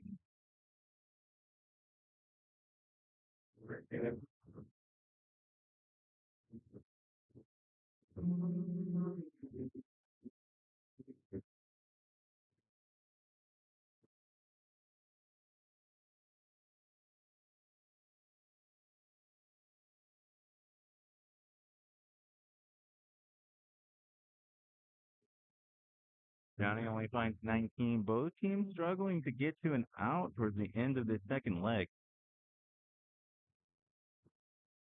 Tyrone approaches with a 69. 66 left. He'll get an opportunity for bullseye here. Just misses, leaving 34 for his team.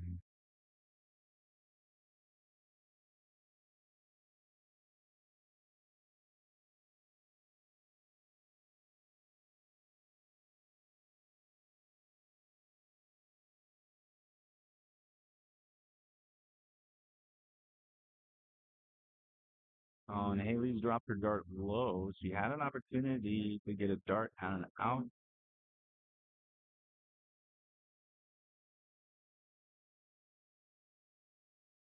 And I do apologize if I'm miscounting. As I said before, it's difficult to see some of the darts if they're landing in the triples or just outside of the triples sometimes. Doug will approach for the opportunity at the double 15.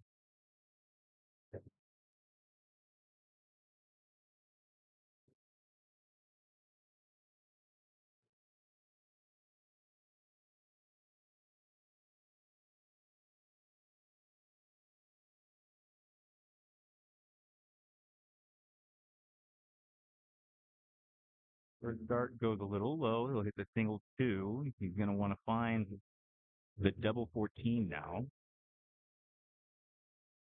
And he pins it on the second dart. So Doug, Matty, and Tyrone pull it back to a tied match. Daryl, Haley, and Johnny will be somewhat disappointed with themselves as their performance has trended downwards in that leg.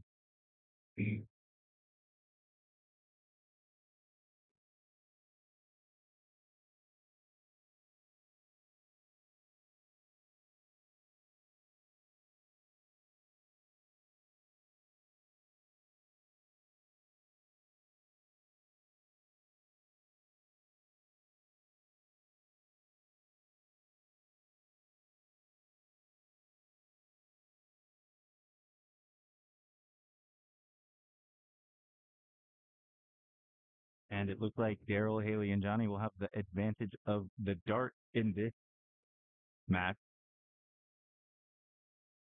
Daryl to throw first.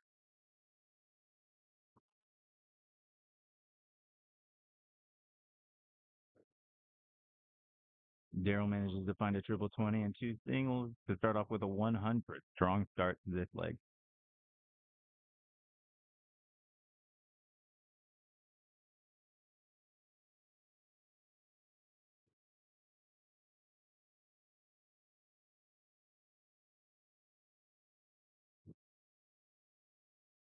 Doug finally throws his first dart, finds a single 20.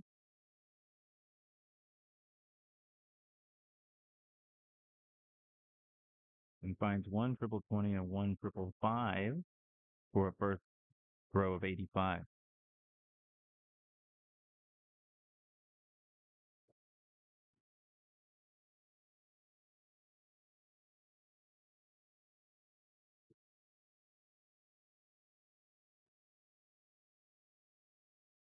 Johnny can only contribute 26 to his team's score.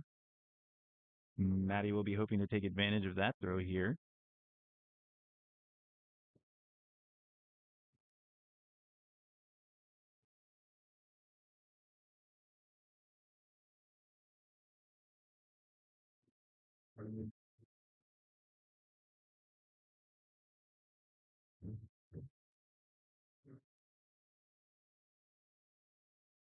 Unfortunately, she can't convert, only finds 22. Haley for her first throw of the leg.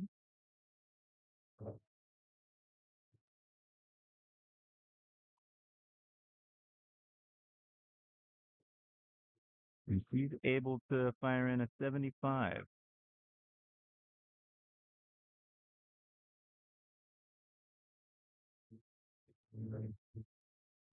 Tyrone for his first throw of the leg.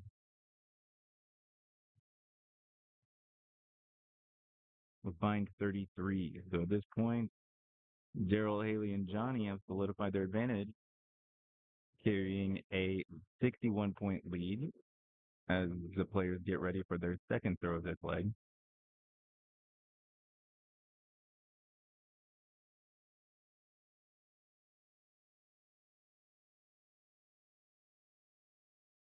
This is a throw from Doug that can make or break the team's chances.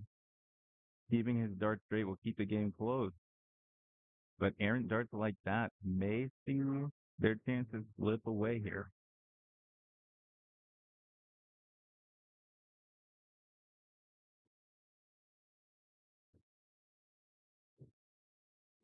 That 26 will not help his team's chances. Johnny comes to the board from 340.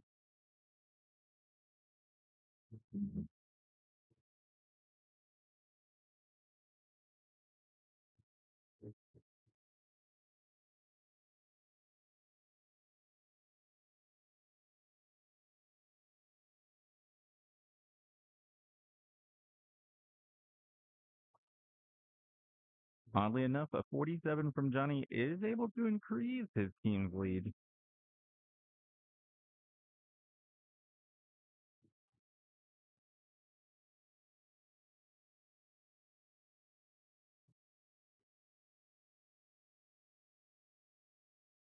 Madeline able to fire in a last dart into the triple 20. Gets away with an 85 there, bringing the score a little bit closer.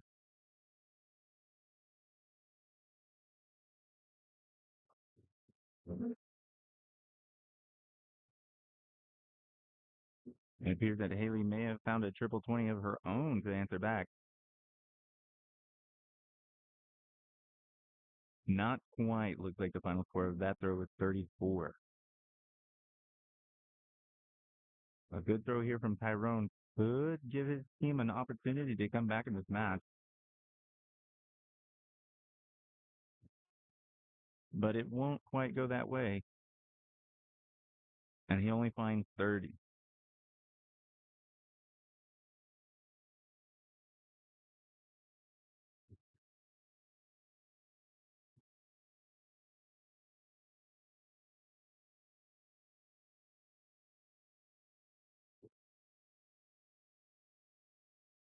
The scoring here in the last 3 or 4 throws has been a little rough.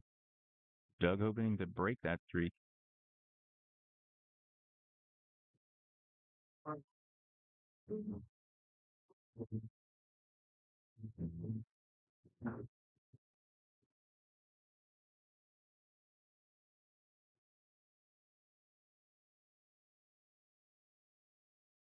Doug does find a significant triple there and able to fire in a 97. The score has become more or less tied after that throw. Doug, Maddie, and Tyrone on 223. Daryl, Haley, and Johnny on 214.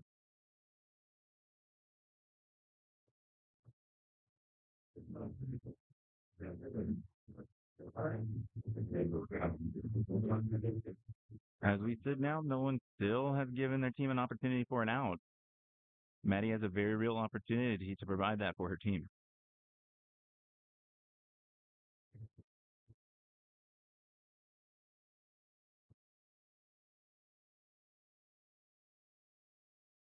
That last start may have found a triple 20.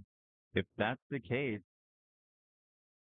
it has not. Unfortunately, she only finds 37, and still we do not have a team making a viable attempt at an out just yet.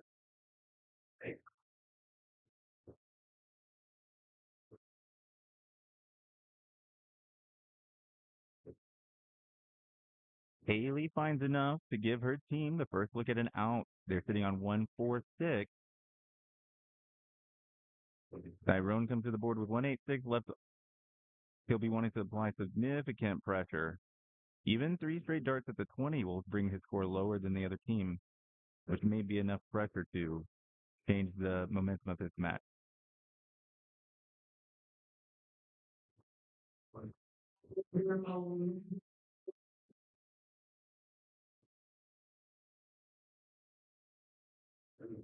Can only find 42. That will bring his score lower than Daryl's team, but only just. And Daryl has the advantage of throwing first here. A solid 100-point throw brings his team down to 46. Doug has to do something pretty significant here if he wants to either pressure the throw or he could take it out with 2 triple 20s and a double 12.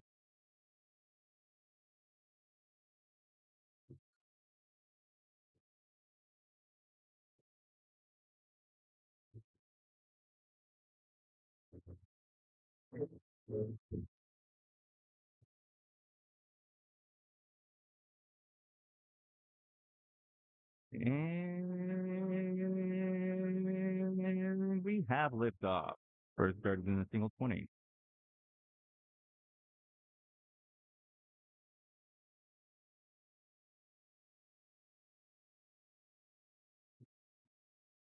Doug fires in a ton of his own, and we remain nearly tied here.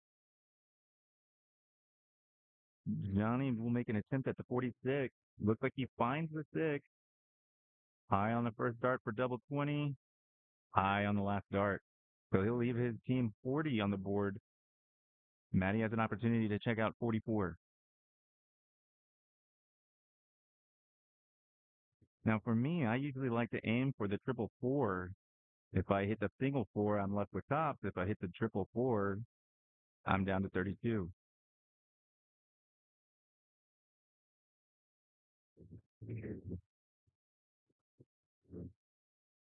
I'm unsure of what the intention there was, but she does find a single 15. That'll leave her team with 29.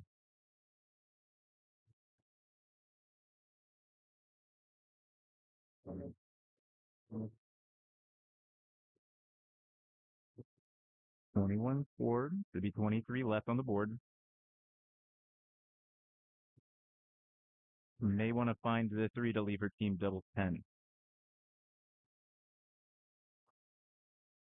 Looks like she can't find the three. She goes low. She'll leave her team with 23 points. Haley approaches with an opportunity to check out 40. First dart's high. Second dart's a little high.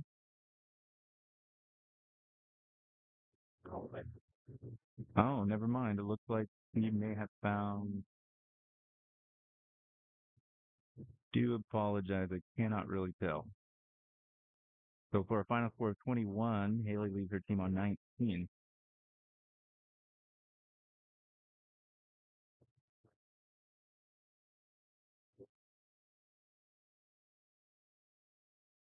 Looks like Tyrone may have found the single three. Double 10 for the win. Triple 10 will bust his four. That dart losing just a little bit too much control. So they'll bust his four, return to 23. Darrow with an opportunity to check out 19. Hits a single three, double eight. Does not go. Goes a little bit inside and leave his team on 8. Doug approaches. I think he'll probably try to find the single three again, like Tyrone.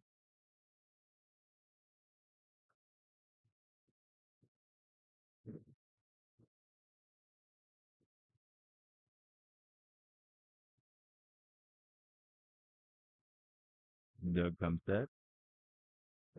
Doug comes set. Doug comes set again.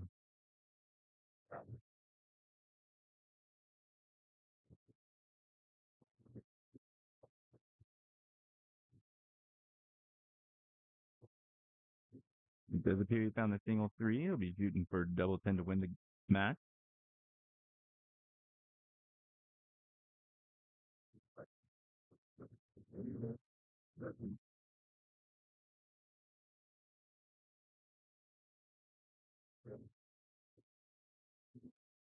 First attempt at double 10 is a little wide.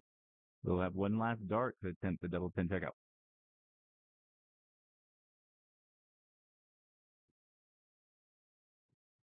He does find the tech out. Doug, Manny, and Tyrone will take that match against Daryl, Haley, and Johnny. I have to admit, the way the match started, I did not expect that outcome. But that's darts for you. High scoring doesn't mean a thing if you can't take out the game.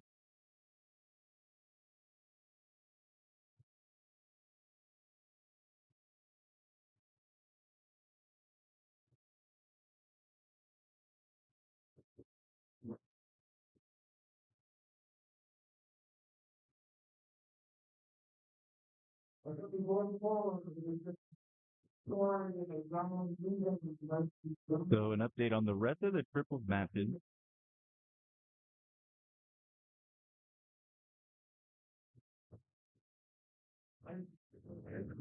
Maybe.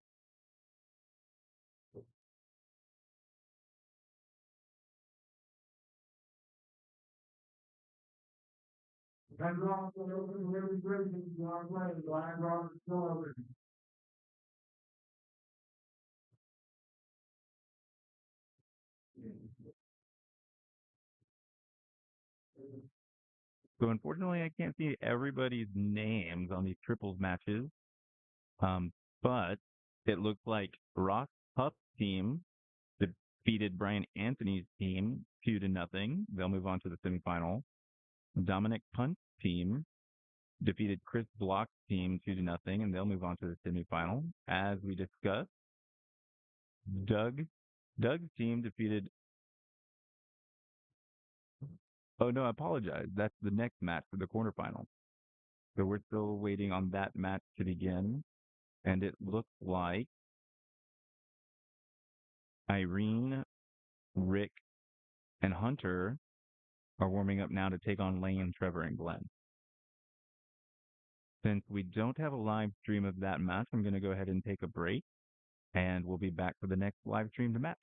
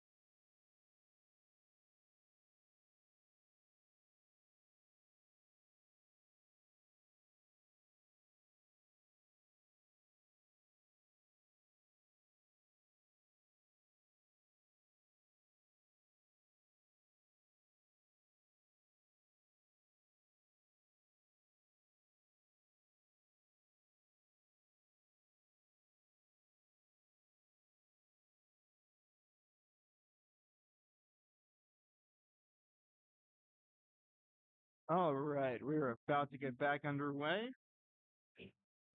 We've got the team of the Lizac, Lady, and Trevor playing with Glenn Richard. They'll be playing against the team of Ross Huff, Chris Trevino, and Zaneta Castillo.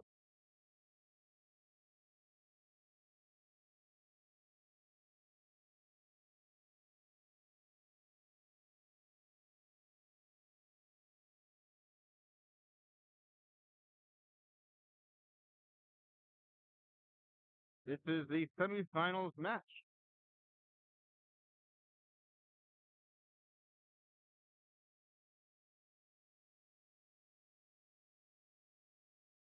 We are still waiting on one of the quarterfinal matches to wrap up to see who the other semifinal teams are. The team of Dominic Hunt, Jeanette Garcia, and Christopher Caballero is waiting to see who they will play between Victoria Madrid, John Foreman, and Ethan De Vera, or Doug Holloway, Madeline Holloway, and Tyrone Epps.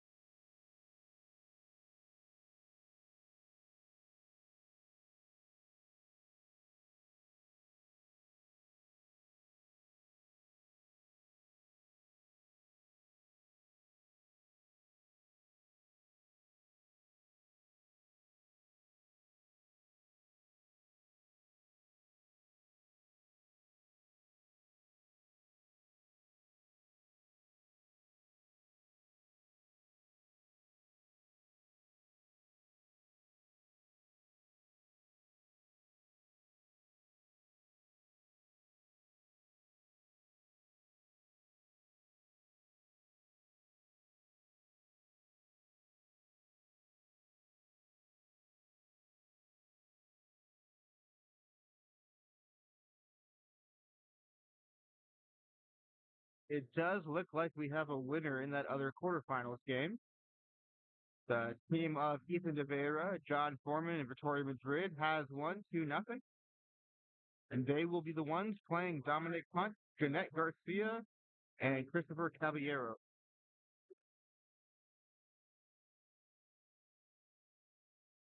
And we should be getting this game underway shortly.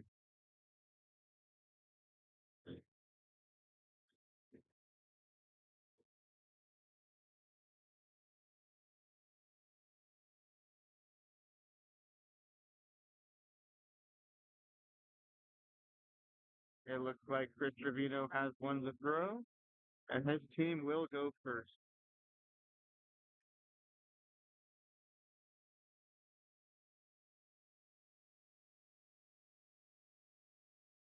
Starts off with a ton. Good start.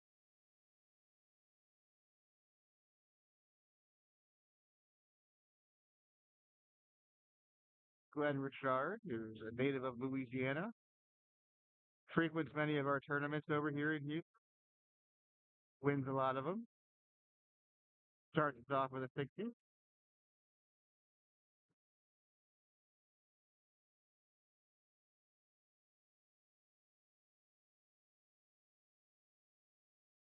Zenaida offers a 60 of her own.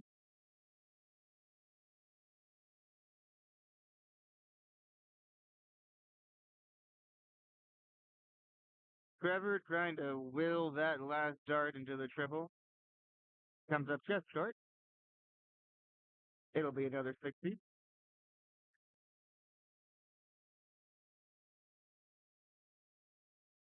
Ross, I think his last dart might have still been traveling to the board when he was halfway to the Aki. He throws up a 60.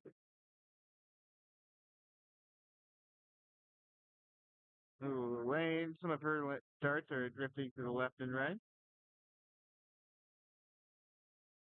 That'll be a 26.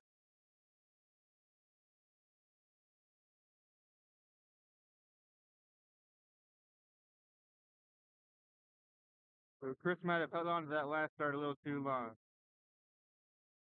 As it flops into the one. Glenn, his second time up. He's going to want to hit a triple. Start closing this gap. and that's not going to help too much.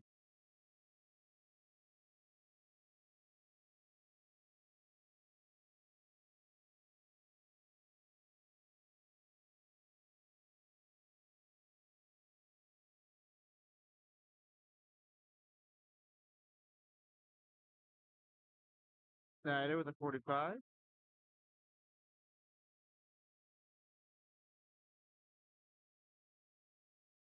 Ooh, did the lefty find a triple with that last start? No. Wires a triple with the last start, only a 41. Rossoff going downstairs. Third, he ends up with 38.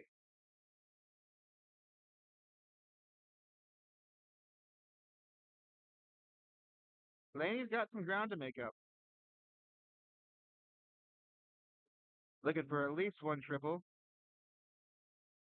Two would be great.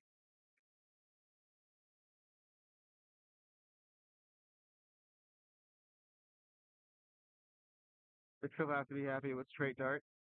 57.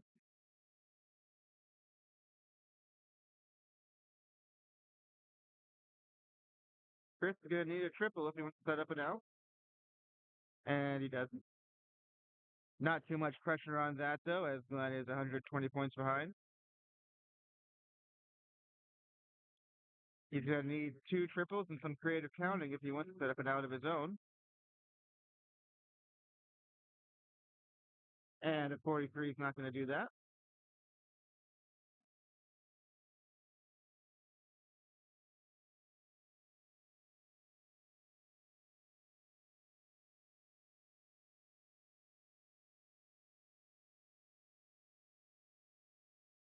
Now with a 41, which is down to a 156. Trevor's going to need two triples minimum to get an out. Finds one. Gets his team within sniffy distance.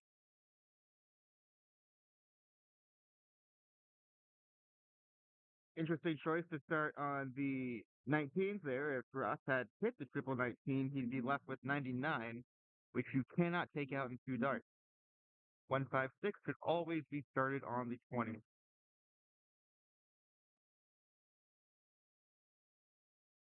Laney, she finds a triple here. She'll put her team ahead.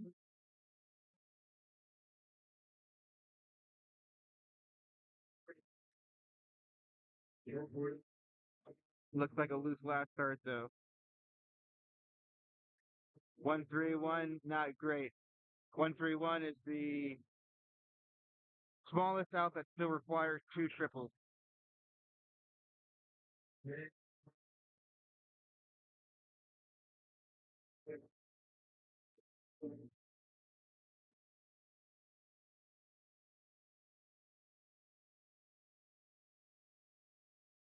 Chris got lucky with that first start, slapping into the triple seven. Left him with 92. He was able to hit the triple 20 for the lead 32.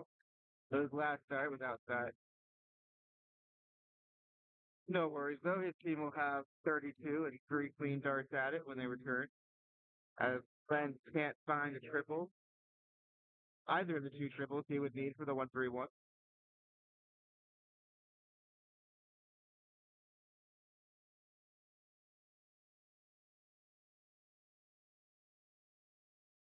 And Snyder wastes no time taking out that 32 in the first start. And game one goes to the team of Ross Huff, Chris Trevino, and Zenaida Castillo.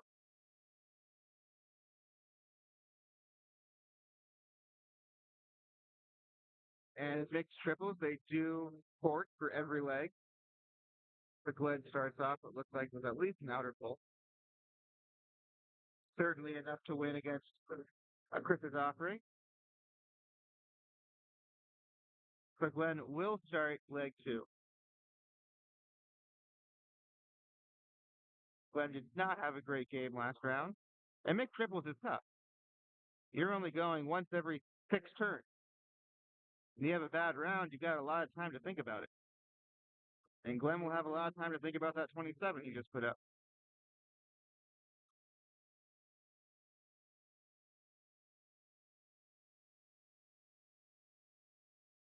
Chris manages to find a triple with his second dart.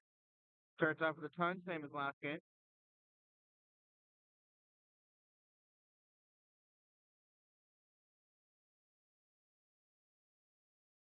Trevor might be doing some work on his equipment.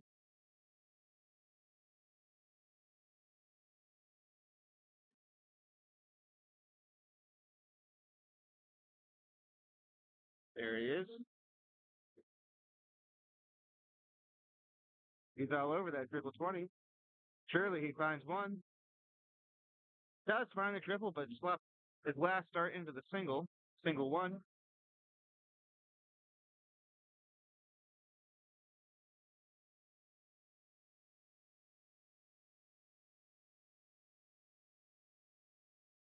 Not tonight his best visit after taking out the 32 in their last turn. Only a 26. Rain at least needs to stay straight. That's not going to help. Really needs to find a triple now.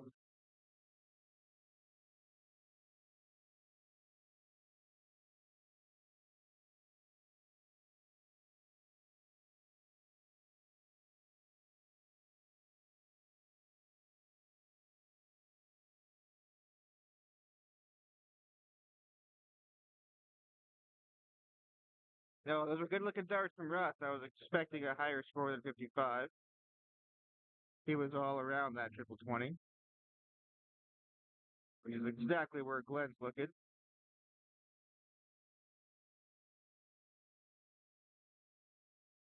136. Huge darts from Glenn Richard. This is the man who's been coming to our tournaments every few months and taking all our money. It's about time he hit up a 10 plus score.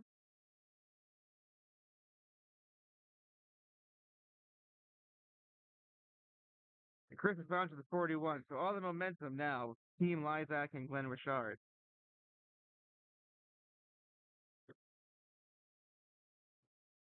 Trevor follows up with straight darts, extends their lead.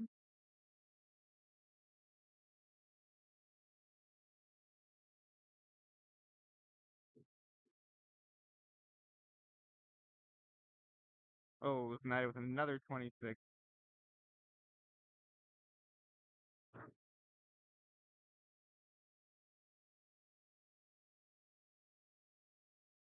And Lynn has already doubled her score from last turn with her first start. 45, not what she was hoping for, but it does extend her team's lead.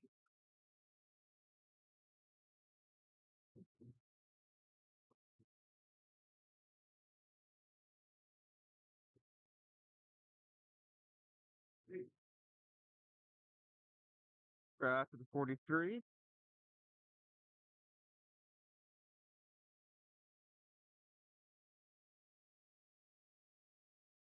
Glenn's going to need to hit a triple if he wants to get his team an out. And it looks like he got at least one there. 123, perfect. Sets up the 120. So Trevor's going to be able to sit on those 20s until he hits a triple. Chris needed a 140 to set up the 170 out. It'll take one more turn until they get to see an out shot. Can Trevor find the triple? No.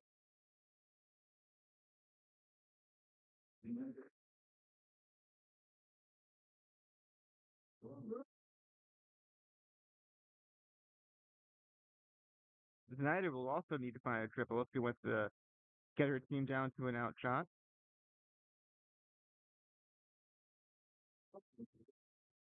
And a 45 will not do that. Lane coming up to the board, looking at 76. Should be starting on the 20. She can either stay there or go down to 16. Goes down to 16 for top. Ooh, misses inside on top. So when Glenn comes back, he'll be looking at double 10.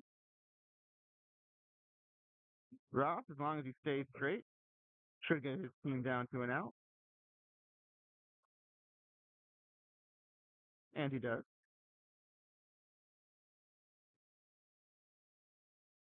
Oh, no, he does not. 162 is not able to be taken out by free dart. Not on a double, anyway.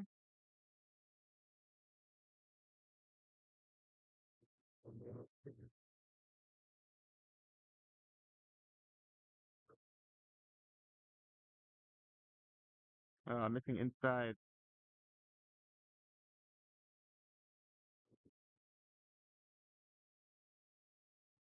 Good call by Glenn.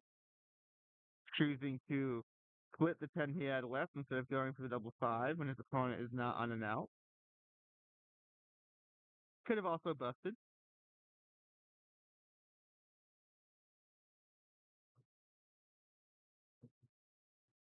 Trevor is now looking at the double four and takes it out in the first dart.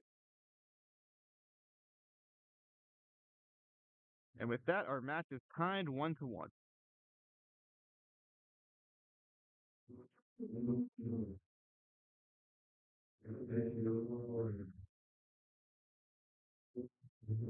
Looking across the hall, it looks like the team of Ethan De Vera, John Foreman, and Victoria Madrid have taken game one against Dominic Pine, Burnett Garcia, and Christopher Caballero.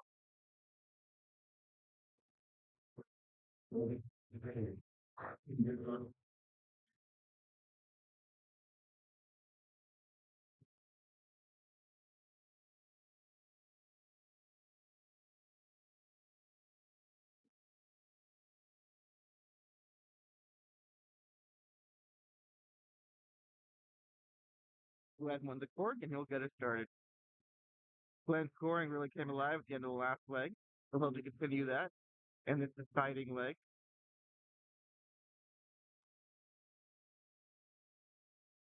Loose third dart, though. 45 is not the start he wanted.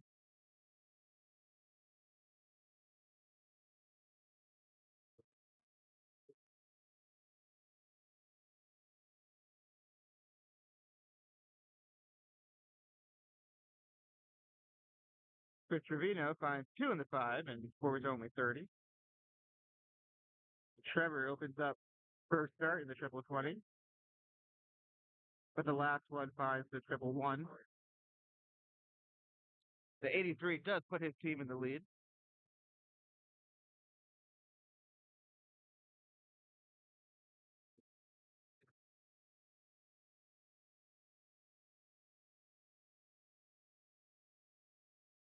That last start from tonight, I found the five.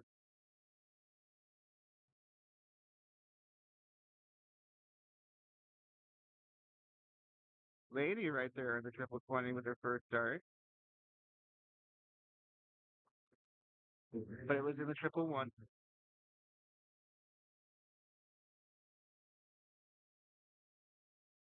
Ross can find the treble here. Team will pull ahead, if only by a little bit.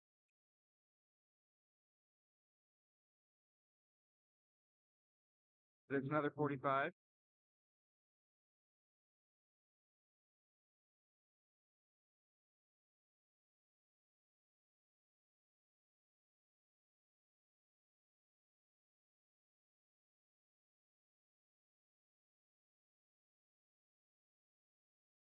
'64 from Glenn. He was lucky to find a triple with that last start.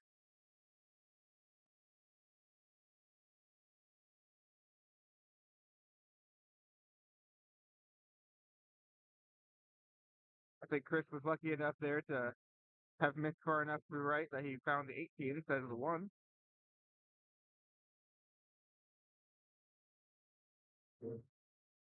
Trevor continuing to find the triple with his first two, but that last start proved to be a problem as he spots it to the one again.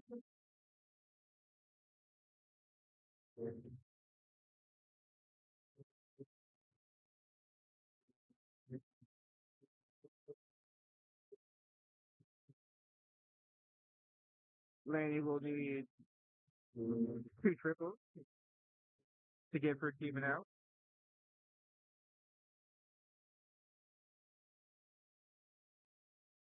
Although there's not much pressure on Team Lineback right now.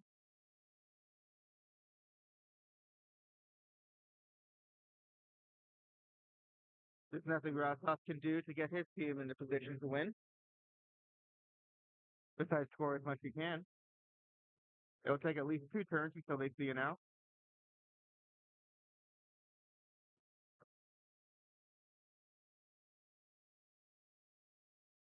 And it's another 45.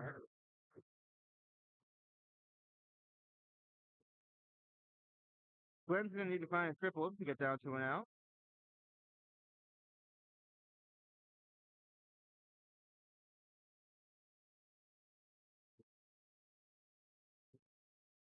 But not that triple.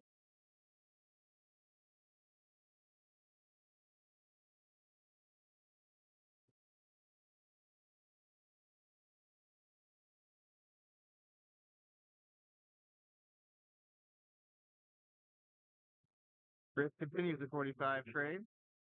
Staying straight has been a consistent struggle for both teams in this leg.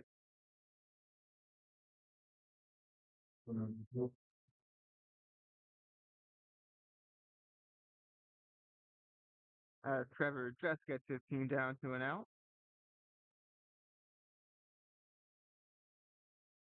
Tonight it will need 2 big trebles.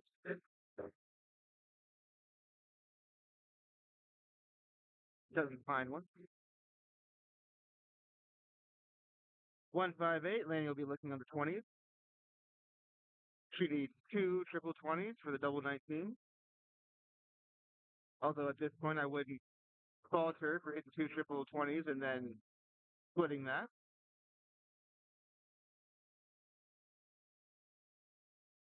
But that's not a problem she's going to have this turn.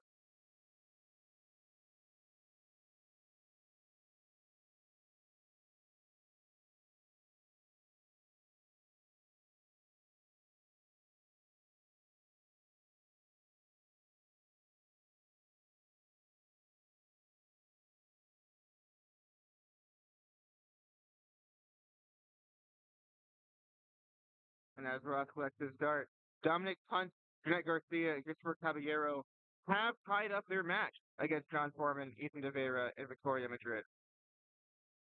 As Glenn looks to take out this 145, he'll start on the 19. That is one way, not the most common way.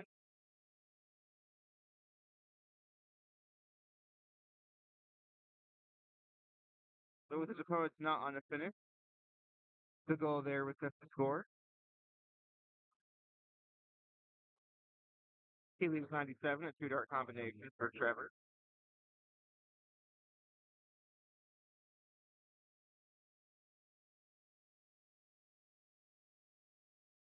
Chris finds treble, gets his team into finishing position with a 1-2-9.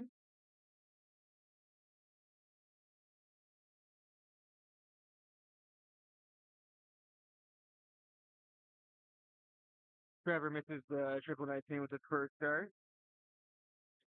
So he sets it up for Laney. That will start on the 19 or not. Ideally, you start on the 19 with 129.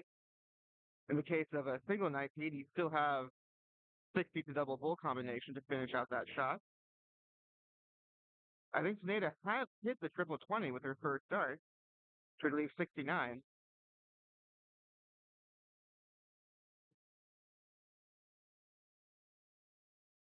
So that second one is definitely in the 7th.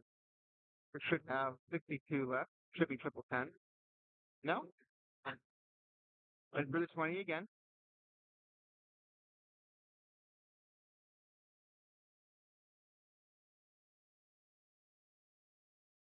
Now Laney has 3 clear darts at top for a place in the finals. First time misses up and out.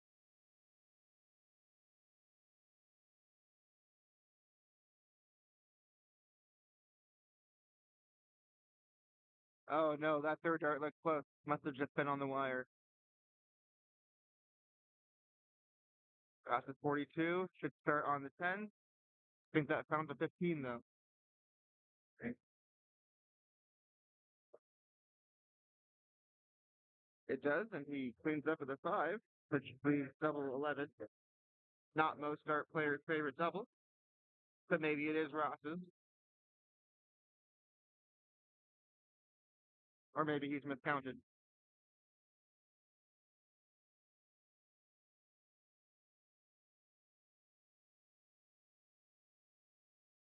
For 42, the common first dart is splitting the sixes and the 10. A 10 leaves 32, a 6 leaves 36. These are both desirable doubles. Ross is 15, left 27. The 5 did even it out to 22, but his last dart misses double 11. So now Glenn Richard has 3 clear darts at tops for the match.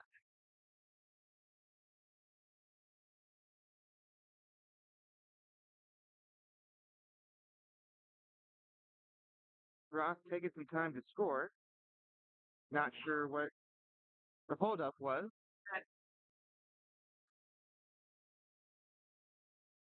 Glenn doesn't seem particularly happy with the time.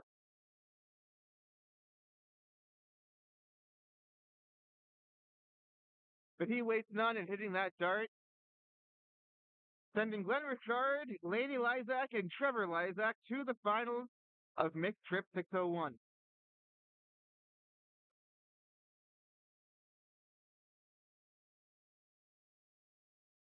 We'll be back with that finals game as soon as the other semifinals game concludes. Dominic Punt, Janet Garcia, and Christopher Caballero are in their final game against Victoria Madrid, John Foreman, and Ethan De Vera.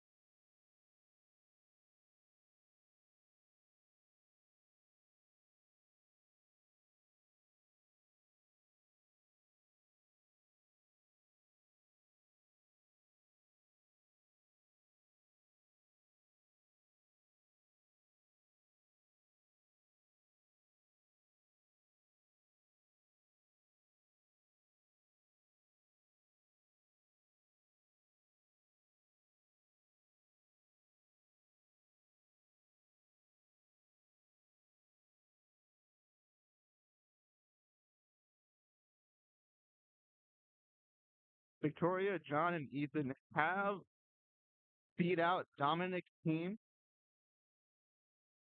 and they will be playing the Lizacs and Glenn Richard in the 601 final.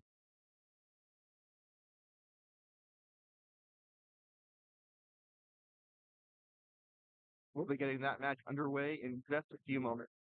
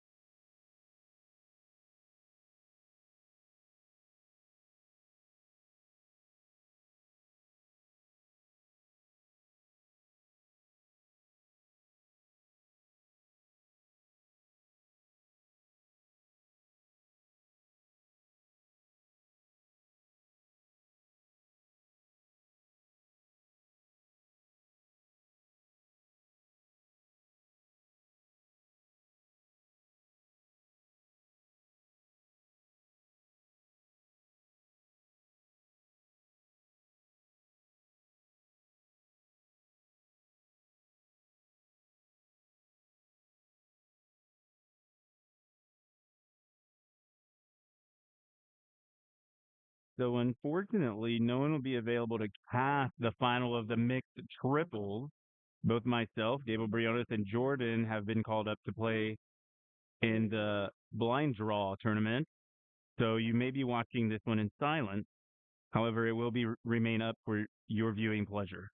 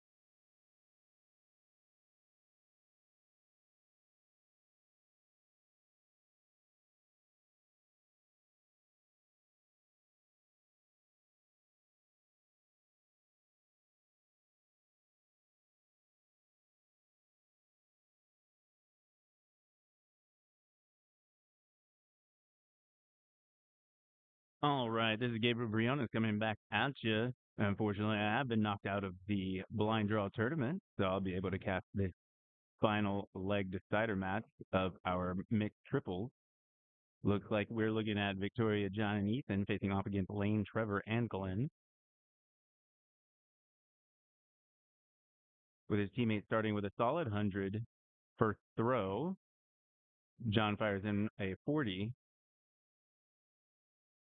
as both teams seem to be fairly evenly matched in the scores.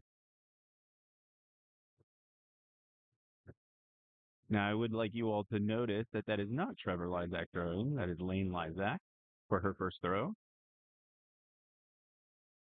And she keeps her dart straight for 60. Victoria Madrid up for her first throw of the leg.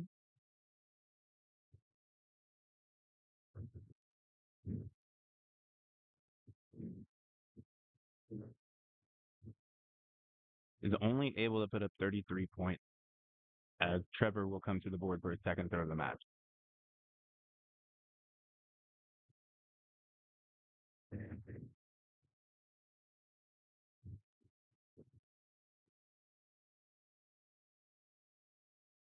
And 45.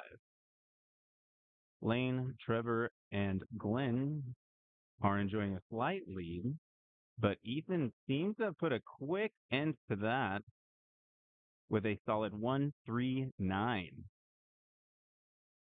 giving his team the definitive lead here. I apologize. That was Glenn Richard throwing earlier. That was Trevor.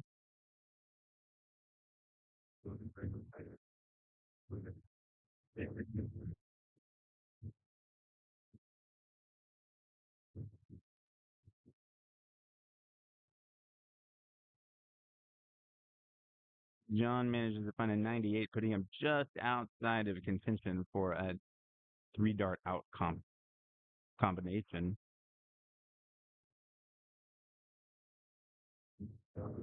Lane Lysak's going to need to put together a solid throw if she wants to stay close to her opposing team.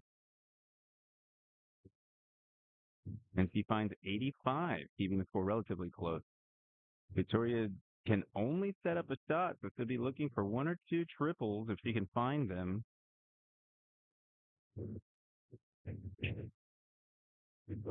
Is only able to find a 41. That does give them an out opportunity, but with the out sitting at 150, it's unlikely that it'll go.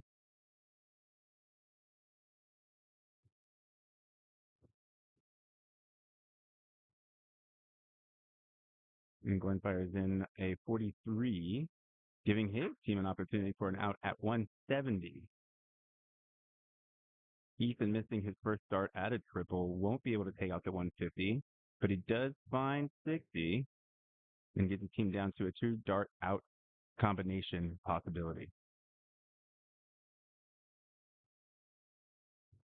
First dart flies into the 1, negating his chance for the 170, and he's only able to find 23. So the Lysaks and Glenn Richard will be sitting on 147 as John attempts to take out this 90. Looks like he's able to find the first dart in the triple, giving him opportunities at the 30. Both darts missed just outside, but he'll leave his team 30 and an opportunity to finish this game if Lane can't finish the 147.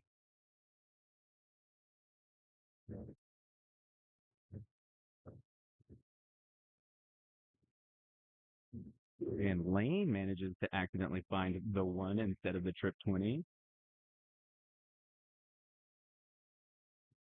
And she only finds 22 points, leaving her team 125. Victoria will have a shot at the double 15 to win the match, but finds a single 15 with her second dart and she'll have to use her third dart to set up or bust, as she does in this situation.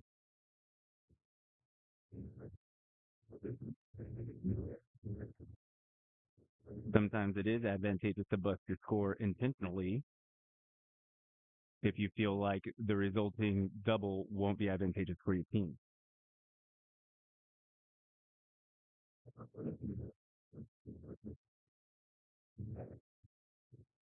Ethan approaches the board for an opportunity at double 15. Looks like he found the 2, and he also busts his score. Things have turned upside down as Trevor approaches for a double 20 opportunity, and he finds it with the second dart. What a comeback from the Lizacs and Glenn Richard.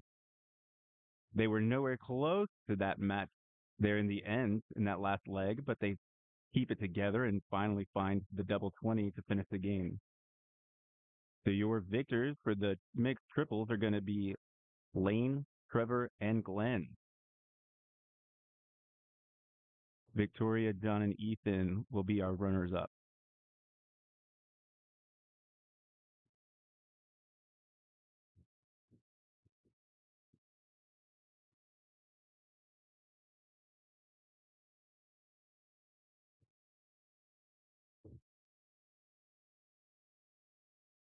In our blind draw, it looks like we have some preliminary results. Jacob Meter and Madeline Holloway fall to Brian Anthony and Chris Pickwell 2-0. And in the first round, James Nolan and Rick Stevens defeat Richard Sanchez and Tyrone Epps 2-0.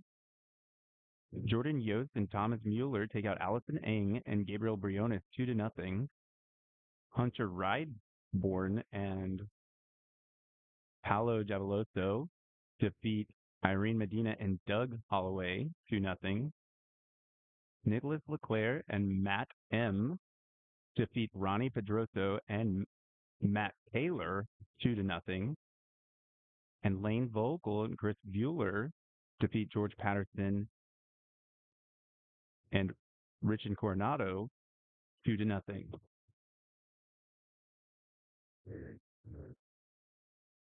We don't have all the results, so I can't give you the quarterfinal update on who's playing who, but I'm going to take a short break and we'll be back when we have another live stream match.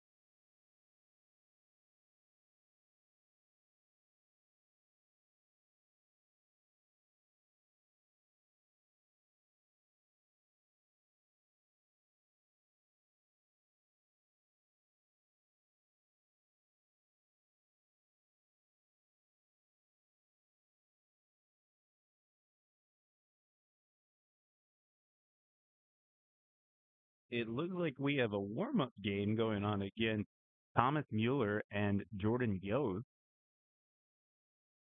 So just so I don't die of boredom here, let's give it some action.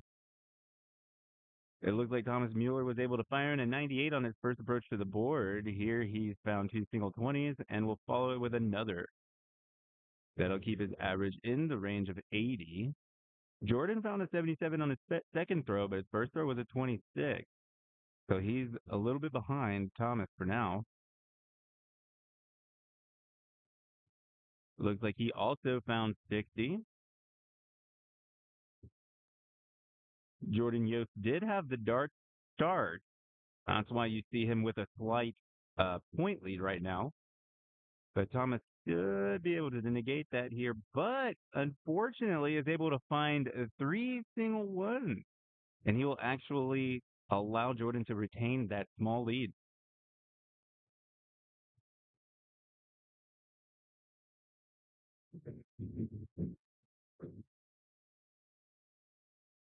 Jordan does only find 40, so he does not extend his lead by much, and Thomas has a very strong opportunity to retake that lead. That is four single ones in a row for Thomas, five single ones in a row for Thomas. You can only believe that he is very upset with himself right now.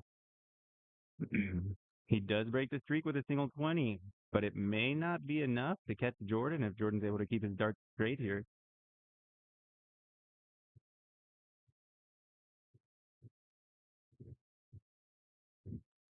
These last couple of throws have been rough for both Thomas and Jordan. Let's see who can break out of their funk first.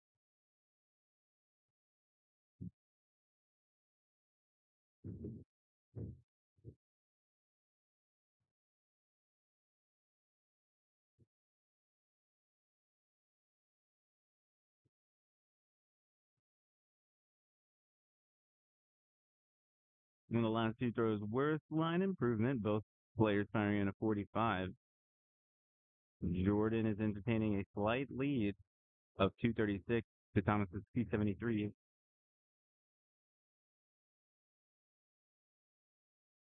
But Thomas does find the one segment once again and fires in only a 26.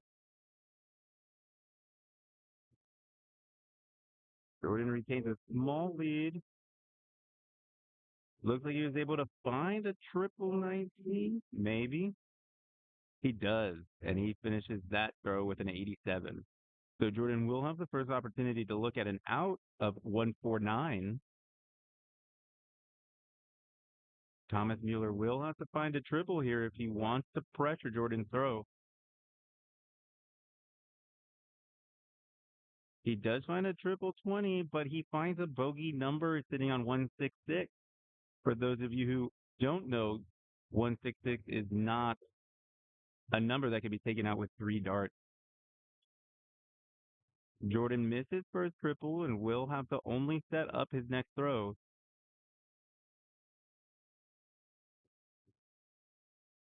But he is able to find a 93, setting himself up for a two-dart combination of 56. As I said before, Thomas will not be able to finish from 166. He will only be able to set up his throw. It appears that he did find some good darts, firing in a 96, leaving himself on 70. If Jordan's not able to take out the 56, that is a possible two-dart combination.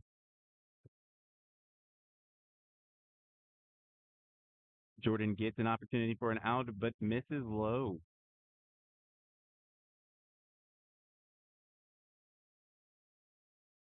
And that'll, I believe that this game has had to end early due to board callouts being called. It would appear we're going to get an actual match here on board two. I'll leave you for just a second as they warm up, and I'll be back to cast that game when the match is ready to start.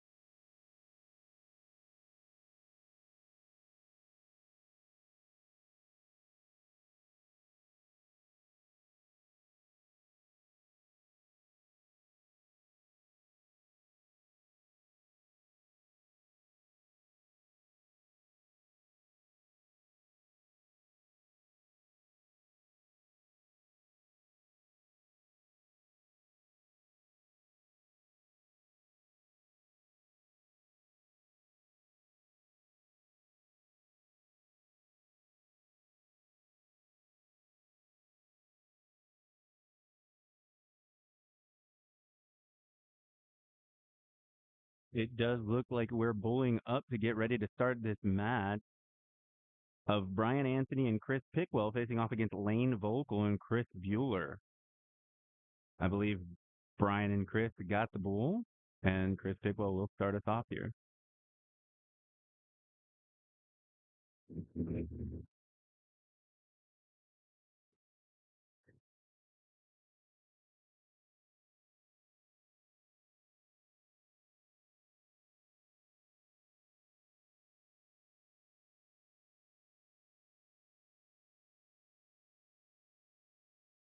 Chris Pickwell able to start off with a 96.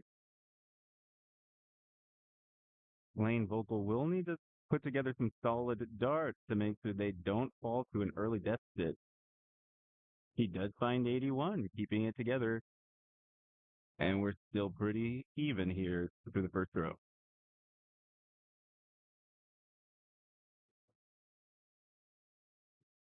Brian looks like he missed the 20 segment twice, and he's only able to apply 38 points to his team score.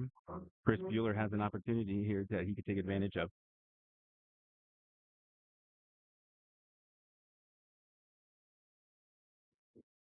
I do apologize. I've been called up for my next match.